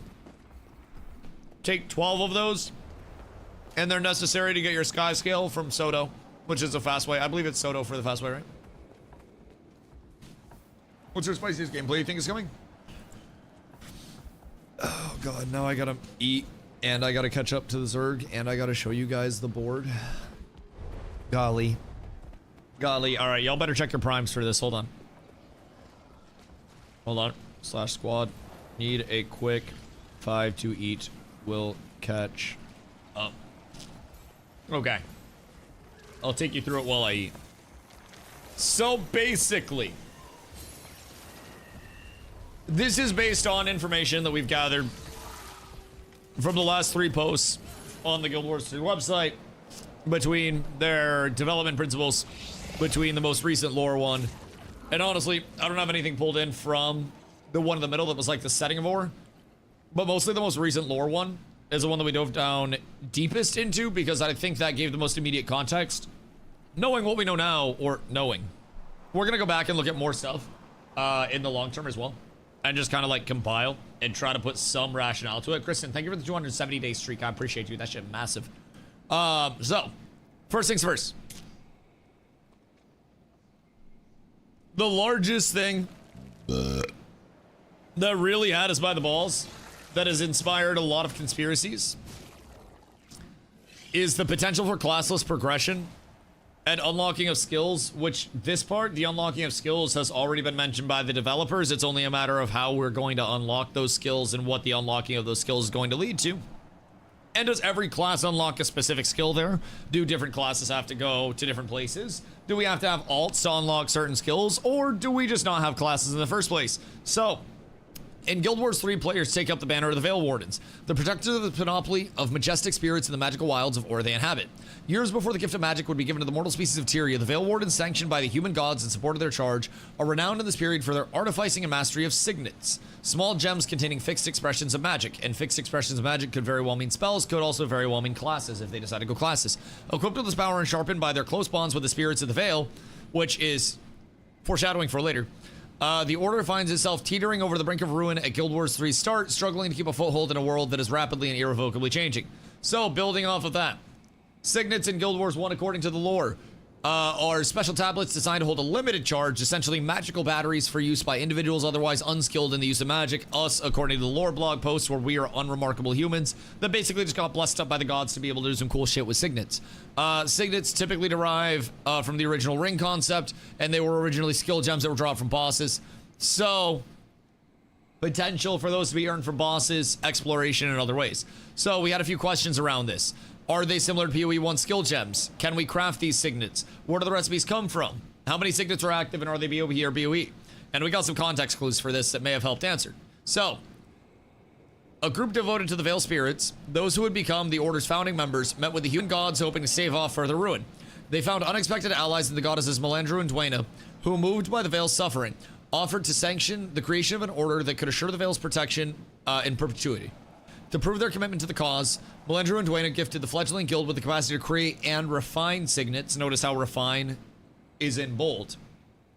Empowering the order with the strength to fulfill its purpose, which implies in some way, shape, or form that we will have the capacity to create these and also, you know, craft on them after the fact, thus changing the abilities, augmenting our build, whatever it may be. Those years drew settlers and fortune seekers from all corners of Tyria, lured by the immense opportunity gathering in ore. So saturated with magic was the land that it crystallized in the soil, condensed in flora, and created all manner of exploitable and valuable resources to be extracted. As more guilds were given access to their manufacture, signets proliferated as decades passed, and magic became a coveted commodity. Signets were bought and sold. Just, again, this could just be lore, but this could also indicate that signets are being bought and sold player to player, or potentially base ones through NPCs in certain areas. Pilfered and stolen, which could give us an indicator that we are getting these through combat, dungeons, bosses, whatever it may be, which could also corroborate with the boss drops from Guild Wars 1. Or like the concept of signets with boss drops, I should say. So with that, pilfered and stolen could be an indicator that we're going to see some form of combat for them. And traffic through black markets reaching across all of Tyria, which could indicate some form of exploration and reputation system for us, because this is supposed to be a narrative of what our role is in this world. This is us. So the black markets could be us having to gain reputation with certain areas in the world, certain factions, and then try to work our way into those black markets and explore the world to, you know, be a part of that. Work our favor up with different areas of the map, pilfered and stolen again through dungeons and shit, bought and sold, player to player, player to NPC, whatever it may be. With that, you, and this is where they talk about us directly, you and those like you are all that stand between the fading majesty of the Veil and the forces eager to strip it for parts, exploring a world that is only just beginning to understand the revolutionary power it represents. And again, this is us. You'll wield an arsenal of magical signets, more than one, and deepen your relationships with spirits like your Seeker. More on them later. Spirits like your Seeker, spirits est, more than one spirits, your Seeker is one of them. To see your charge fulfilled. So your total power scaling, no slow shit right now, we're cooking. All right, so your total power scaling seems to come between your combination of your arsenal of magical signets, your Seeker, and then potentially whatever weapons and gearing they bring into this. You'll adventure the legendary lands of Ore at the absolute height of its splendor, challenging the encroaching forces that seek to dominate it and determine the course of your guild's future in an uncertain and unsteady time. And you'll fight to service of the Veil, fight in service of the Veil and its wonderful spirits who have no one else to stand in their defense. So, just a few potential forms of progression along the way. And part of the reason why we also think that classless could be supported is partly because of their emphasis on respecting players' time and investment from their development principles. So in this, they cite historically, MMO engagement has been viewed as an experience like a second job, where players spend large amounts of your time, preparing to have fun before they can actually engage in the fun parts. Only have 30 minutes to play. Don't play an MMO. You'll need that time just to organize your inventory, figure out what content you're going to play, get your character set up, and oh no, time's up, and you haven't even begun the gameplay yet. So with this, I feel as though a lot of what they're identifying, because keep in mind, they're very communicative that they solve for player pain points. They identify 3 different pain points here that are very applicable to Guild Wars 2.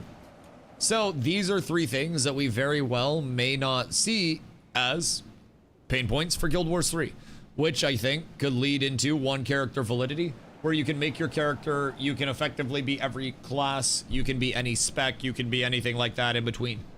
Took the Seeker was a mount, so more mounts. More mounts could also be fire, and we also don't know how, like, intertwined the mounts will be too, because we don't know all of the movement system. All we know is that allegedly we'll have momentum carry within the movement system in some way, shape, or form that's actually going to impact, like, our combat. Which that in itself is really fucking interesting as well. So, even if the Seekers just mounts, and different forms of that, we could have, like, mid-combat mounting. We don't really know what's going to happen. Something in Ashes, for example. You could summon your mount mid-combat, but other people could kill your mount, and you had to get on that. Which could be quite nice. For the inventory thing, took that as unidentified gear 2.0. I hope that they don't lean into the same systems as unidentified gear, if I'm being completely honest. But I think an evolution of that from learning is huge. And I think they're not just learning from, again, like their games, but pretty much every game around theirs as well. So, prefer they didn't do the same unidentified system again. I really hope that everything feels fresh. And obviously there are going to be some shades of like, it's Guild Wars, right? But I really hope we have a fresh feeling title here, where it's not just like Guild Wars 2 and a new engine with action combat. I think that would be less than ideal. And we have a lot of indicators that they're going to be going a completely different direction. Now, I don't think that means they're going to go staunchly vertical with progression or anything like completely out of left field like that. But I definitely feel as though there's, you know, something to be learned from the, not necessarily just unidentified gear, because I don't think unidentified gear is the worst, but I think the overall crate bloat is a lot. Like crates out of crates out of crates, the notifications that you're getting and the rapidity at which you're getting them. It can be overwhelming for, you know, new players, as well as even some players that have been here for a little bit that are just like not trying to do inventory management right now. Sometimes it can be a lot, especially players that haven't, you know, paid for quality of life. Pretty much that, anti-crate. Bingo. I definitely think that we could expect, again, based on just what we've seen with Guild Wars 2, I've been trying to catch up on the history and the evolution of the game. And it really seems like they're great at acknowledging pain points. And again, their entire emphasis is fixing those pain points in their development. So, you know, I'm excited to see really what they do with it. I think from a perspective as well of someone that's newer to Guild Wars 2, I hope that when they talk about being able to organize your inventory and not spend all your time doing that, it's not if you've spent $20 on these salvage kits, it's you can organize your inventory in a meaningful way no matter how much you spend, even if you're a free-to-play player. And if you want some help organizing your inventory to make it more efficient, here's the pay for convenience. I don't know if that's how they will do it, because salvage kits, I'm assuming, bring in some fucking clams, because those are pretty much necessary here. But it's something that I definitely think free-to-play players go through even more so than we do. So, evolution to Guild Wars info. Have a good bit. Word. Yeah, I do some light reading and stuff whenever I'm curious about an era of development. It kind of like catch up and whatnot along the way. It's been fun though. I will say it seems like ArenaNet, out of the long-term MMO devs, have had the fewest like nuclear moments, if that makes sense, where community, you know, sentiment and faith really just went to the shitter. It seems like they've been really quietly consistent, which is great. Okay, hold on. I'll be right back. I am going to eat real quick, because if I don't stop yapping, I'm never going to eat, and I don't just want to ignore you guys and eat on camera. So I'm going to step off to the side real quick. Here are my sandwiches. One of them's half eaten, but I'll be right back. One sec.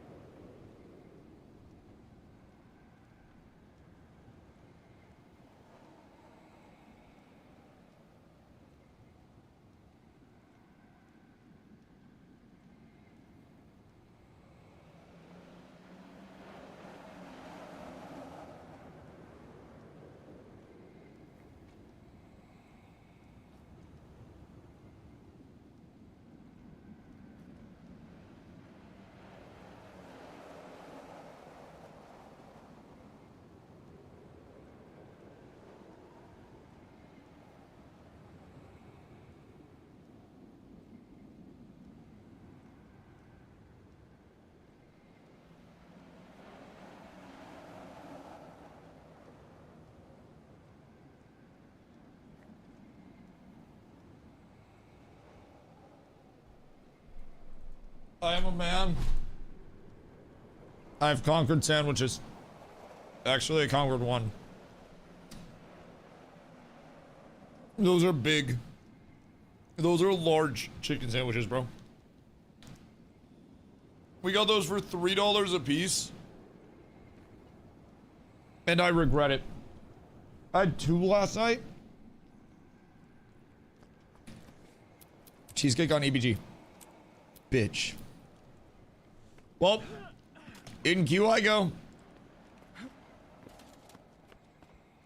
How long will Cheesecake be on EBG for?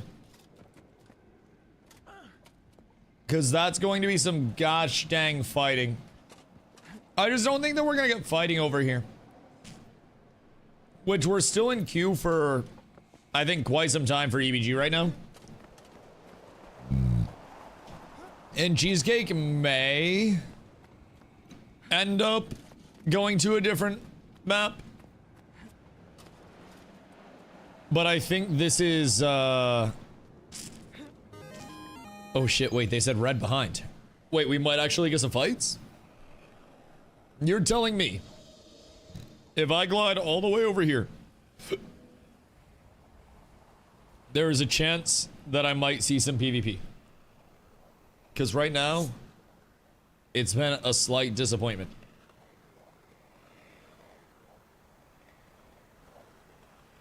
But yeah, so back on the Guild Wars 3 stuff. Sorry, I had to destroy those sandwiches. Literally nothing is, I think, anywhere near confirmed for Guild Wars 3. As we all know, or should know. And really, I'm just trying to I'm trying to make some sense of the lore on my end. And it could entirely just mean that we have classes and that each signet is, you know, our class. So we have like a signet of the, you know, signet of the ranger, signet of the guardian, signet of the whatever, right? And along the way, refining the signet is improving our class, and we just hold the signet as our class itself and a representation of that class, which I think would be a little bit more traditional to, you know, to Guild Wars. Instead of like full class. I mean, I guess if they're trying to follow up on 2, I should say. But 1 had like multi-classing. And it was like secondaries, right? Stevie on the clone. What the hell is this? So, I don't think it's completely unfathomable that they do something that's like a non-traditional class progression system. But I also don't know that the lore is enough to say deterministically like, oh my god, wait, I went to the wrong commander. Fuck! I don't think it's enough to just say deterministically like they're going classless. But part of me hopes they do with a 1-character system. The only thing with 1-character system is if they made 1 character completely valid for omni-crafting in every class and all that stuff, then they may lose out on monetization long-term from boosts in character slots. But also, I think they may gain monetization off of that in the long term, because the number of players you can retain from people not having to make alts to experience core levels of gameplay, like being on the right class, playing the proper build, that shit is huge to be able to flex in and out at any point in time. It brings a lot of replayability. Also brings a lot of feeling of ownership of your character. When you can have 1 character that serves, you know, pretty much all of your purposes, instead of having to have 5 different characters or 5 different purposes, you can almost like own your persona a little bit more. What have I done? Oh gosh. Where the fuck are we? Oh, it's not good. It's not good. I'm gonna just keep scooting. I'm gonna just go north. I'm gonna call that good enough. I just don't think there's anybody over here. We're 21 in queue now. 21. So we're getting slightly closer. Ever inching into a cheesecake stack. For some beautiful, wonderful fisticuffs. Who's fighting back here? Bray. That's gotta be the same singular person that dropped the cat on one of our walls and then knocked the wall down and then forced us to rotate over, so we wasted our turn. And I am tremendously sad about that. I respect the material commitment for that, but I am incredibly sad. I just want fights. And I don't think that this is providing fights. Good news, Yolan's feasting this week. I think that's probably the best case scenario. Bad news. Like, actually no fights. So far anyways, no fights. At least on this borderland. We'll have them soon. TM. Soon TM. Because if we don't, I might be cooked. What guild is Cheesecake in? Cheesecake's a pug bender. So he literally just tags up, has people show up, leads that shit like it's a text-based RPG, and then goes home whenever he wants to. No affiliation to anybody. Just vibes the fuck out and has a good time. And I really like running with Cheesecake because he focuses solely on fights. It honestly, like, doesn't really give that much of a shit about... Obviously, capping's nice. But doesn't really give that much of a shit about just going around and, like, force capping everything all the time.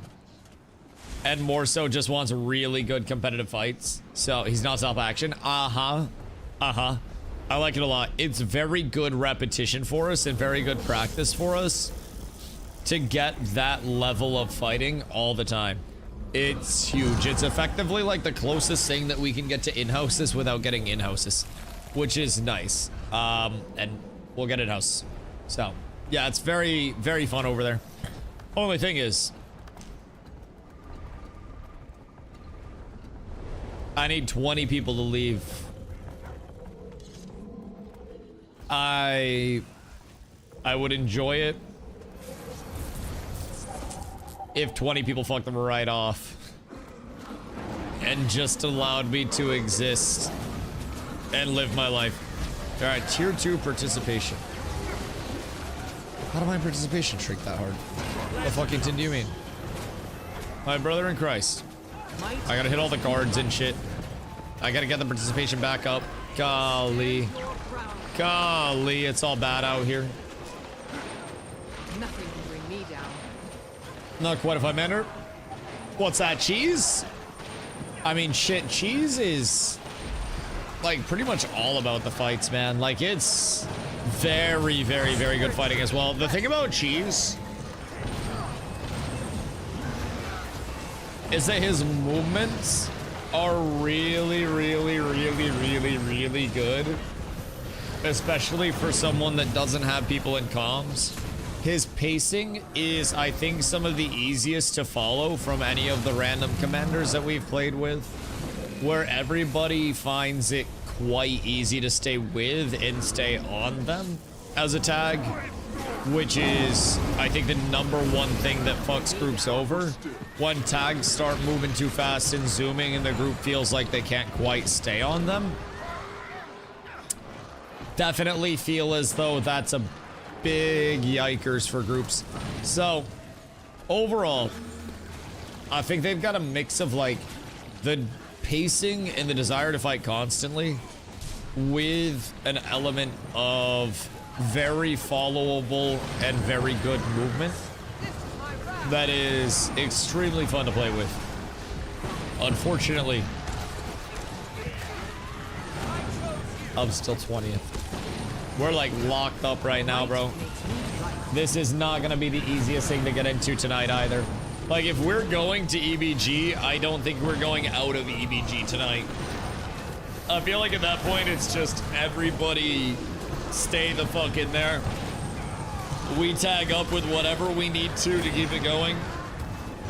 I'm not doing it, you guys gotta do it. But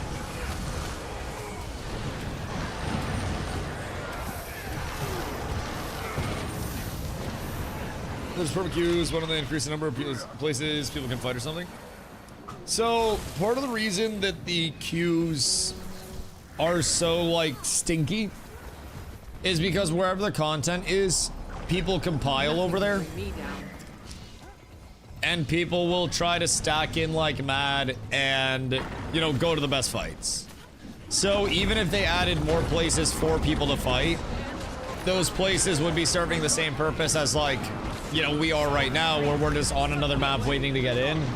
The only thing is, you know, you could add places to fight, but then if you accommodate more players, then you're also creating more of an influx of players where, you know, you increase the amount of players that can be present in World vs. World as a whole by 100, and then you immediately have 100 more people that are trying to queue somewhere and that are busting that up. And then you may have, you know, out of those 160 that are trying to go to the most sought after content as well.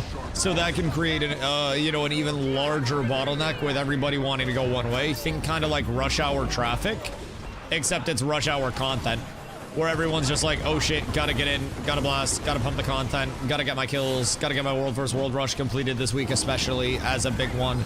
That's what's bringing a bunch of people in over here.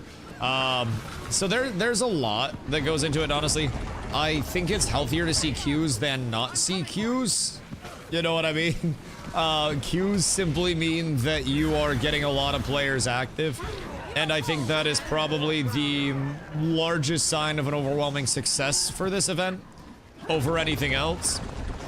Because really, like, obviously a lot of this player base is going to be gone after World vs. World Rush ends.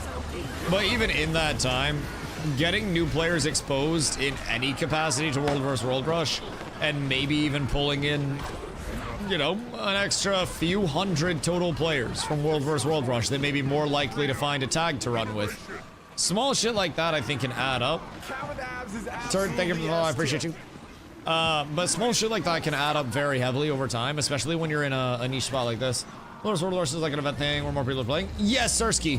So with World vs. World Rush, part of the reason the queues are so bad this week in particular, Guild Wars will typically do different rush events where they give you extra rewards for just completing content. So they previously did Fractal Rush, and then they had Dungeon Rush, and now it's World vs. World Rush, and then next I think it might be like World Boss Rush or something on the schedule. But they do different rush events periodically where you effectively just get more rewards for going out and doing stuff. So with World vs. World Rush, it gives you massive just bonuses for doing World vs. World in general through the Greater Call of the Mistbuff, but also you end up with your reward tracks getting pumped to shit from, if you want to check it, you can go to your character screen and then under achievements, bonus events, World vs. World Rush, can check it in here.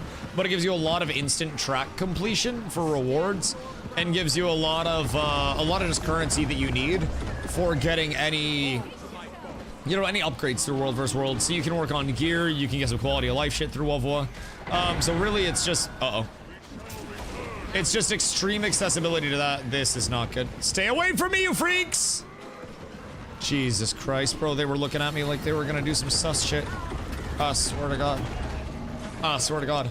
But yeah, anytime there's a rush, you'll typically, excuse me, see an influx of new players in that rush event that week. And World vs. World Rush has led to a lot of players that, you know, some of them really do want to come in and try to understand World vs. World and get some reps, and I fuck with that so heavy. But a lot of the players that are coming in are just, you know, more or less PvE players that see you can get really easy stuff for crafting legendaries, and, you know, it's stuff that you can typically only get from WVW. So if you're looking for that, this is the best time to get it. And if you typically avoid PvP, then this is a, you know, a much faster path through it. So earlier in the week, you had a ton of people that were just like wanting to come in, get their credit, and then leave. And I feel as though that's settled down a little bit as the event has continued, but it's definitely still there, especially with it being Saturday. We're gonna have a lot of the weekend warriors that hop on that don't play much during the week. That'll be popping in to get their World vs. World completion. And so that'll lock up queues, but typically as the night goes on, queues start moving pretty quickly because people start getting their completions and then they'll dip out, they'll reallocate elsewhere. So it's more like, you know, just the double dip of weekend World vs. World. On our side, the reset dropped us down into T2. So a lot of people are, for whatever reason, happy about the drop down into T2. We get better fights. We have a better chance to win. So people are saying they're better fights. So yeah, we're seeing more activity this week as well, which I think overall is great on our side. And we're actually the highest activity so far, I believe, in NA since the reset, which will again lead to the queues. But I also don't know that all of this activity will last. Downside was how laggy reset was. Really weird as ugly head. Yeah, I mean, I think that's the grandest battle to fight with large-scale PvP in any form. Shit, even large-scale open-world PvE can have that to some extent. And, you know, coming from New World, coming from Ashes of Creation in New World, the large scale was 50v50 in terms of instanced, and it was potentially larger in the open world. And let me tell you, the game frequently did not do very well to handle it whatsoever. And there were so many times where, you know, hits were not registering, projectiles were not registering in the way that they were supposed to because it was physics-based projectiles. It's rough. It's rough, and it didn't really get better for a very long time over there. I think it's one of the hardest things for games to manage that really do want to pull off something on a large-scale PvP front, is that element of, like, game feel and fluidity for everybody, regardless of where you're playing from. Ping's such a difference that can bring in a lot of just delay itself.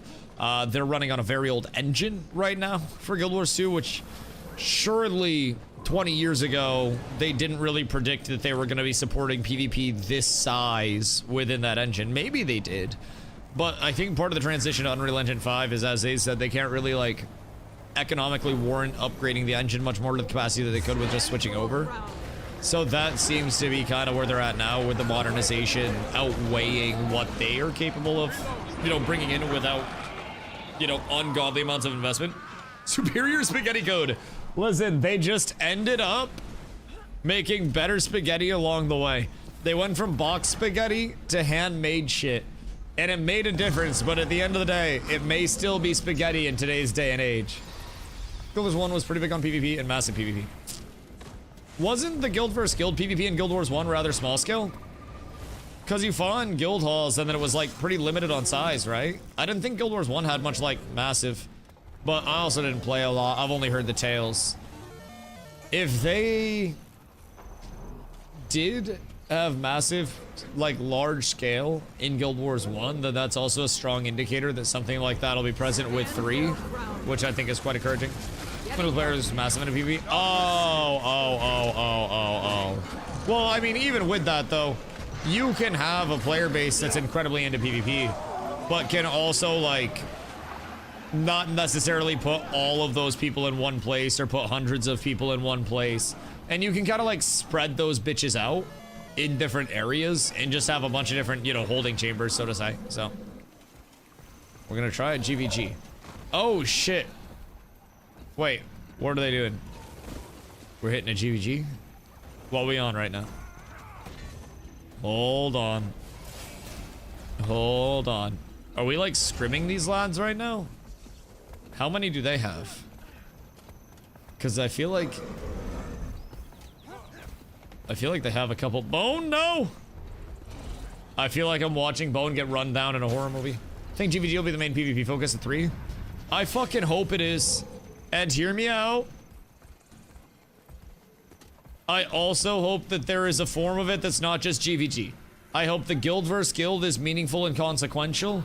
And I hope that they have a form of that content that is not built on the exclusivity of Guild vs. Guild, because Guild vs. Guild is only valid while Guild vs. Guild matchups are valid, and frequently there are large skill separations. So with Guild vs. Guild, if it's just a random, you're matched up against my guild, but your guild isn't very good, then your guild isn't going to do that mode for very long. So there's got to be a form of it where it can be extremely casual, but you can have it at the same time be very competitive. And the problem with Wars in New World was that they never hit the casual side of it. Outpost Rush was supposed to be their, like, you know, their in-between with things, and they were just never able to make that what they wanted it to be, and Practice Wars weren't even on the schedule until far too late. So it's something that I think a lot of games struggle to do with their PvP modes. Make them accessible for players that may just want to chill, because at the end of the day, it's very, very, very, very, very frequent that in MMOs especially, people just want to fucking chill. And not everybody these days wants to be like your rank 1 PvP lord, which, you know, makes sense. Not everybody's trying to sweat it out like that, and I don't blame them. But I think there's got to be the avenue for the few people who will want to, psycho freaks, while also having a very large accessible avenue for the people who don't want to along the way, which I think will represent a large majority of your player base. And if you can cater to both, then congratulations, you're up tremendous. So she's kept us alive while we're stuck between Loretta's madness. Oh yeah. I'm in queue right now. I'm in queue. Oh shit. Oh shit, baby. Well, this fight just ended and my queue just popped. So I'm gonna come peep this. I'm gonna peep this. From all the language, believe the majority of content will be 15 to 25 players, makes the PvP and PvP fit between the two games.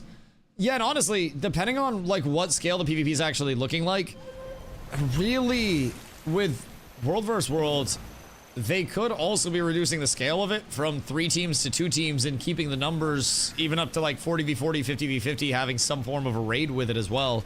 We don't really know like what their terms of scale are, because I've gone to world bosses and I've seen goddamn well over 1 raid of people at the world bosses, you know what I mean? So there's, I think, a large element where the scale will definitely come down, but they've also established such a high ceiling for their scale where they could realistically bring it down. But even off of like these life guys, oh yeah, the life guys are great. The life guys are some of our favorites to run with as well. We're just not finding like a ton of fights over there. And I want to see what these EBG fights are about with Monsieur Cheesecake.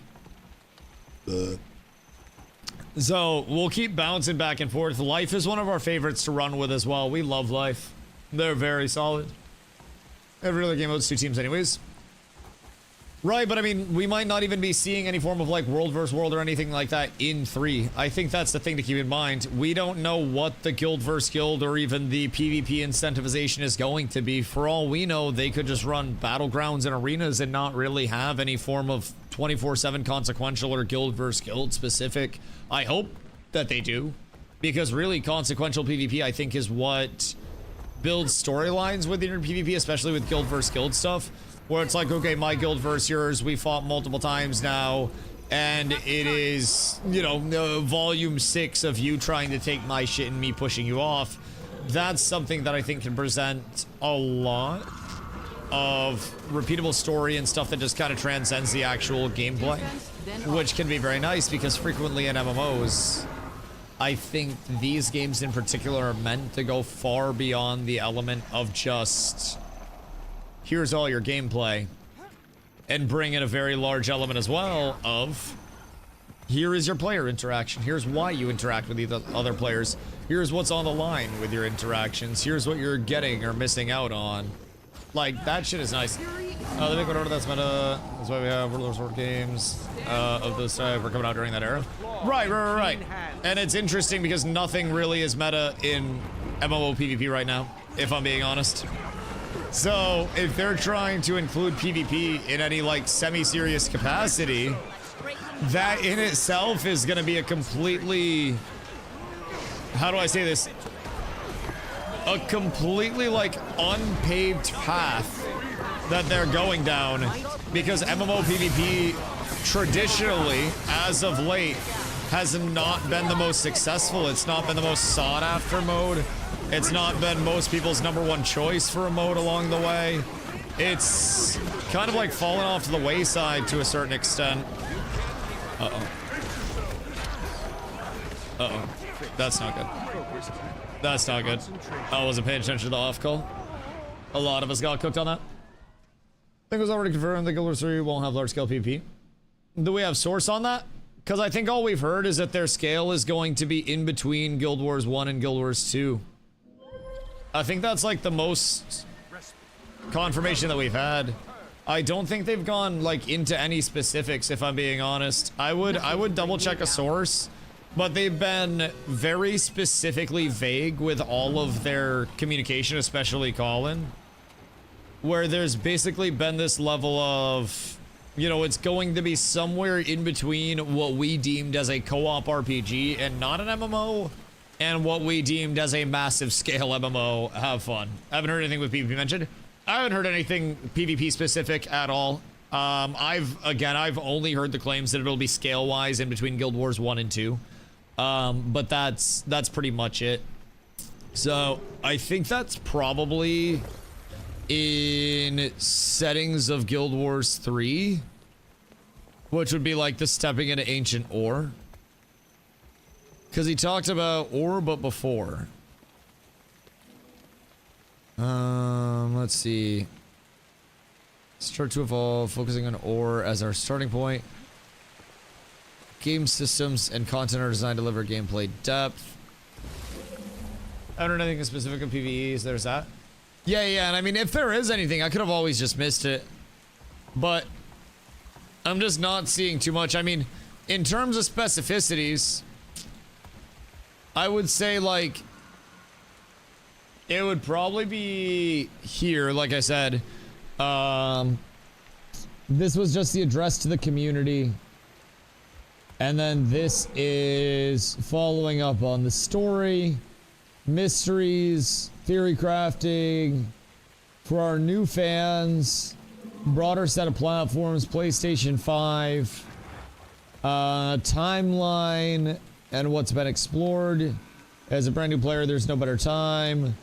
This was their commitment to Tyria.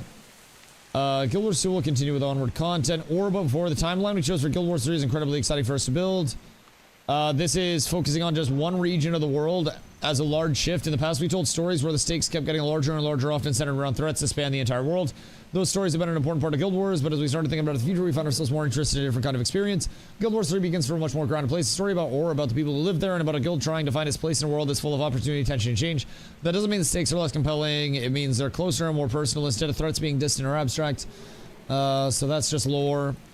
Focusing on ore as a starting point also lets us approach the world in a different way than we have in the past. Rather than spreading across multiple regions, we've been able to spend time going deeper, building a version of ore that's more layered, more detailed, and more interconnected than anything we've done before. You'll find a more seamless world with fewer loading screens than previous Guild Wars games, and it's a much more contiguous space. And as you would expect, it's a world that we can continue to build on and evolve in meaningful ways as the game grows. The guild systems and content are designed to deliver gameplay depth. The world is designed to reward curiosity, exploration, and most of all, return visits, where you can find entirely new experiences in places your character has previously adventured. Which, this is kind of fire to hear. Yo, Avatar, what up, brother? I hope you're having a beautiful day, dude. This is actually really cool. Return visits where you can find entirely new experiences in places your character has previously adventured. Or is where you're beginning this journey, not where it ends. As we look to the future, we're excited about the opportunity to... Hiya. But yeah, I mean, also, in terms of... We're pushing SMC. Push this dick into your throat. Sorry, my bad. But yeah, I'm not necessarily expecting, like... Yo, thank you for the 20-day, Mike. Oh, goddamn. I'm not necessarily expecting, like, massive scale, you know, 100 versus 100 versus 100 shit. They have already iterated the scale will not be as large as Guild Wars 2 was. So even there, I'm like, okay, maybe guild-wise we get 20v20 to 40v40 type shit. But I can't reveal too much because Guild Wars 3 is still under development, he said, but there's a directional difference. Aeon 2 focuses on more massive numbers of players like Realm vs. Realm. The more users, the more fun, whereas Guild Wars 3 is more about segments and small groups playing that makes gameplay more fun. That's all I can say at the moment. From interview of Aeon Dev. Wait, so... Was that an interview of Aeon 2...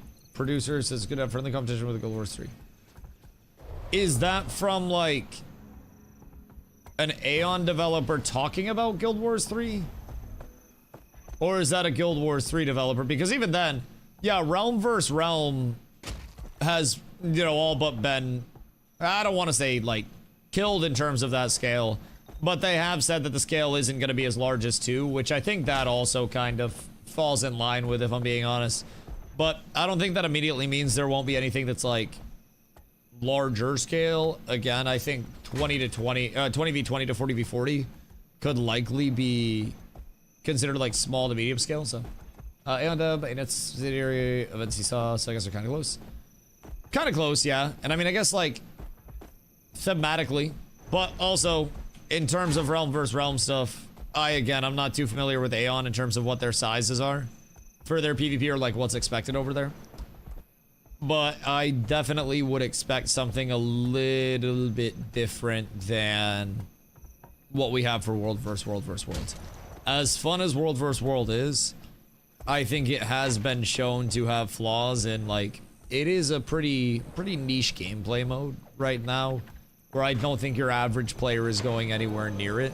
So, yeah, it could have been such a good game. I think many games could have been very good games. I can't get in.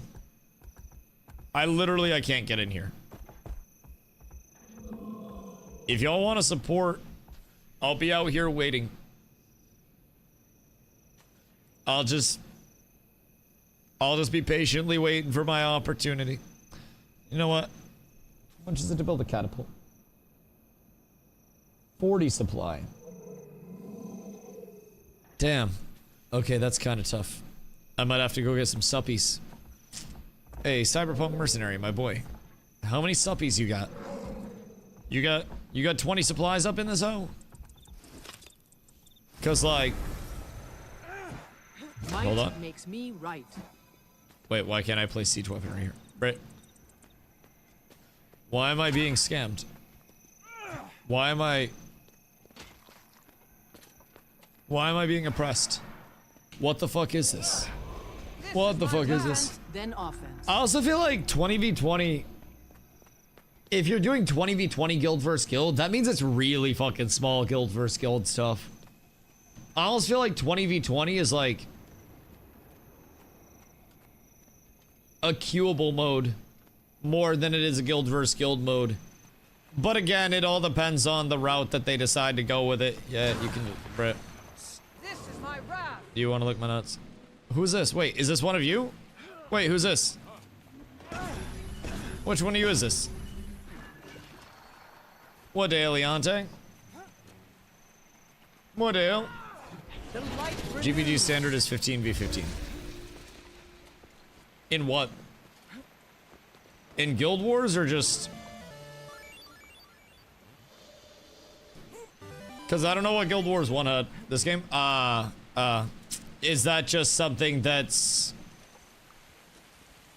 Like, are we talking when people run scrims? Because I think that's also something that's a community accepted standard. Like, more than anything else. I don't really think there's any formal official GVG, like, system within the game that determines that now. So, within that, I mean, community-made standards are cute, but also those don't really drive development in the long term. So, I don't think that would be their pressing matter on, like, GVG stuff. Could be. But I also don't think a community agreed upon, we scrim with this because A, it's where performance is very good, B, it's where fights are manageable. Because from what I've gathered, a lot of the reason why people run scrims, especially on reset night or in-houses or GVGs as we call them over here, and like run them in general, is because performance is better at those numbers and you can actually get like very meaningful fights over there. Whereas over here in World vs. World, a lot of it isn't the fact that people don't want to fight 50v50. It's the fact that if you fight 50v50 on a high level, then your gameplay just doesn't support it. More or less. So, a lot of it, I think, people would GVG with higher numbers, probably, if the game could support it itself. I haven't really heard anybody ever be like, oh yeah, no, we don't want to fight 50v50. I have heard, however, a lot of people that cap their numbers at like 25v25, 15v15, shit like that. That are like, yeah, the lag is really bad, especially when you get 3 teams that are like 65v65, v65 all around type shit. And it's, you know, well over 100 people. It can be a little bit tough. I like how he's poking the bear here a little bit. He's trying to see exactly what we have going on. And now it's time. We eat their tail here. Oh, their tail just got full cooked. They spread far too much. Jesus Christ. Jesus Christ. I almost feel bad for that one, bro. Their tail spread so incredibly deep. And then we just ate it. Just fucking Kobayashi'd that shit, if I'm being completely honest. And it was truly, absolutely fucking delicious, brother. Absolutely delicious. I hope we have another set of stability. Because I do not have mine right now. RIP my stab. I kept it to the back right for so long, that fight. And now we have another second or two before I get it back. It was doing so well. It was so beautiful. So gorgeous. We're up, though. That was a beautiful fight. That was a beautiful fight. Cheesecake's pumping. Boys, I swear to God, Cheesecake runs one of the cleanest groups I've seen. This shit's wild. This shit's wild. I don't know how this man does this with just comms. Or like with just text comms. But brother's fucking dangerous with the tag above his head. His movements are so simple, but so good. And I feel like a lot of movements that I've seen severely overcomplicate the amount of movement that has to go into it. And you almost get into an unnecessary toilet bowl where one of you kind of has to take a jump in. I'd love to see. Actually, I think Cheesecake was at in-houses yesterday. I'm pretty sure. And even there he cooks. So, it's kind of fun. I'm taking a lot of notes on like the movement and the pacing of when he pushes forward, when he backs out and shit. He was there. I think I might have been on his team. I just don't know if he was like, if he was one of the callers or not. I honestly showed up. I ran like 2 fights, 3 fights, and then my Q popped and I hit the dip set. And I said, GG, my boys. Pleasure knowing you. Everyone's calling, just pumping. Word. That makes sense. That makes sense. Yeah, this guy's just, I don't know, it's very solid the way that he handles a completely random group of individuals. A completely random group of individuals. Once of this group should be mandatory study for our tags. How to move and make sure that your tail is there. And have simple, decisive movements that can create enough space while then waiting for your tail to catch up. Protecting the tail, looking around, and not overcomplicating, right? Watch how he moves a little bit. And then... Don't sit on catas, I swear to God. But he moves, and then he has the entire group catch back up. And gives everybody an opportunity to get to that point. Alright, surely we ball, right? Surely. Surely. I don't think that they're going to push. I think the last time they pushed, they got the Dickens no Charles. And I don't think they liked that very much. They did not like that very much, no. No. I don't think they're gonna be joining us on this fine day. Sirs, are they splitting into 2 groups? Are they like pre-splitting themselves off so we can just pillage them?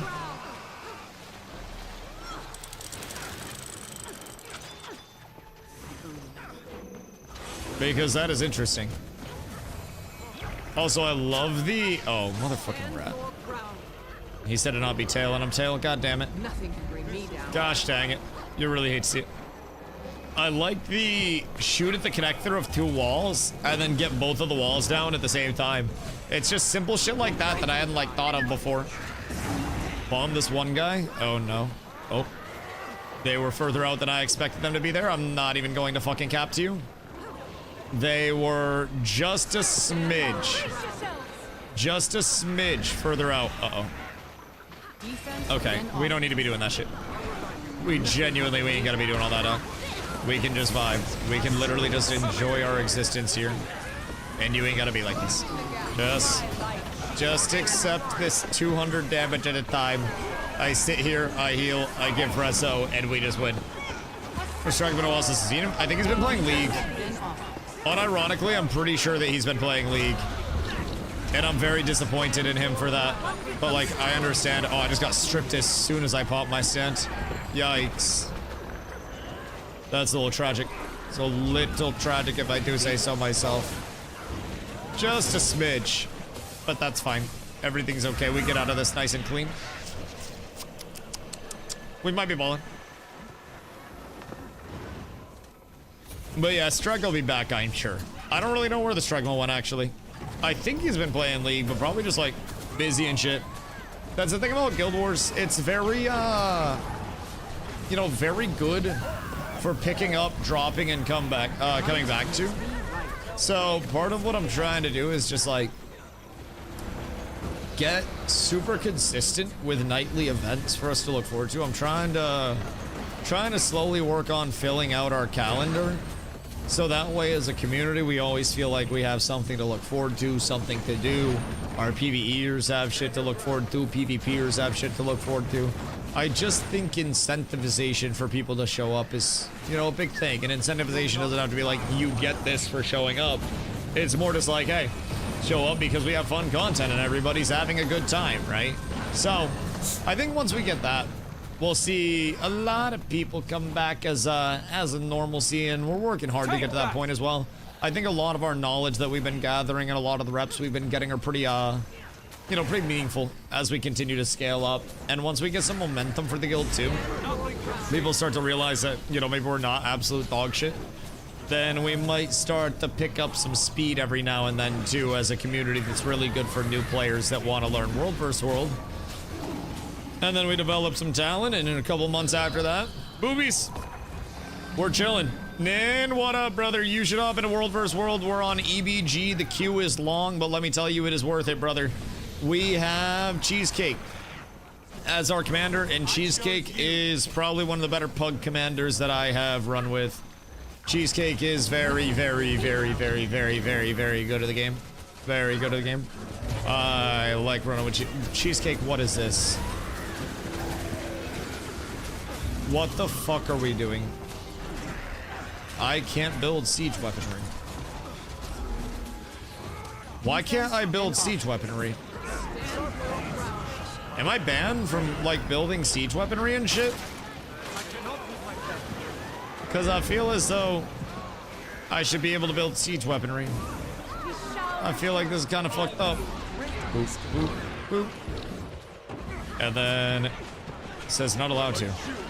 Yeah, it's like we don't have perms to build that shit. I have no fucking clue why. I don't know what the fuck I did there. That one poor guy that just got absolutely blasted on the drive-by. That poor kindred spirit. May he rest in peace. We stay on tag once again. Oh, I canceled my shield there. That's less than ideal. Much less than ideal. Blue's working in. We'll get back. I can get wall out there just in case they decide to strip. And a guy who wants a siege exploit ban? Wait, what? Make haste. Stand your ground. Ain't no way, ain't no fucking way. I didn't do anything. I don't even build. Oh, Jesus Christ. Wait, hold on. Ay, ay, ay. They might be just falling over. Unironically, they might just be dying as they try to follow us up. Want the many arrow cards? They want to hold a motherfucker down. They don't want to see a Dusty shine, brother. It's a goddamn shame. A goddamn shame. Have something about a siege area? Yeah, we're probably just there, right? But why would it let us even, like, build it in the first place at that point in time? We walk it forward. Beautiful. Beautiful. Bro, I swear to God, we're cooking so hard. This is crazy. These fights are so nice. They're so fucking fun, man. We're just absolutely destroying, just walking through shit right now. These fights are nuts. Yeah, Cheesecake is actually on a different level, brother.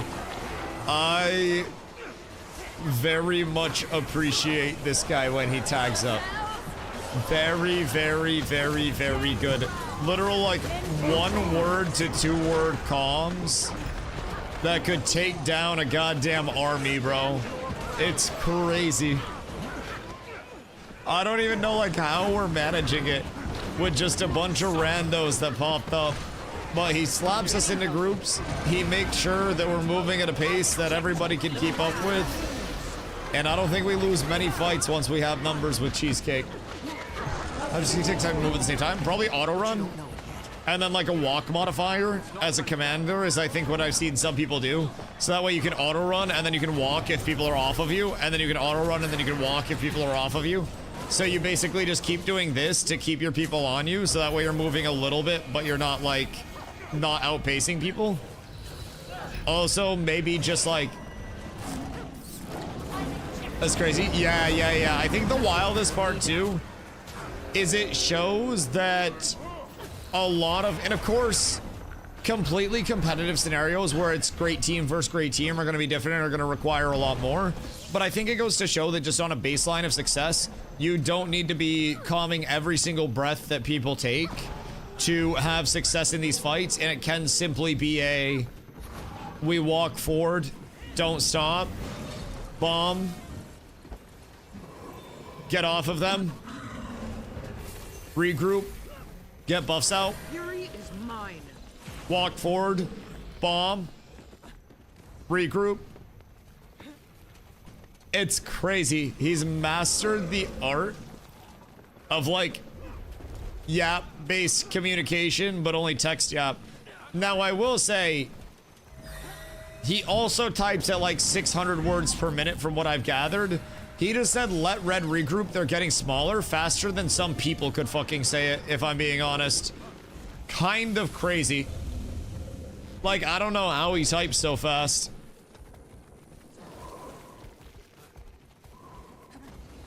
But yo, they're whipping that shit.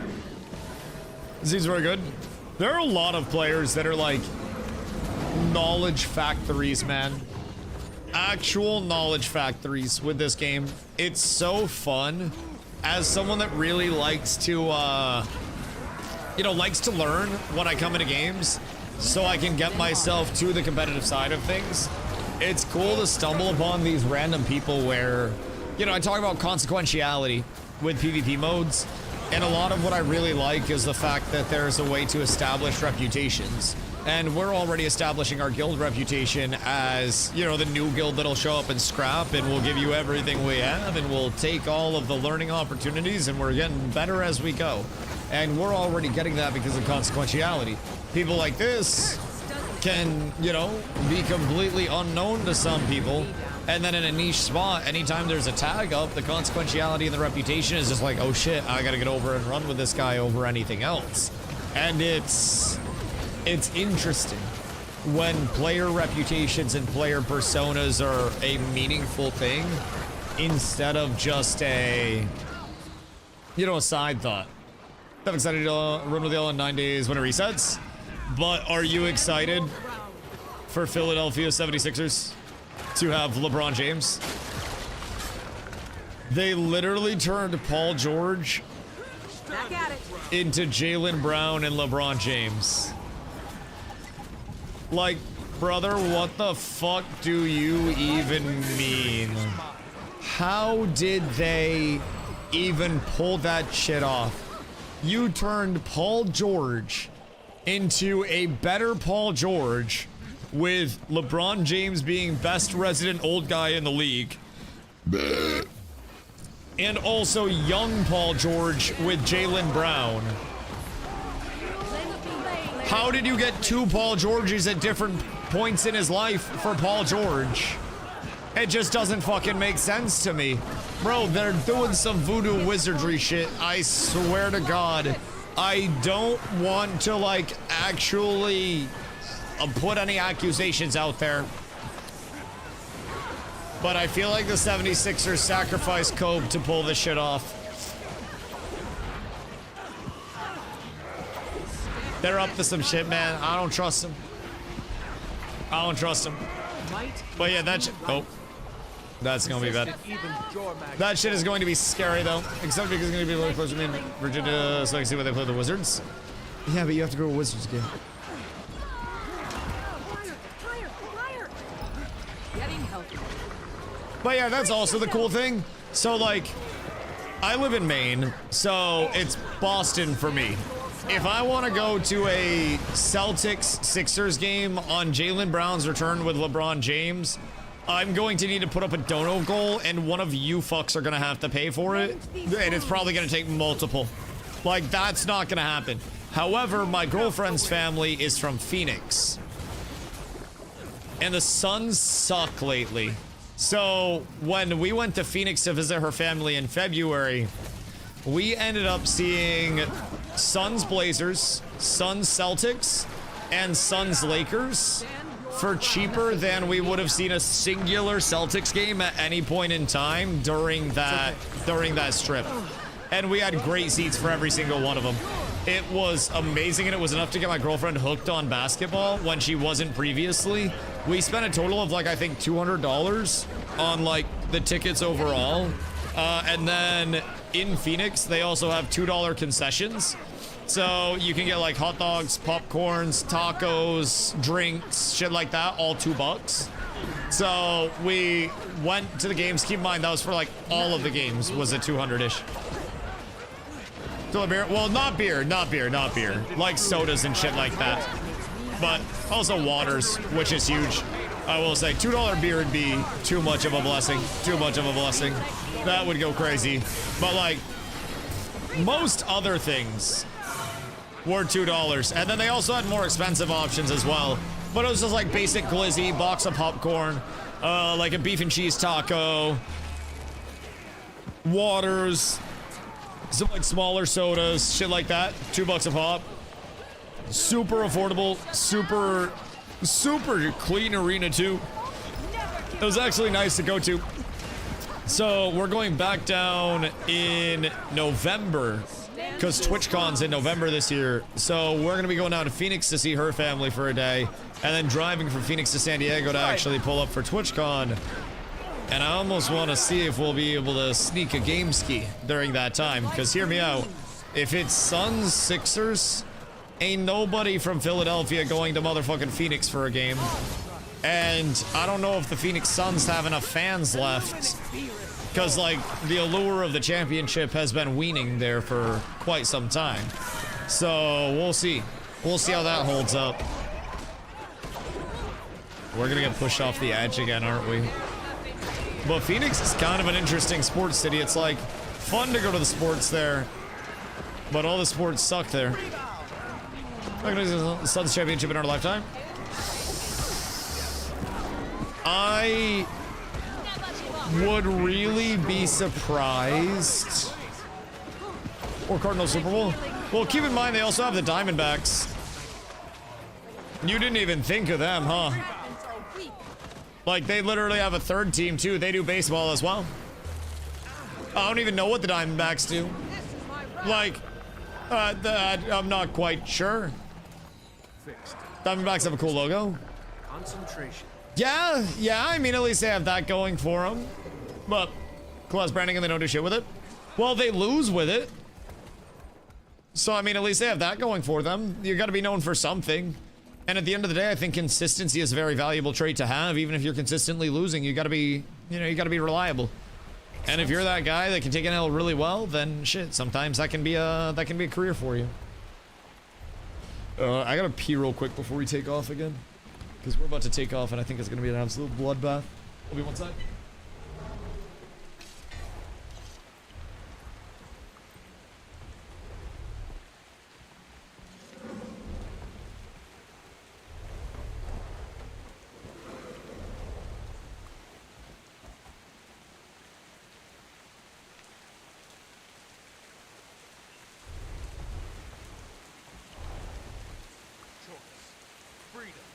Liberation!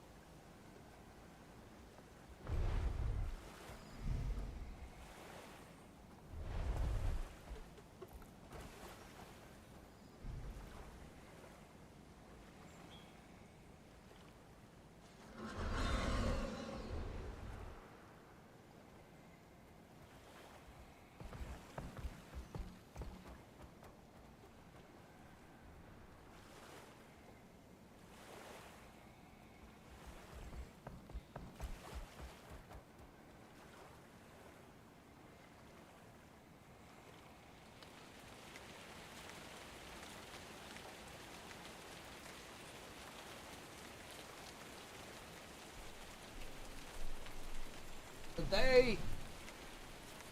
Have I missed anything? Port if dead, please. Oh shit, we're in a fight. God damn it.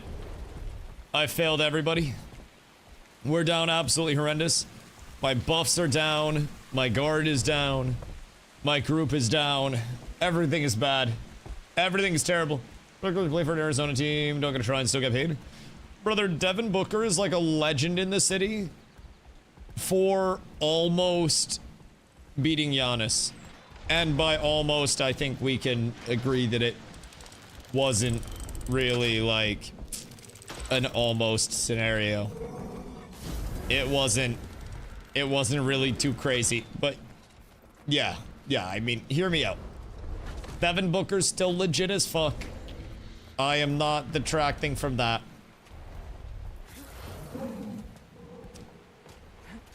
But like, Book is the legend of their city, and he tried his best.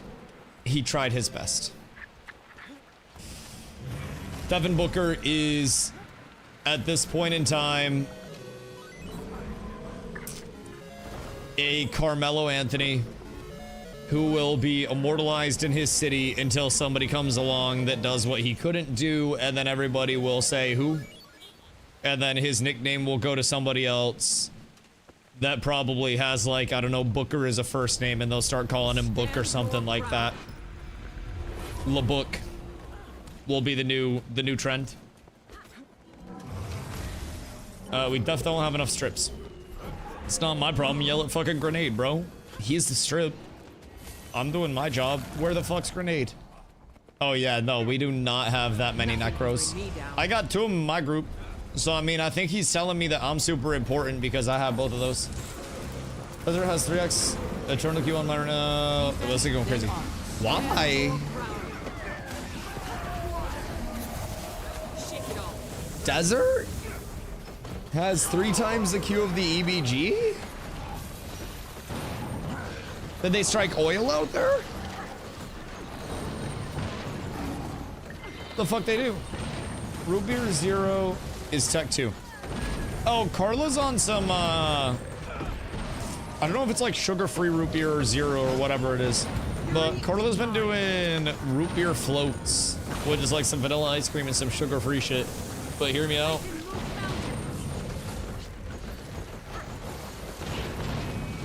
Give me Dr. Pepper, give me death.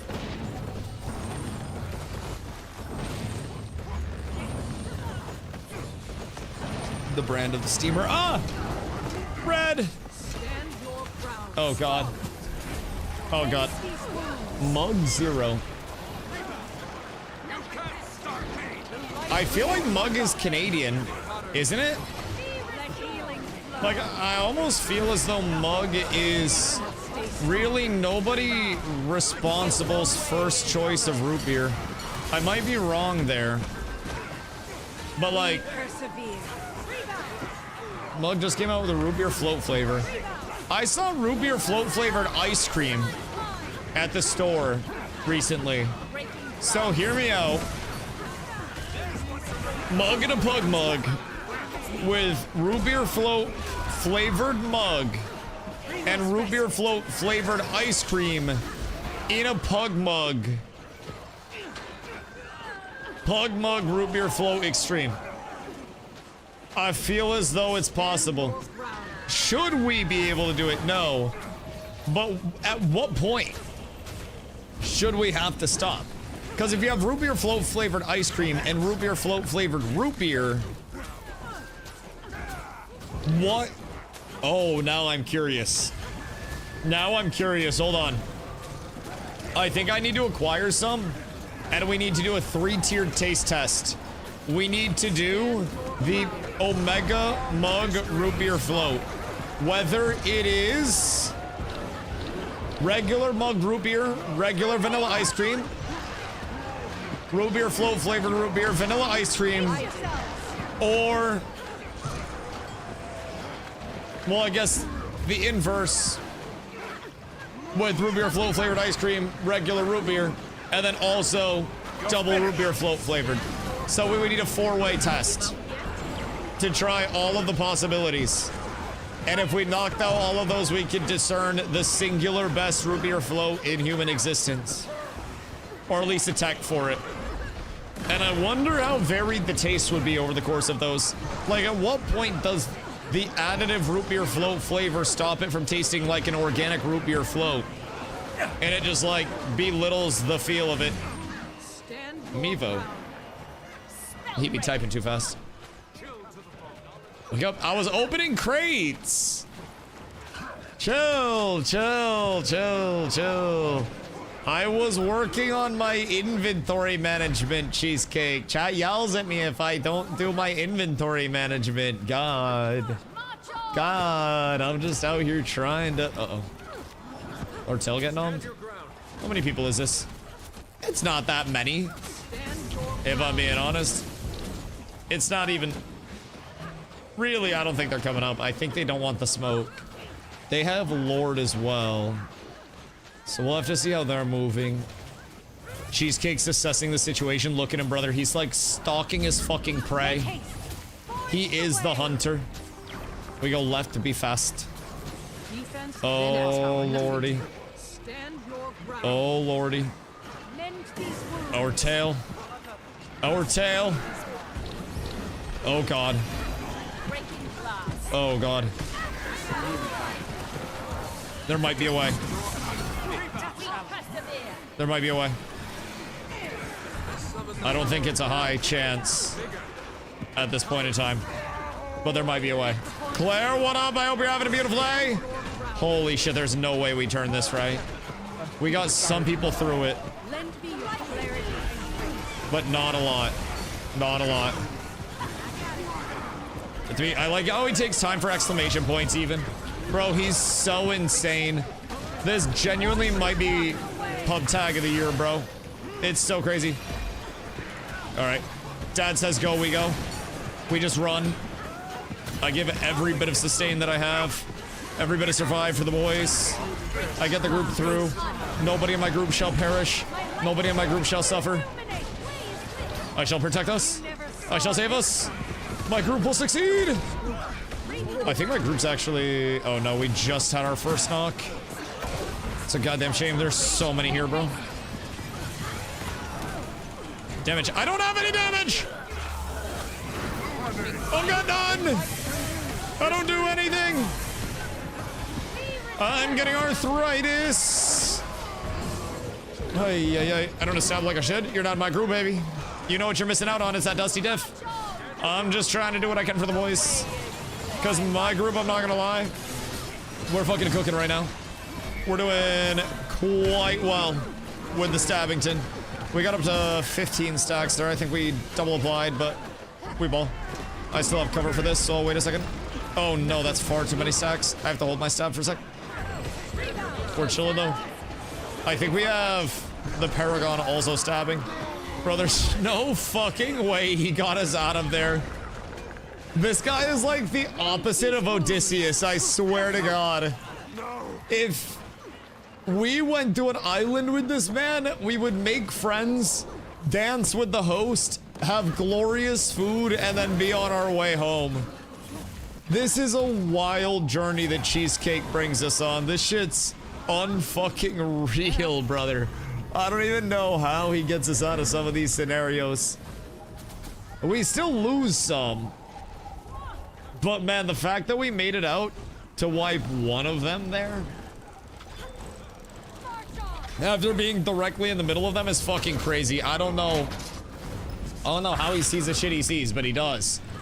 Hope you are too. Oh my God, I'm having the time of my life in World vs. World right now. So there is an event that's going this week called World vs. World Rush, where people are basically incentivized beyond normal to come in and play this lovely little mode. So we have had pretty much constant at capacity maps. Ooh. Pretty much at capacity maps and multiple maps on queue throughout the week so far. And we have had very fun fights along the way. We're getting great repetitions. A lot of the guys and gals are learning quite quickly. So, this is SAFB, a sexual assault firebrand. I'm gonna have to try it at some point. I definitely should needle and firebrand somebody. Pause. In-game, of course. In-game. In-game. But yes. Yes. I really want to... I don't know how to play firebrand. So, like, just for perspective, I don't know how to play firebrand. I haven't played firebrand yet. I don't have a firebrand build. Something about books and shit. I don't really fucking know. All I know is books. And outside of that... Might makes me right. I'd be starting from scratch, brother. Good news! I at least know what, like, my staff does. I don't know what ability or what weapons I'd be using. I'd assume mace and shield for a bunch of Aegis output. I don't know what else. But I'm assuming just whatever for the most Aegis output possible. Where's the remember gun? You put aloe on it? What is it much? Yeah. Look like you got yourself good. I would definitely put aloe on it. And then try to let it chill for a little bit. Because otherwise, honestly, it might blister anyways. Because that bit hot. That bitch. Real hot. Real hot. Wait, so are you like putting out a bunch of damage numbers on your screen because of the firebrand build? Or do the damage numbers go on somebody else's screen when they block and it generates the little hit back? Because that sounds to me do damage. Fuck, that's cool. And do you do damage from anything other than the shield, or is it literally just like you buff, you Aegis do damage? Yeah, power. Oh, interesting. So your stab and power, basically. What does Wanderers have for stats on it again? We persevere. Is it like power, toughness, fit? And you just beef the fuck up? Or like, what's the deal with that? Because I would assume you're dropping your healing power at that point, yeah? Because you're not really healing much at all. Or are you doing... No, not Condi, because if you're power, then you wouldn't have Condi as an emphasis. And it seems like a lot of the damage would come from shield, but... Power, toughness, fit, concentration. Ah, yes, the concentration as well for the boon up time. Yeah, that makes sense. That makes sense. So literally minstrels, except power-based. The snowball. What the hell? What the hell? So you're effectively just a support that does damage instead of heals. Oh my god, wait. Never mind. We're not going into that. We're not discussing that whatsoever right now. But there was definitely just a giant Pinar there. Alright. Cheesecake. We just follow you, brother. We just follow you. We're gonna be blasting this. In Cheesecake we trust, brothers. We're gonna catch them completely off guard, I think, right? At least some of them.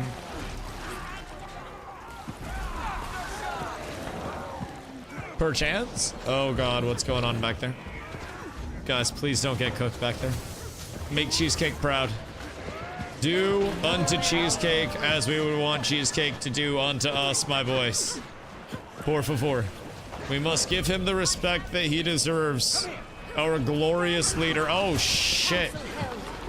What up, brothers? Absolutely beautiful day out here, if I do say so myself. And then we'll get more Aegis out. And we'll actually get the blocks off. And now we're blasting and we're going through. And now we're getting rezo up for everybody. And we'll get the cleanse off. And then I'll try to not die off that. Roll back, get regen down. Another set of Aegis out. We'll get stab up. We'll get stab up! Fucking pressed it. Bitch didn't want to pop.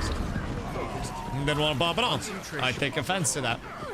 I was just minding my own fucking business. And here comes my largest hater. My stability uptime. You really hate to see that shit. I love how decisively he moves, man. I don't know if this is just how every group is supposed to run on a baseline. But this is literally just commander diff through and through. I look at this, and there are just a shitload of random guild tags that are stacked up in this. This is not an organized group at all. This is just a bunch of randoms that pulled up, and they're pumping content. This shit is so crazy to be a part of, because it's so simple, yet it's so effective. He says go, and then he waits to see people moving before just blasting in and overcommitting. And then he always makes sure that he's the most forward, so that way other people aren't just getting blasted as a result. When he says stop, he'll tell us to stop and come back. Oh my god, look at him. He's trained us. Oh my god, we're moving like a well-organized clump. Look at this shit. Look at this shit. It's so pretty. Fubo, what up, my friend? I thought you'd get through the stream without gonna comment me. Fubo, I thought I could sneak it by you. I thought the particulates would get through. I thought they'd be able to find their way. I've been bested, my friend. What you been up to on this fine day? I have rent fair tomorrow. It's gonna be a Dusty cosplay day. You're gonna see me looking like a glorious warrior, home from a quest, ready to have some meat at the tavern. We go into the Ren Fair, baby. And you're getting an IRL Ren Fair stream tomorrow. At least a little one. It's going to be a blast. But most of tomorrow is gonna be spent out at the Ren Fair. We might be back later in the day for like a normal stream as well, like in a computer chair. But at that point, I also might keep the setup on, because that shit, let me tell you, fruit, it's drippy. Shit kind of nice, if I do say so myself. I think it is a style that probably shouldn't have gone out of style. I've been saying I don't really understand why we can't carry swords around and shit anymore. I feel as though it's probably, you know, in our best interest to be able to. Like, just in case, what if there's a bear? And like, you know, I don't wanna pew, because that's very bad. I could draw my sword, and I could scare off the bear by demonstrating my bladesman prowess. Therefore, the bear would know to not come back. Otherwise, I had the larger claws, and I was willing to use them. I feel like a sword solves many issues. It also mitigates some of the risk that would previously be seen along the way with not having a sword and having other weapons instead. Oh my god, the 270. Holy cannoli. Wanna go to the Waldo. I don't know how to say that. I won't lie, it's a Ren Fair on steroids. How Ren Fair on steroids? Like just the Ren Fair of all Ren Fairs type shit? Because that do sound fun. That do sound fun. Cheesecake, no! God damn it, Cheesecake.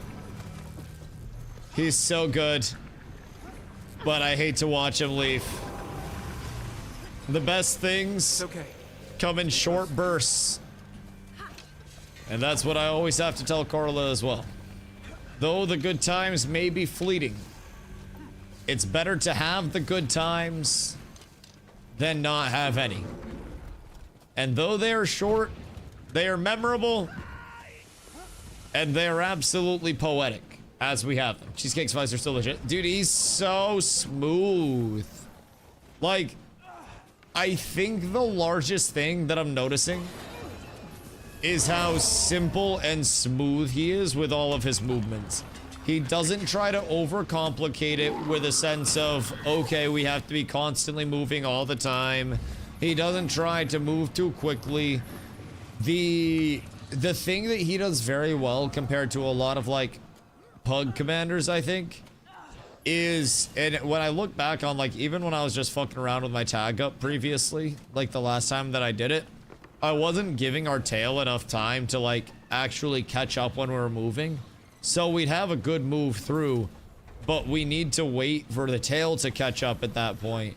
And then we need to hold, and we need to try to get some picks, and then move in and bomb and spike, and then try to get out again. And I think Cheesecake does that probably smoother than pretty much any other pug commander that I've run with. Outside of like joining people's guild runs.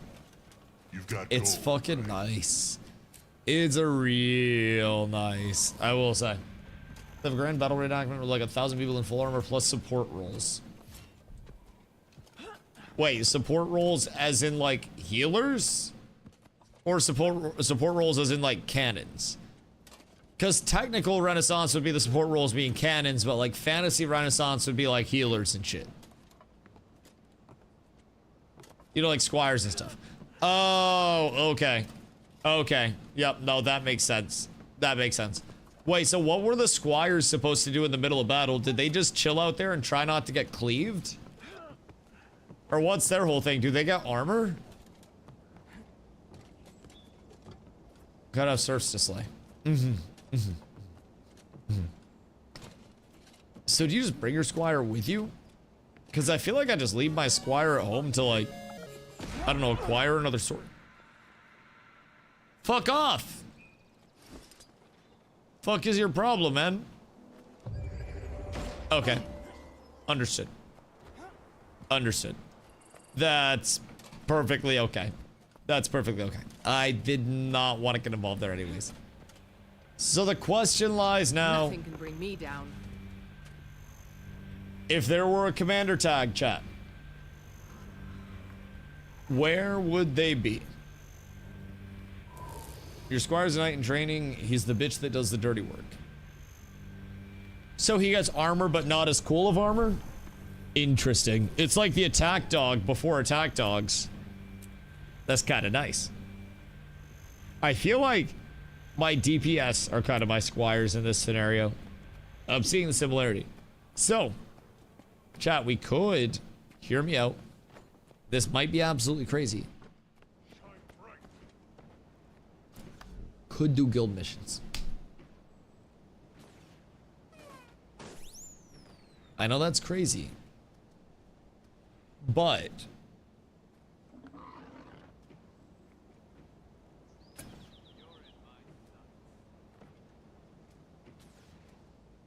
we have a few that we need to get done. Otherwise, we will not be able to upgrade. And I think everybody would appreciate it if we could upgrade some shit. Because then there are world versus world upgrades as well. Good news! We're almost up to 1,000 Ethereum already. I pretty much dumped that today. So we'll be accumulating that as we go. The favor, though... Bro, we're down bad. We're down bad. And that's guild missions.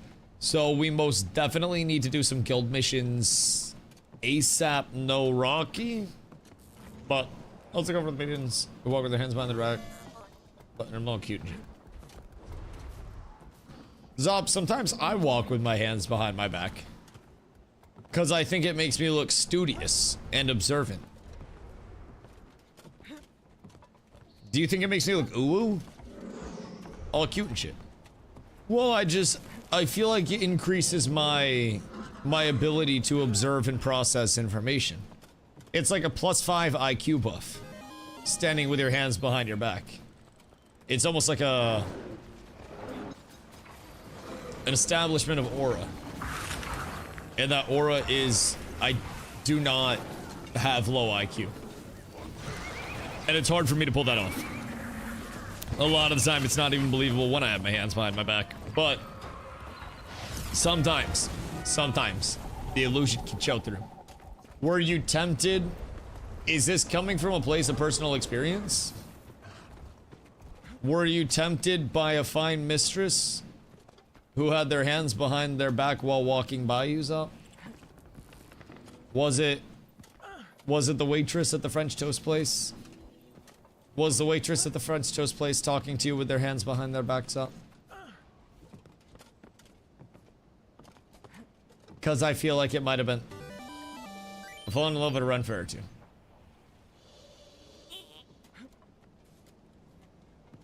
What if they feel the same way about you, but you never followed through? Because you didn't have the I don't know. You didn't have the courage to pursue. Zup, how could you let the fair Renfair maidens pass you by? What if they thought that you were the coolest shit ever? And they were like, "Oh my god, you're so awesome. Where did you get this sword from?" The game's a slow burn. Well, so just stare at them. And then just establish that you're interested over the course of an hour of staring. I feel like that's a pretty good indicator. Okay, is there a tag anywhere? Life tagged Red Borderland. Yay! We're up. A cod piece, you're just happy to see me. I keep a war horn in my pocket for emergencies. It's right next to my raging boner. Sometimes I get them a little confused. Is there a tag? There is a tag. We are up tremendous.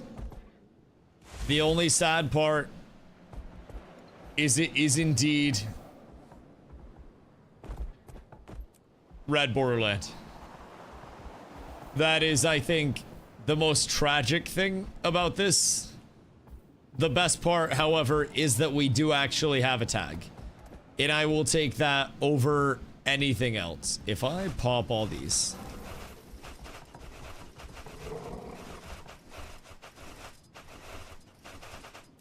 We're just gonna ignore most of that.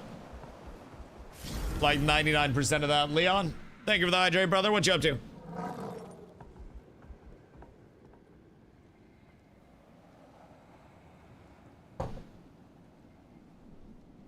Still struggles with deeply seated self-confidence issues stemming from my formative years as an ugly teenager. Why? Stop, you're handsome as fuck. You look great for almost 40, which I think is saying something because 40 is like the new 30. I didn't even think that you were 40. I think you got some stuff going for you. You should be confident. You're good at golf. You're taller than Sergeant Stomps as far as I know, which I think you're above 5'6", so that's another vote of confidence.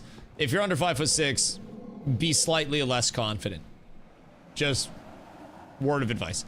Regardless, over 5'6", you're fucking chilling. So that's great for you. Let's see. We need 3 boxes of mark shards. Do I get a weapon? Or do I get my shoulders? I think it's got to be the weapons.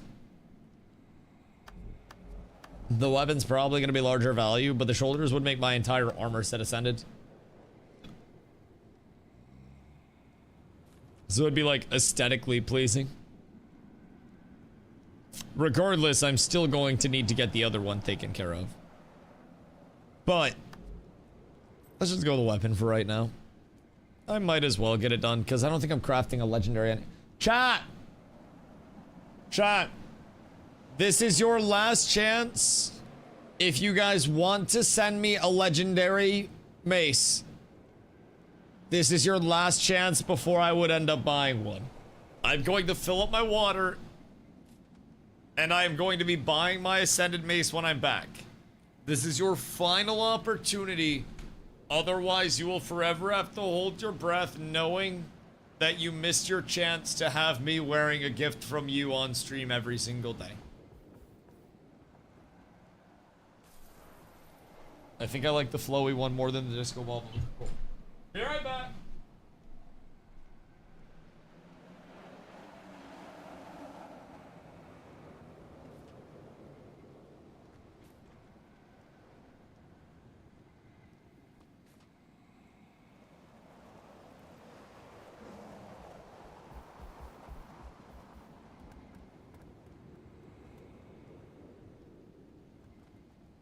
Buying something?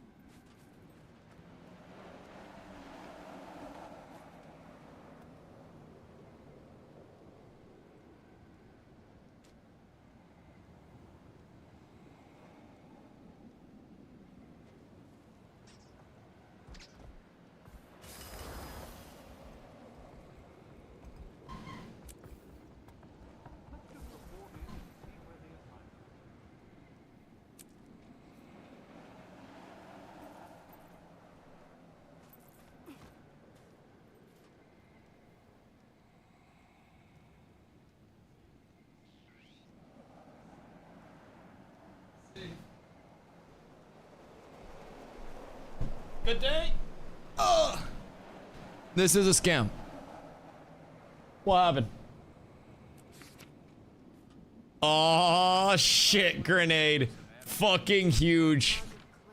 2 of them! The strongest mace. Wait, hold on. Wait, what's this skin? Is this shit drippy? Wait. Skin unlocked. I might have to switch this over. Honestly, at this point in time. Hold on, what if there's another one? Wait. Is there a third one? It's the train. It's the train. Wait, this one's mighty. Wait, I think this one's better. Hold on. Strong mace, berserker's mace, mighty mace. Which one's the best? I think the berserker's mace is the best one right now. I think we have a winner at this point in time. I think this is the front runner over everything else. All right, bet. Now I can buy my mace in peace. Listen, I just wanted to make sure that anybody that was interested could get their value out of it, because I wanted them to not feel as though they were missing the chance, you know? I wanted to give the opportunity to make a day. And when you try to make somebody's day, sometimes, oh goodness gracious, you can do more than just make one day, my boys. You can make an entire lifetime. With that being said, it's mace time. I think. Which one's the mace? Mace. Mace! And then, mace. I have 2 more ascended pieces, and then I will fully be set up. I need to get my back, and I need to get my shoulders, but this covers my last weaponry slot. So slap you with minstrels, and then you get, gosh dang it. I have to salvage my old mace with this to get the sigil. And then I can go here. My back took me a minute. Whoa, wait. Which route did you go for it? Did you do the legendary one? Or did you go ascended? Because people have said there are a couple of different legendary ones, right? Which is kind of why I'm like just chilling with exotic for right now. I'm not quite sure how I feel about the prospect of chasing down a legendary back as my next slot. Granted, if that's my exotic right now, then it would kind of make sense for me to chase that down. All right, I'm coming now. I'm coming. Got Banners of Ancient Aurora ascended. Can you get... Can you get a back from picking berries? Is that the one from berries? I feel like people told me that I can get one from berries previously, and then I just like didn't do berries at all. Send a couple pieces of that extra agony resistor grenade. Yeah. How many do you need? I'm gonna probably roll them up to like 10 soon, but I'll set them like a stack worth. Mail item to grenade. There. I'll send some grenades. Why? He should have enough for 8, but I don't know what else he would need. Let's see. Uh-oh. Well, you truly hate to see that. Where are we going at this point in time? How long does it take to pick the berries, by the way? Like, it's a daily thing that you do, and it's like a few minutes, right? Like 20-ish minutes, and then you run out, just run on a loop, pop back around, turn the shit in, and then you get a currency that you spend on the back. How long does it actually take to get the back from the berry processes? Because that may be something I throw into my gameplay loop, I won't lie. Cat with abs is Shady, thank you for the follow. absolutely S Myself, tier. welcome in. Daily grind takes a couple days. Oh wait, that's not bad. Like a couple days as in a couple days? Or a couple days as in like a couple weeks? Depends on how many characters you have. One character can get 50 a day. And if I have multiple characters, then I can get more than 50 a day type shit. I'm here to help. We chonk, we bonk, we smack 300 HP at a time. Don't worry, everything's fine. I will conquer you, sir. I cannot allow you to hurt my friends. You must perish. Yeah. Fear these 400s! The 400s of doom! Oh, sir. I need you to stop. Look at these crits, baby. Look at these big old critties. Sir. I don't think any of us actually did damage there. I'm not quite sure. All I know is that he's dead now, and I felt 0% threatened. New tag on EBG. Who the tag? Rashaya Fist from another day. They were good, right?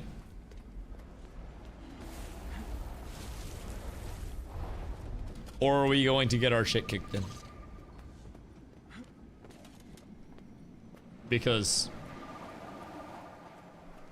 I still don't think we're finding many fights over here. I'm not gonna lie. Excuse me. I personally think that this is like pacifism run through. I would love to actually have some combat over anything else. 34 out of 50. I am 6th in queue right now. So as soon as my queue pops, I shall be there. I shall be there. And hopefully we can find some good fights. I would love it if we got, I don't know, 40. Found a group of 50-ish. Got some good fights there. I miss our fearless leader already. I won't lie. I very much miss our fearless leader. It's almost like there's a hole in my heart at this point in time. We're gonna get into more PvE content. I am currently doing a lot of philanthropic work for new players with World vs. World Rush going on. So my goal is to, as a support player, during the duration of World vs. World Rush, allocate as much time as I possibly can to assisting new players in getting their objectives complete through supporting in these groups at a very high level. So as soon as World vs. World Rush ends, I'll probably have a bit more of a, you know, a calling to assist new players elsewhere. On our ass, Captain! So, you know, probably when World vs. World Rush finishes up, because I really want to capitalize on, like, you know, how many people, how many repetitions, how much value there is over here right now for us to just blast at all points in time. Because I do genuinely think there is a lot for us to be gaining over the course of the next few days. I also think it ends in, well, like 4 days? Tuesday? Something like that. It's when World vs. World Rush ends. So, with that, I don't know what's next. I want to say it's like World Boss Rush or something like that. So we'll be doing some World Bossing, presumably, at that point in time. Will our tail shrink? I think it shall. Bro, I'd feel so slow without running, Feel My Wrath. Not having that super speed. Granted, I guess I have a tick of super speed from my 3. Super speed also isn't exactly the craziest shit to worry about. What is Red doing up here? What y'all doing over here, bro? Can we? Oh shit. We go we bolt, we sauce, we blast, we vibe, we pump. We're all trapped in here together. I don't think that they want to fight. Red. Red. Red. Can I speak to you about your car's extended warranty? Please. Red. I just want to talk. Literally just want to discuss a little bit of things with you. Just a short discussion. I don't think they have that many.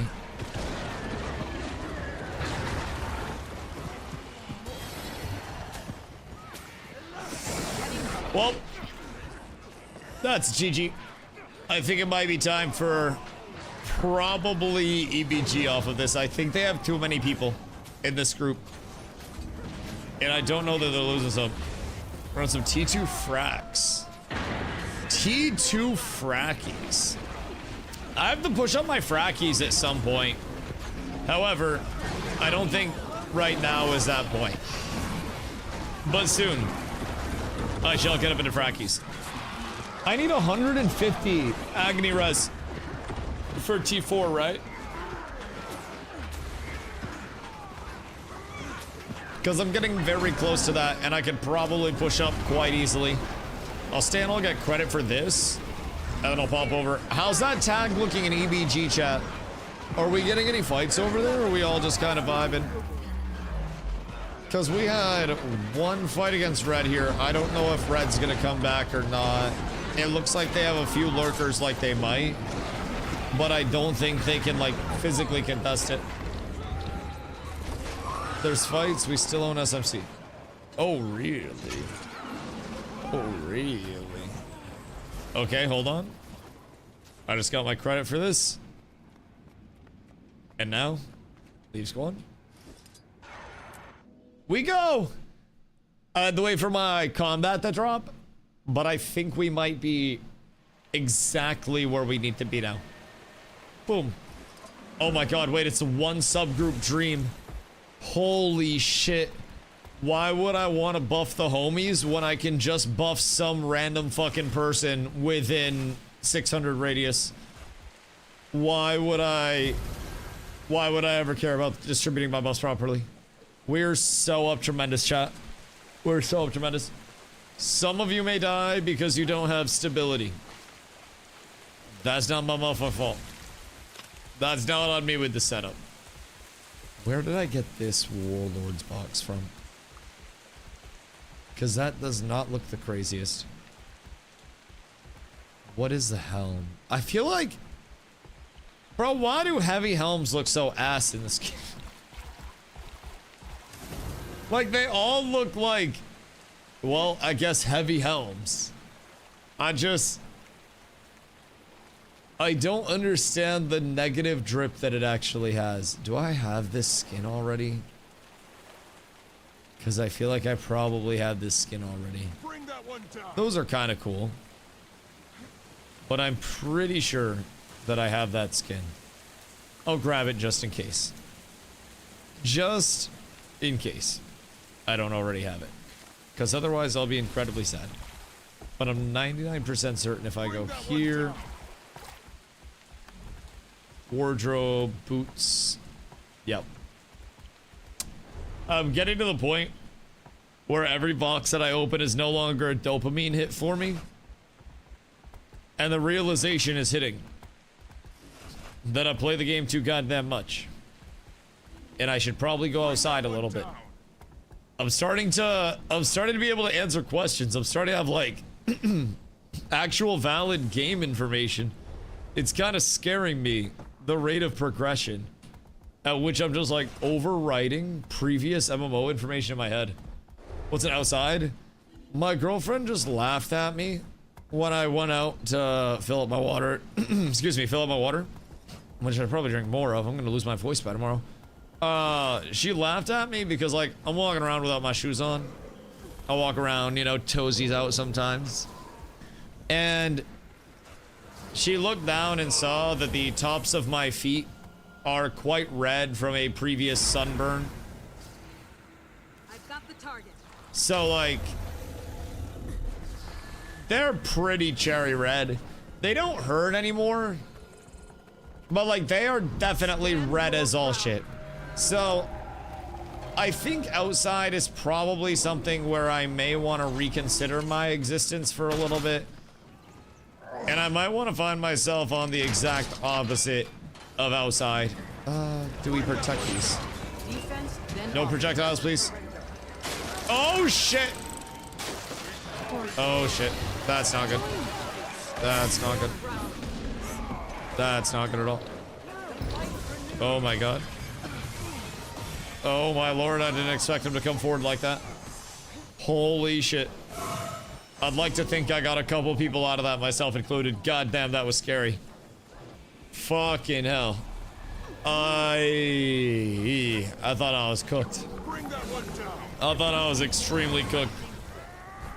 We're saying he's got radiation burns when you're outside. Pretty severe too. It's actually like turning my skin red. It literally cooked me to probably a nice medium rare or something. At least sous vide'd my shit. I had a relative sear. Would we be more appealing to eat from like an animal perspective? Like if a bear saw us and we were like sunburnt, would that indicate to a bear that we were cooked meat more than raw meat and they would be more likely to eat us at that point? Or do you think they would just eat us regardless? Although most bears don't eat people. I think bears are actually pretty chill. They're just like larger dogs in most scenarios. But you have to trim their nails and stuff, right? Regardless. Regardless. I feel as though if I have a sunburn getting help. and then I'm taking a hot shower, regardless of the success of it, I'm kind of searing myself and then sous videing myself. So I'm getting this crazy like reverse sear sous vide cook that would basically make me really tender. Just from a preparation standpoint. It's interesting to think about regulatory things keeping me from turning medium rare despite me taking like 700-degree showers that could probably make the sun hotter. But that was sounds kind of tasty. I know, that's what I'm saying. A little salt, pepper, onion, garlic. Little sous vide dusty. Oh no. Not like this. Hotbot Slayer, save our fallen cat. Oh no. I'm sorry I couldn't be there to save you sooner. We lost a good soldier today, boys. But what we can do is avenge you. Oh, we got the combat medics out. Holy shit, we're up so tremendous. Oh no. This is bad. This is very bad. I fucked up. I fucked up very hard. I am not in a good spot here whatsoever. And I am going to have to like absolutely fucking send it through this. And try to not get blasted. Oh my god, I don't know how they didn't see me. Woo! Woo! Okay, thank goodness. But we have some hot threesome action tonight, boys. We've got red to our left, we've got blue to our right. They're not stealthed. I just turned my character limit down. Kai, thank you for the follow. Much love. I appreciate you. It might get a little bit crazy up in here. It was kind of on autopilot for a little bit because there just were not a ton of fights going on. From here, Shrimpy. I need subgroups, bro. I don't know who I'm supporting. I don't know where my stability's going. All I know is I press stability and I hope for the best. I don't know what we got going on there. I'm just gonna provide stability for myself as much as humanly possible and hope for the best out of that. Hotbot's just going into that shit. Oh my god, Hotbot's such a Chad. What is he doing? Someone stop that man. Holy shit, Hotbot. You have 4 Loomies in your group. We don't have groups. It's all one subgroup, Shrimpy. It's not divided. It's all just RNG buffs and healing. We have no Loomies in my group. Brother, I could have 15 stacks of stability, 70 stacks, or 0 stacks. It just depends on how the game wants to allocate them. We're down bad. Ay, brother. It's okay, it's okay. Through the power of just fucking pressing stability, I think we're still okay. I think everything is just fine. And somehow we're able to survive these. We just need to make sure we don't get absolutely backslapped by red, because I see red lurking around the corner out there. And I'm just gonna stay far enough away from that corner for that to not happen. Excuse you, sirs. Need the high ground. Pardon you. Thank you so much. I appreciate you. I appreciate you. So we turn back now. I think we've slightly overcommitted at this point, because red was still back here relatively somewhere-ish, right? Or where did red end up off of this? God damn it. Is this where I drop one of mine? I have some of like the salads. Oh no, that's 10% outgoing healing. So that's not even the one that we would want. So that's technically not even the craziest food. What's this one give? Stay calm, stay alert. Is it more about the 10% reduced damage taken than anything else? That's also not the one that we wanted. Because there are certain foods that give 10% reduced damage taken. I'm assuming those are the ones that people are typically going to want to have out for World vs. World over pretty much everything else. 10% outgoing healing is cool, but I don't think that I'm...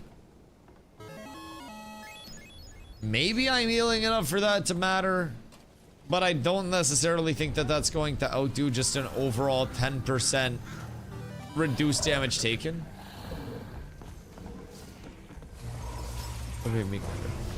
I just want to fight. I just want to blast. I am with you, Rashaya.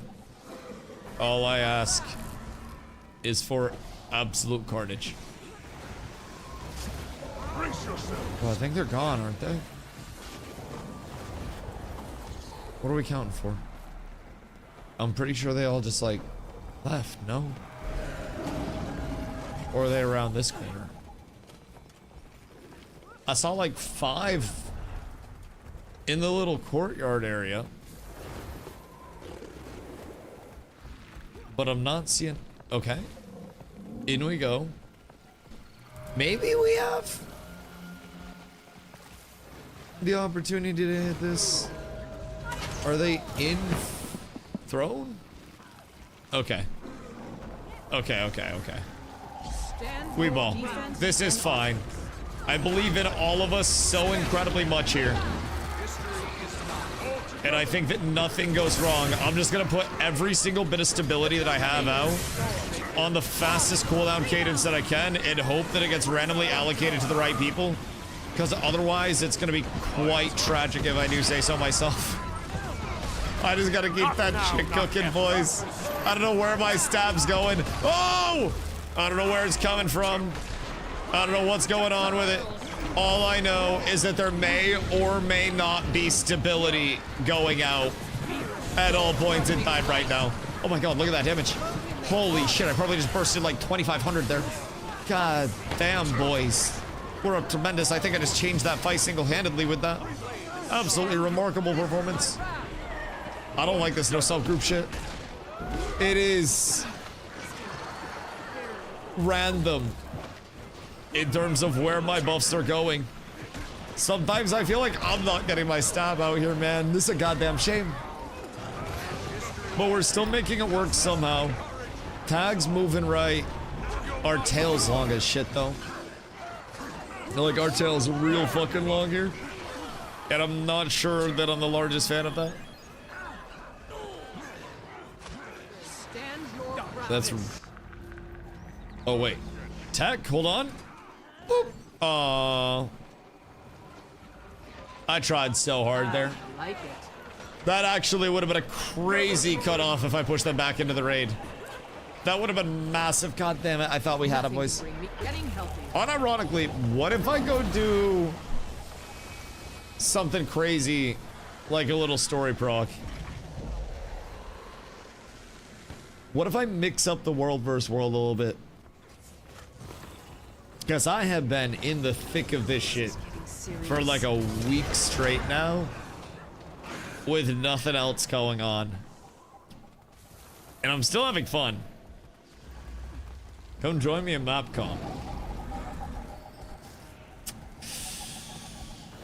Oh, God. Like... hear me out. I want to. I want to. And like, it's not you.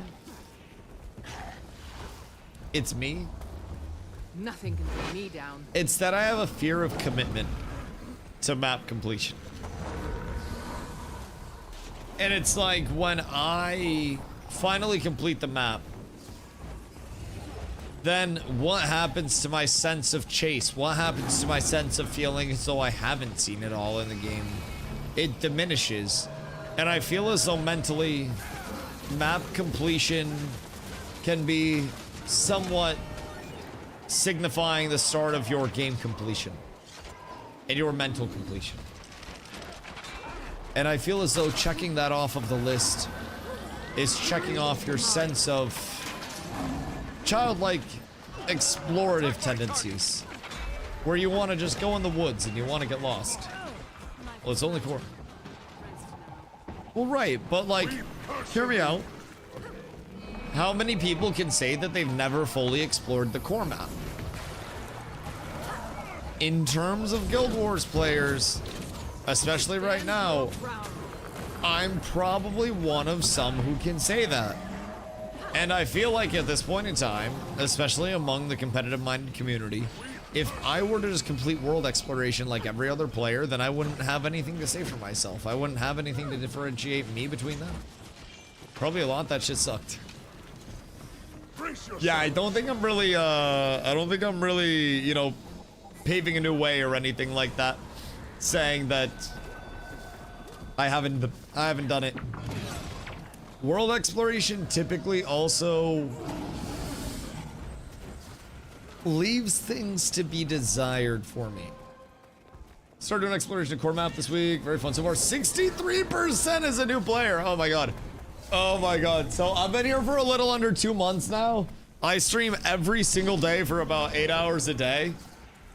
And Defense, then offense. I think I have like 35% core map completion. It's not going the best for me. I wish it were. I gotta factor in a little bit of time for it each day, I think, from here on out. Because if I don't, then I might never get that shit done. We zoom in, huh? Oh, I should have saved that. I thought we were gonna be fighting right around 45 when I started the journey to finish it. Yeah, I mean, I'll be casually picking away at stuff, but started around your time too, and yesterday I finished core map.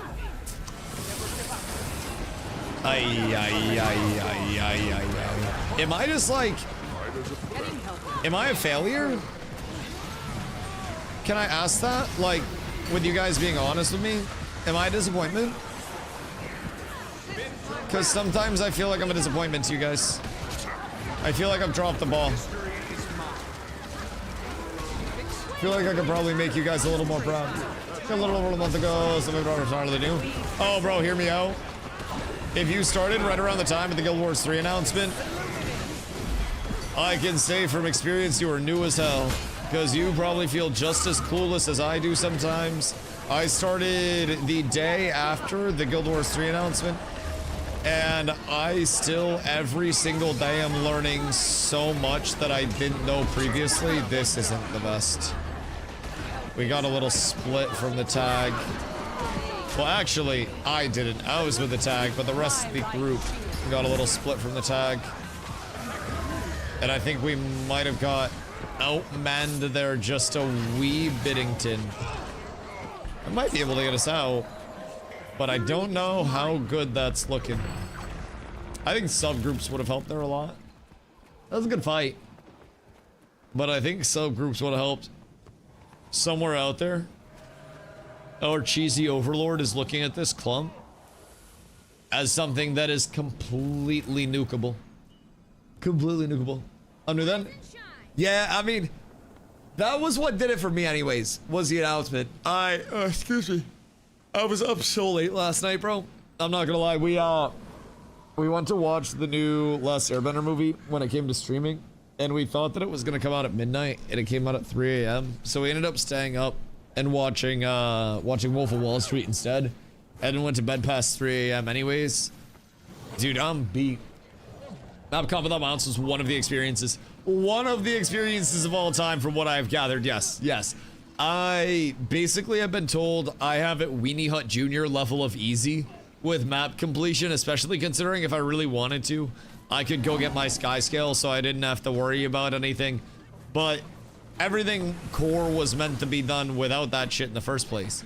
So I've been told it's quite easy nowadays comparatively. I had to grab a bat in my house after getting my eyes dilated. Puffed, what?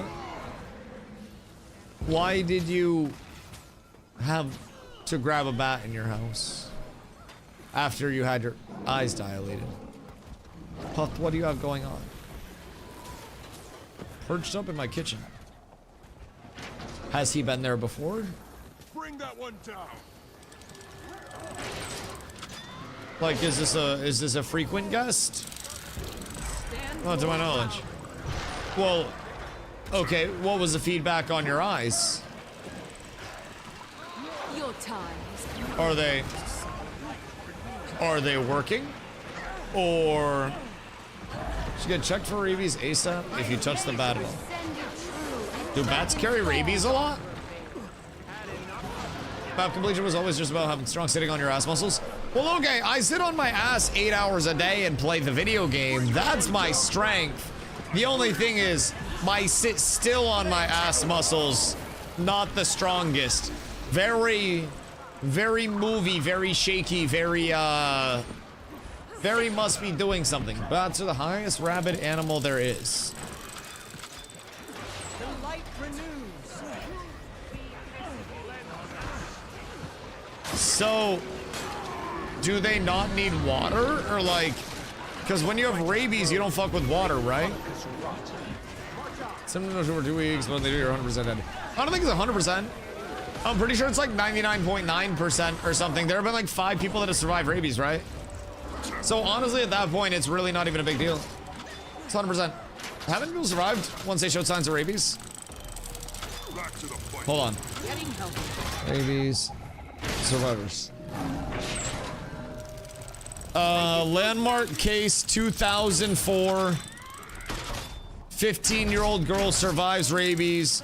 Rarity, fewer than 40 documented human survivors of clinical rabies exist worldwide. It is almost 100% fatal, though. Almost 100% fatal. But in 2004, the first person survived. As of 2018, there were about 14 adequately documented survivors of rabies worldwide. So realistically, if you really are about that shit and you defy the odds, then you could find yourself cooking. Let's see.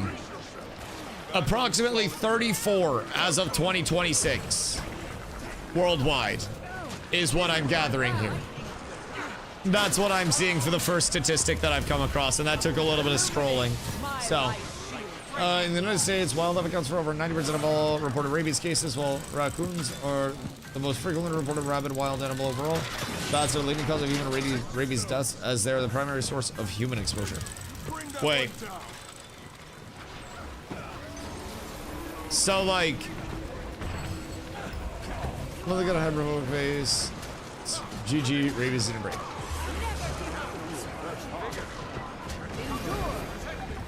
Huh. He's stuck to that shirt, my glove, and then try to move it on. Might makes me right. There's nothing to fear. Nothing can bring me Like, there was just an erect dead bat in your kitchen? Stand your ground. I read they can go into a deep sleep, not common at this time.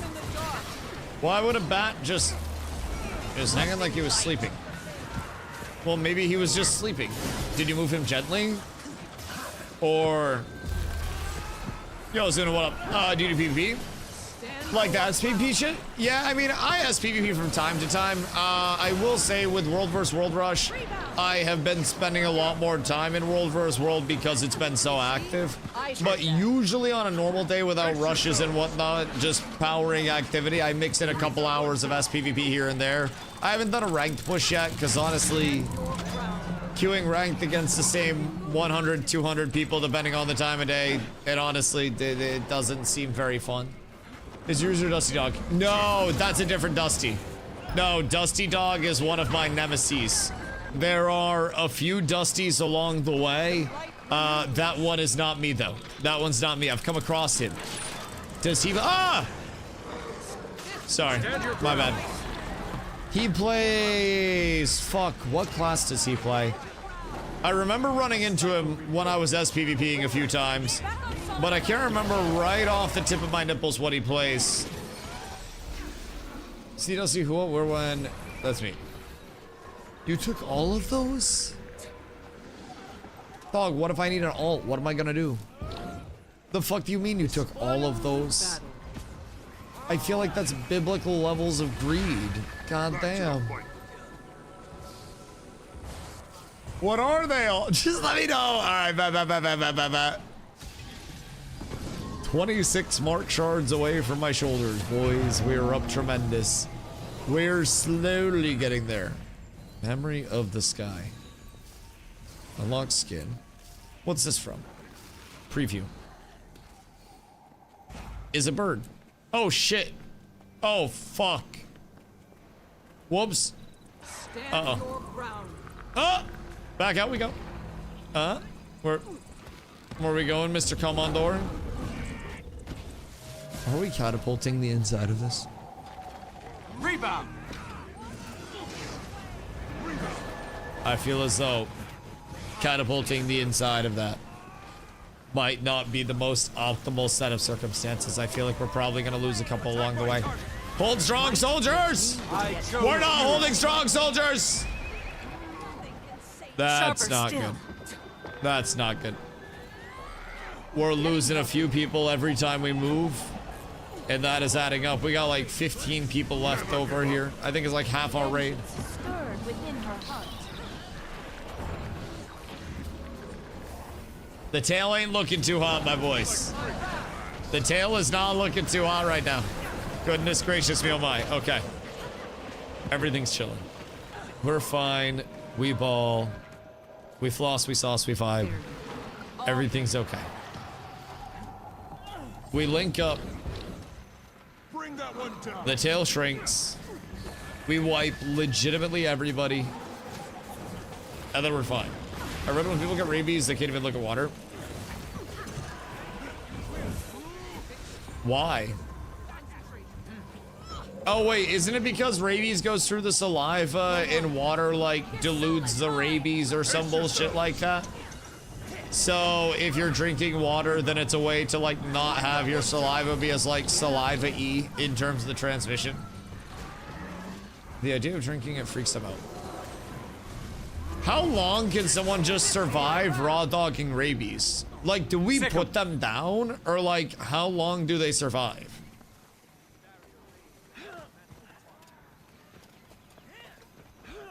Because I feel like that's basically the zombie, like, thing there. From what I read, not very long. Hold on. Because we can survive without water for very long in the first place.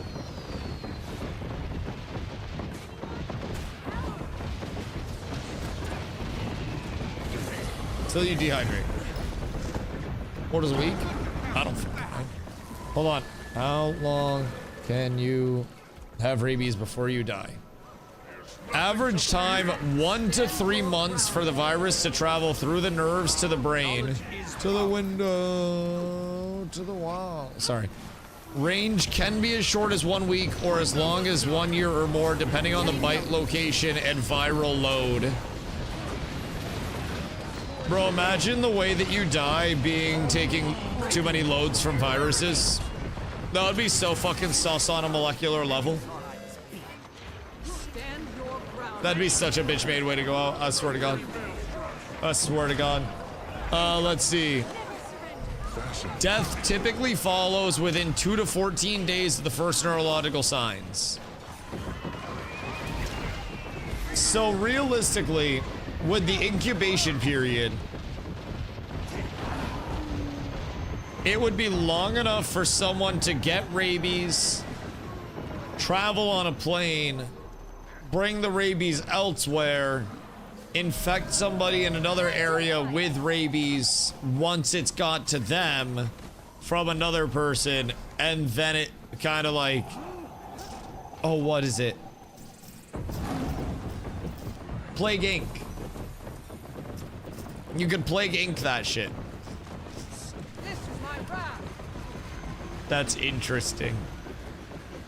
So what do we do for rabies?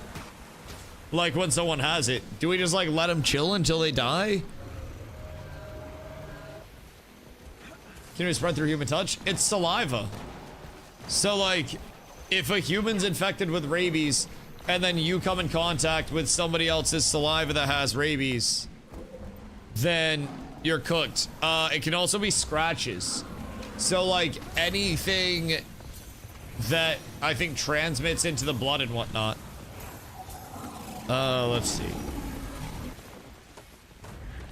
How can a human transmit rabies? Humans primarily contract rabies from infected animals.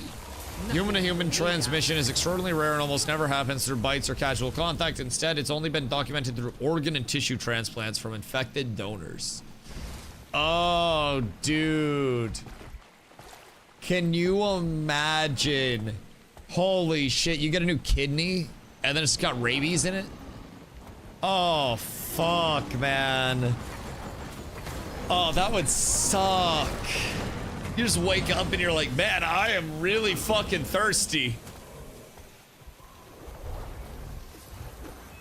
That's how that Ryan kid got AIDS in the 90s. What, Seacrest? Is that what happened to Ryan Seacrest? What's going on with him now? I feel like that's the only Ryan that I know. Ryan Seacrest, Ryan Gosling. That's the name I haven't heard. What, Ryan Seacrest? I know. If by AIDS you mean a daytime talk show.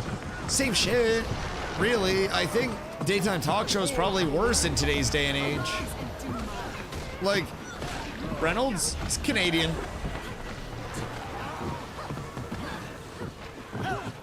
But yeah, realistically, I think nowadays, like, AIDS can actually be lived with very, very normally. I think without much disruption to your life. A daytime talk show, that'll fuck up your whole day every day. That shit, I don't think there's anything to even manage a daytime talk show at this point in time.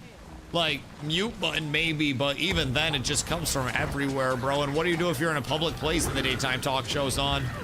You can't control that. That's completely out of your hands. I feel like that's what we really need to be worried about. The spread of more daytime talk shows to public televisions. Big deal because of the first kid to contract AIDS. Sort of wipe the sigma.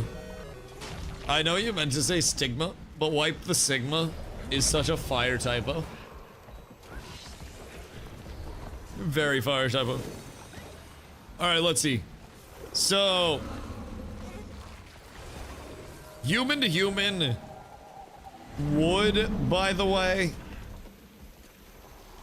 be possible through scratches, direct contact with eyes, mouth, or open sores, saliva, bites.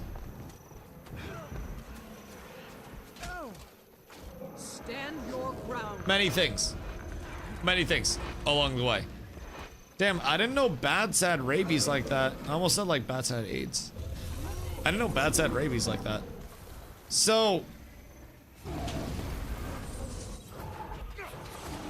raccoons also have it?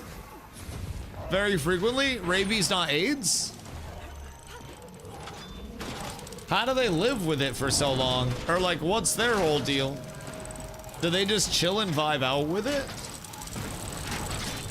Are they like immune to the rabies? Because now I'm very interested.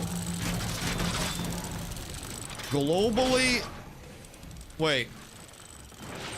Globally, domestic dogs are the #1 carrier of rabies, responsible for over 95% of human rabies deaths worldwide.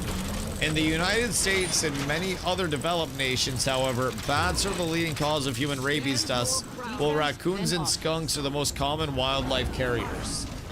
Oh. So it's primarily doggos over anything else. They don't show signs when they're spreading it, they show signs when they die. Fair. Skunks? Yeah, apparently skunks, according to the CDC, foxes. Wild carnivores, basically, because they can eat the meat of other animals that have rabies, and then they get it from the ingestion of the other meat. So, animals that rarely carry rabies, rodents like squirrels, mice, and rats, rabbits and opossums very rarely contract or transmit rabies. Squirrels are up tremendous. Let's see. War raid world versus world, my boy. Something to do with the blood type. Huh. I just thought it was because they were chill as fuck. Attack my target. I just figured nobody wanted to hurt the squirrels. Europe and Asia, foxes are primary. Whoa! Wildlife carriers, alongside dogs and other feral animals. And then in the US, it's bats and then carnivores, because it just spreads through like the carnivorous consumption of things. Surely we're fine here, right? Uh-oh. That's not good. That's not great. Ah! Stand your ground. Oh, that's not good. Rashaya went down.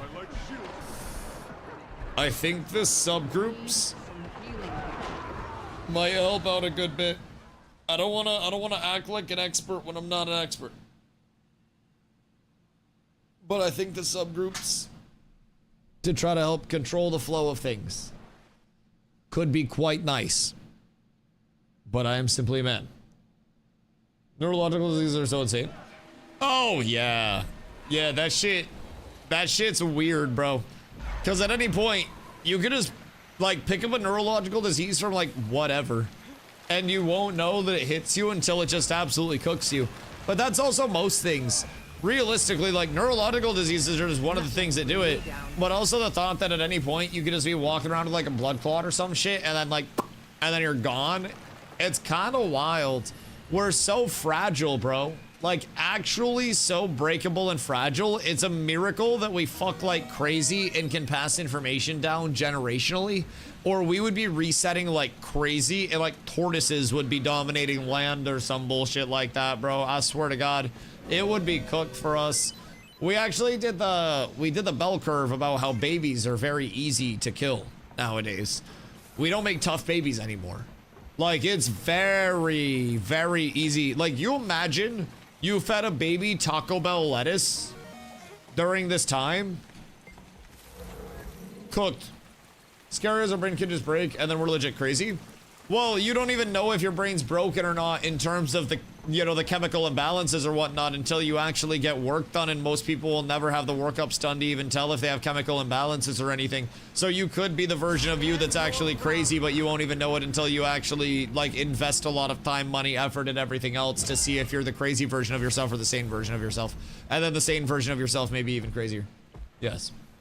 Yes. Your brain may be broken right now. Your brain may have changed over time, and something might have just like unclicked at some point in time. What's also more wild is that if your brain doesn't work too well at certain points in time, science has just said, here, I put this powder in pill form, you eat this, and then it make brain relax a little bit. Best estimates of peak human age longevity is 190 years. Zop, did you see what Grok said on that article? I tweeted about it, and it got absolutely zero traction, even though it was a really, like, banger thing to see. I'm gonna be completely honest, it was really weird. So they were talking about the age bottleneck, right? Basically at 190-ish years, talking about how we like can't hit 200 years of existence. And I know, again, it's just Grok, but it was weird, right? So somebody asked Grok if AI was going to help like rewrite the basically like the way for us to age past that.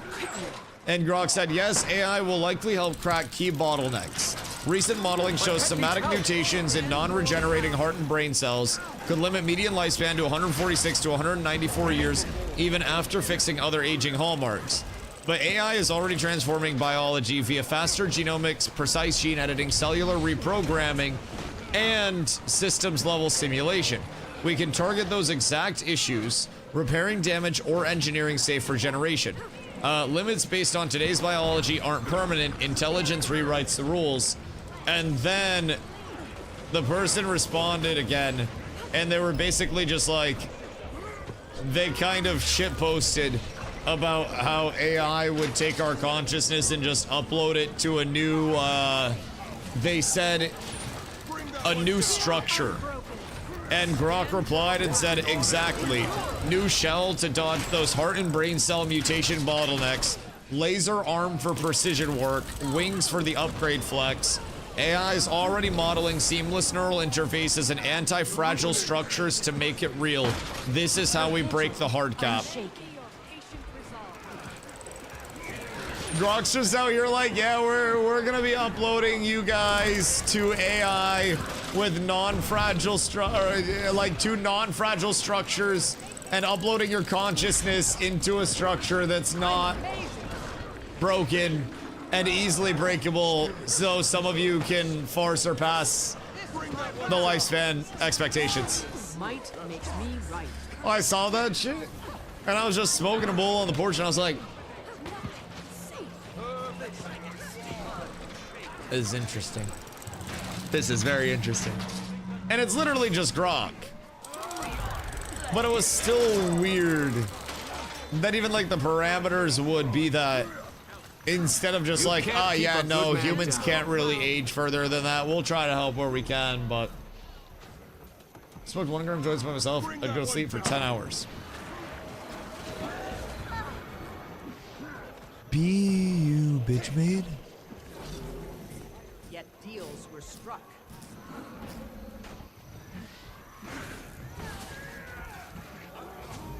What you mean? Wait. You said you got 10 milligram THC capsules. Getting healthy. I would start with one of those. Especially if you're casual with the weeds. I would start with one of those. I'm not quite sure how those are going to hit comparatively to an Eddie.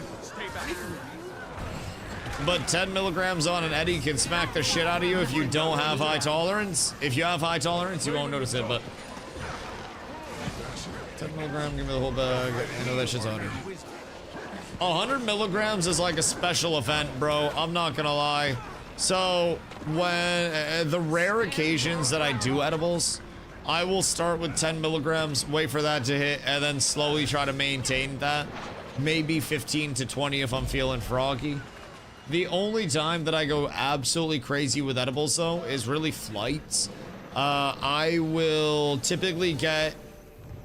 The last time I got a 250 milligram soda, and I basically pre-potted before we got to the airport. We parked the car, and then we were in the shuttle over, and I was just 250 milligrams to the dome, and that was... Back on my feet, thanks to you. a joyous occasion. And that'll probably be my go-to for flights from here on out. Is just the, you know, obviously the good old doink or two on the way down. But when we are getting to the airport, right before we go into the airport, literally throw it away in the airport trash. A fatty soda. A fatty soda. They hit so smooth right as we're getting through TSA. It starts to blast. It's beautiful. Beautiful. What do they give me? 100 milligram Rice Krispie. Ask him how much he ate. So the whole thing I ate half and was done for. Oh, yeah. Yeah, no. No, yeah. Fuck that. Fuck that. Keep in mind, I'm a firm believer that lower tolerance is better. I think anybody who flexes a super high tolerance should also look at how much money they would save if their tolerance was far lower, and then think about how cool their tolerance realistically is. And for me, I like that if I am ever taking edibles, I can, you know, I can hit like 10, 20 milligrams and I can be floating. And I can still, because I smoke frequently and I'm not gonna freak out and be a baby back bitch before flights and whatnot, I can slam 100, 200, and I can survive to tell the tale on the other side, and I can just be staring out the window the entire time. It's actually beautiful. Don't like having no tolerance? I would sleep all day. Have you ever considered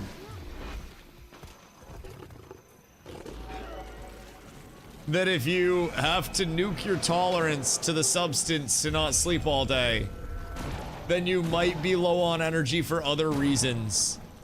And I don't think nuking your tolerance to the substance is a thing, because then you're effectively deadening your receptors to the substance. That's what tolerance is. So you'd still get to a point where you'll sleep. It's just if you reset your tolerance, then instead of having to slam 100, you could slam 10 and get to the same point. You just become more sensitive to the same shit. If you were sleeping all day, then you were just forcing yourself to green out through whatever because you didn't have the tolerance, you ramped up too fast. Or you were just consuming indica like crazy. Which, fuck that shit. I'm not an indica guy. But to each their own, if I'm being honest. I'm not an indie enjoyer. Every now and then, maybe, but I'm a flower, it tastes good. You smoke indica? Does indica actually make everyone sleepy? I mean, there's not really a universal, like, this makes everybody sleepy, this makes everybody do this. The thing about weed that's really interesting is everybody's receptors are unique in the same way that, you know, flavor and taste profiles are different and vision is slightly different.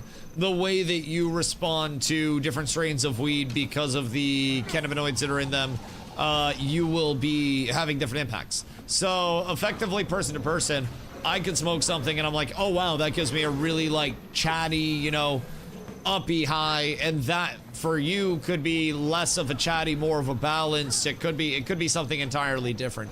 So a lot of people, I'm gonna be real, will placebo the fuck out of themselves, and I think placebo is the most powerful form of consumption, where people will, and I swear to God, bro, you could give somebody non-alcoholic alcohol and tell them that it's gonna fuck them up instantly because you put something special in it for them, and they'll be acting crazy after consuming it in no time. The same way that you could have absolutely mid weed that has barely any THC content, tell somebody it's dank as fuck, and they'd be like, oh my God, bro, that shit's fire. No, I feel you. I feel you. Like, placebo's a crazy bitch. So a lot of people will just say, you know, indica is sleepy, sativa is uppy. The truth about it nowadays is that most of the time you don't even know what strain you're smoking, despite buying a strain at the store. Even if you're going to a dispensary, everything is so hybrided out. And in the days where there were few verified actual strains and they were all off of mother plants and clones, it was a lot easier to keep track of. But you never really know what you're smoking nowadays. Somebody could label something as a GG4, but it could truly be like, you know, a different strain of Gorilla Glue entirely. It could be a different strain of weed that's just kind of like a pheno match. Padinsky, what up, brother? Hope you're having a beautiful day.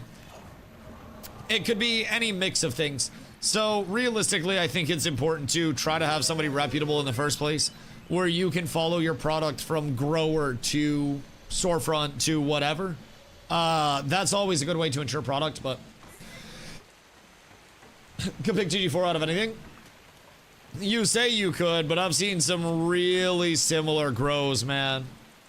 I've seen some real similar grows. I've even seen some, like, GG4s that get labeled as a fucking Ghost Train Haze instead, because they want to have something that is not just GG4 as a cross label. Bring that one down. That before it came out. GG4? I mean, I think a lot of people claim that they will recognize something, but also what I'm saying is the GG4 you're getting is likely not going to be the true to lineage GG4 that the original strain was based off of. And a lot of the time, people will have something that is a close enough match, and it may still have the glue stank to it, but it may also have a far different lineage where it's effectively 16 different steps down a family tree of hybrids. So now if you trace it back, you've got parents that are double hybrid that are of a glue, and then you've got parents of those parents that are double hybrids, 3 of 4 of a glue. And there can be ways that you kind of like, you know, you don't necessarily get purebred weed, so to say, nowadays. Very hard to find shit. And a lot of stuff, even if somebody advertises this is sativa, this is indica, a lot of the time it's hybridized very heavily at this point in time. Gonna buy from, it's called truly, innovator, looks pretty available. I mean, I'm gonna be honest, with most products, as long as you're going through a reputable dispensary, I don't know how your state is, but testing can be testing. If I'm being honest, go in and just ask your people that work at the dispensary.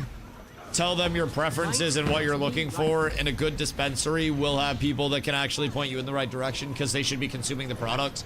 So I always go in, and even though like I know what I like at this point, I'll go in and I'll look at a few different strains, and I'll hit up my, like, we call them bud tenders up here. And I'll hit them up and I'll be like, oh, have you smoked, you know, this since you've got this shipment, right? Since you've got this stock. Because basically different harvests, as Meta said, different harvests can be different. different everything can be different. Go for some tenders, we'll push house brand, that's pretty good. Well, that's also why it's important to, I think, go to a dispensary that you can track grower to storefront. And a lot of places up here, at least the dispensaries that are able to stock more, you will have very mom and pop places that try to grow and sell, but very frequently that doesn't work up here because we don't have the grow capacities to be able to support that. So a lot of our successful dispensaries up here are primarily outsourced, which again, we have a lot of kind of like specialty growers, as you'd call them. So main scene is a little bit peculiar comparatively to something that's more of a, you know, a large city area. With our population being so small and sparse, a lot of our growers will typically represent 2 to 3 strains as their primary strains, and they'll rotate those over the course of the year, which is fucking awesome. And we don't have the population that, like, you know, a California scene does, where you literally have thousands of different growers, and then you also have companies that are trying to represent. We have wrapper weed, so you have like Khalifa Kush brand, Khalifa Kush. Up here, you'll see like a Khalifa Kush that was delivered as a clone or as a seed from Wiz Khalifa, sourced to the company when he did a show, and they interacted with him with actual certification that they have organic Khalifa, or not organic, but authentic Khalifa Kush. And that'll be just under a local brand instead of the KK brand. And it'll be 120, 150 an ounce. Like, it's just, it's different in here. Most people in SoCal know which are the better places. We can find some pretty fire gray market dispos. I don't know where the shit might be sprayed with. That's a big thing as well. Like, main scene, since it's so small, typically word spreads so incredibly fast. And as that word spreads, people that aren't putting out a high quality product will nearly instantaneously get exposed for their lack of high quality products, and they don't really do well. So like, I've been going to my dispensary long enough. My bud tender like knows of stream. Granted, there are multiple out there, but the one that I, you know, talk to the most and trust the opinion of the most of the time, if it's not him, I'll just go in and I'll get what I want. But like, when you find somebody that you trust, that you know actually smokes the same profile as you, you can actually kind of take their word for it. So I'll go in, and sometimes like they've got a new brand in, and if I'm like, oh, I don't know this brand, and he'll be like, yeah, you don't want that, it's sun grown. And up in Maine, sun grown just isn't valid because we don't have enough sun like a SoCal does, or like a Florida does, where sun grown can actually be very valid. Sun grown can be okay up here, depending on when you get it, but realistically sun grown most of the year isn't going to result in a proper bud. So you really want like white room indoor bud. I love living soils, but realistically anything sun grown's rough. So there have been multiple times where I've gone to my dispensary and they're just like, I don't think you're going to want that, chief. And I fuck with them for that. I fuck with them very heavily. Move from an illegal state. I'm not going to street bud anymore. I like the assurance of no, there's no pesticides and shit. I mean, I wouldn't say no pesticides in most. Now, certain pesticides, but hold on, let me double check.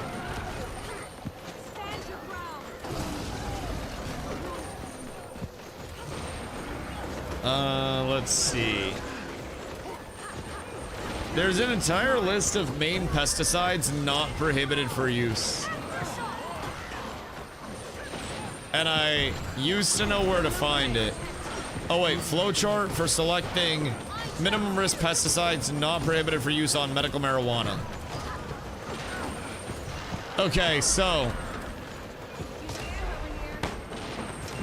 there is an entire list of pesticides that can be used on weed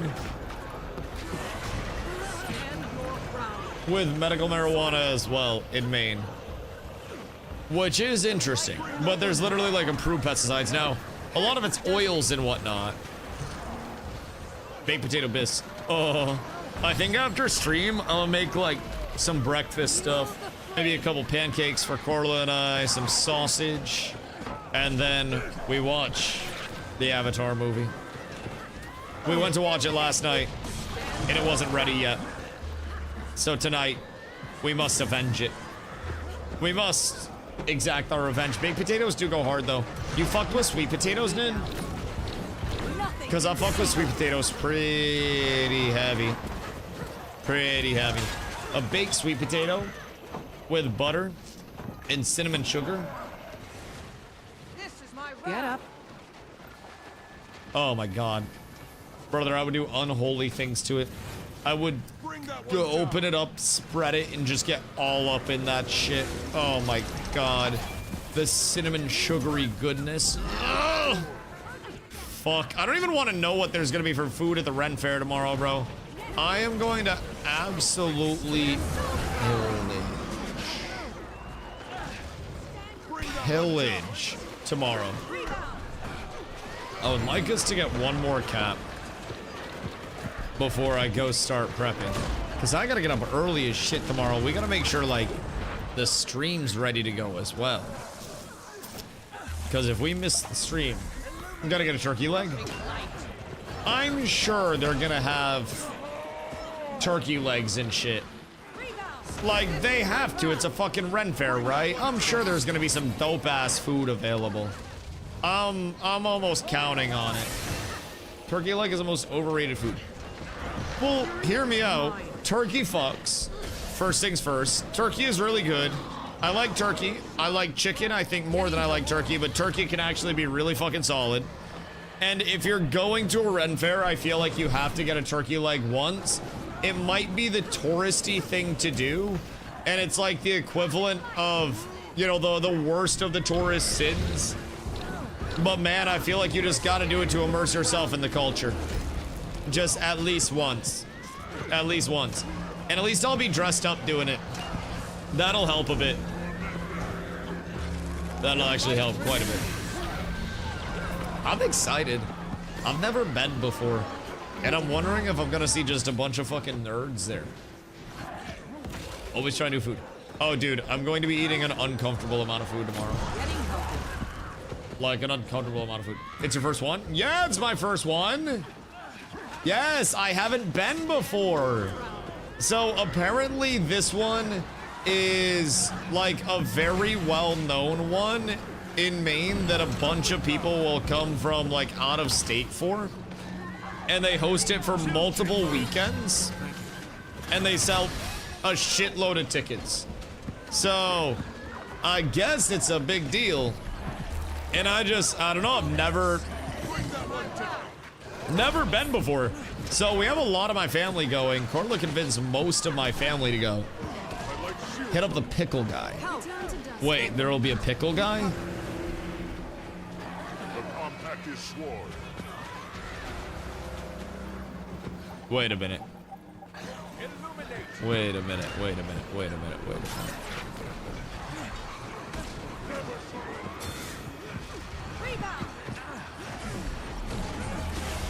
I fuck with pickles. Like their specialty Ren Fair exclusive pickles? Because that might just be exactly what I need. I've been to a Ren Fair without a guy yelling about pickles. Are the pickles good? Because if the pickles ain't good, then I'm going to be disappointed. Uh-oh. Uh-oh. We got that big red stack. Pickle guy sounds kind of sus. I'll be up. Listen, he does it for you. He does it for you. Every Ren Fair has a guy wielding pickles. I'll see if he'll put a pickle on my sword. Oh, I might have to zip tie my sword. I'm excited for that though. As long as the pickles are good, I'm down for it. I'm beyond down for it. That would be best case scenario for me. Cheap, enjoyable, delicious pickles. We're up tremendous. I think Red's kind of cooking us. I'm not gonna lie, boys. I think Red's feeding us the beans right now. So, I gotta run to the store real quick because I want some potatoes for my breakfast for Din-Dins. And then I gotta cook some breakfast for Din-Dins. We gotta watch the new Avatar movie. And then I gotta sleep, get up early, and then Ren Fair. And you guys shall see me in a beautiful, beautiful garb. Chat, if it is your first day here, your first time joining the stream, I appreciate y'all coming through on this fine day and every day. My name's Dusty. Do me a favor and make sure you're following the channel. If you are not, drop the follow real quick before we go see our friend Eggy. I stream every single day starting sometime around 2 p.m. EST. Tomorrow we'll be doing a little IRL stream. So we'll be kicking it at the Ren Fair. You guys will see me and my big long sword. I might even wield it for you if you'd really like to see it. Victor, be nice. So, if it's your first day here, make sure you drop a follow. If it's not your first day here, also make sure you're following. Check your primers, and as always, I'm so incredibly grateful for the support. We've been live over 1,100 days in a row, and hopefully the streak does not stop at any point in time, and we just keep blasting until one day I just randomly die in my chair.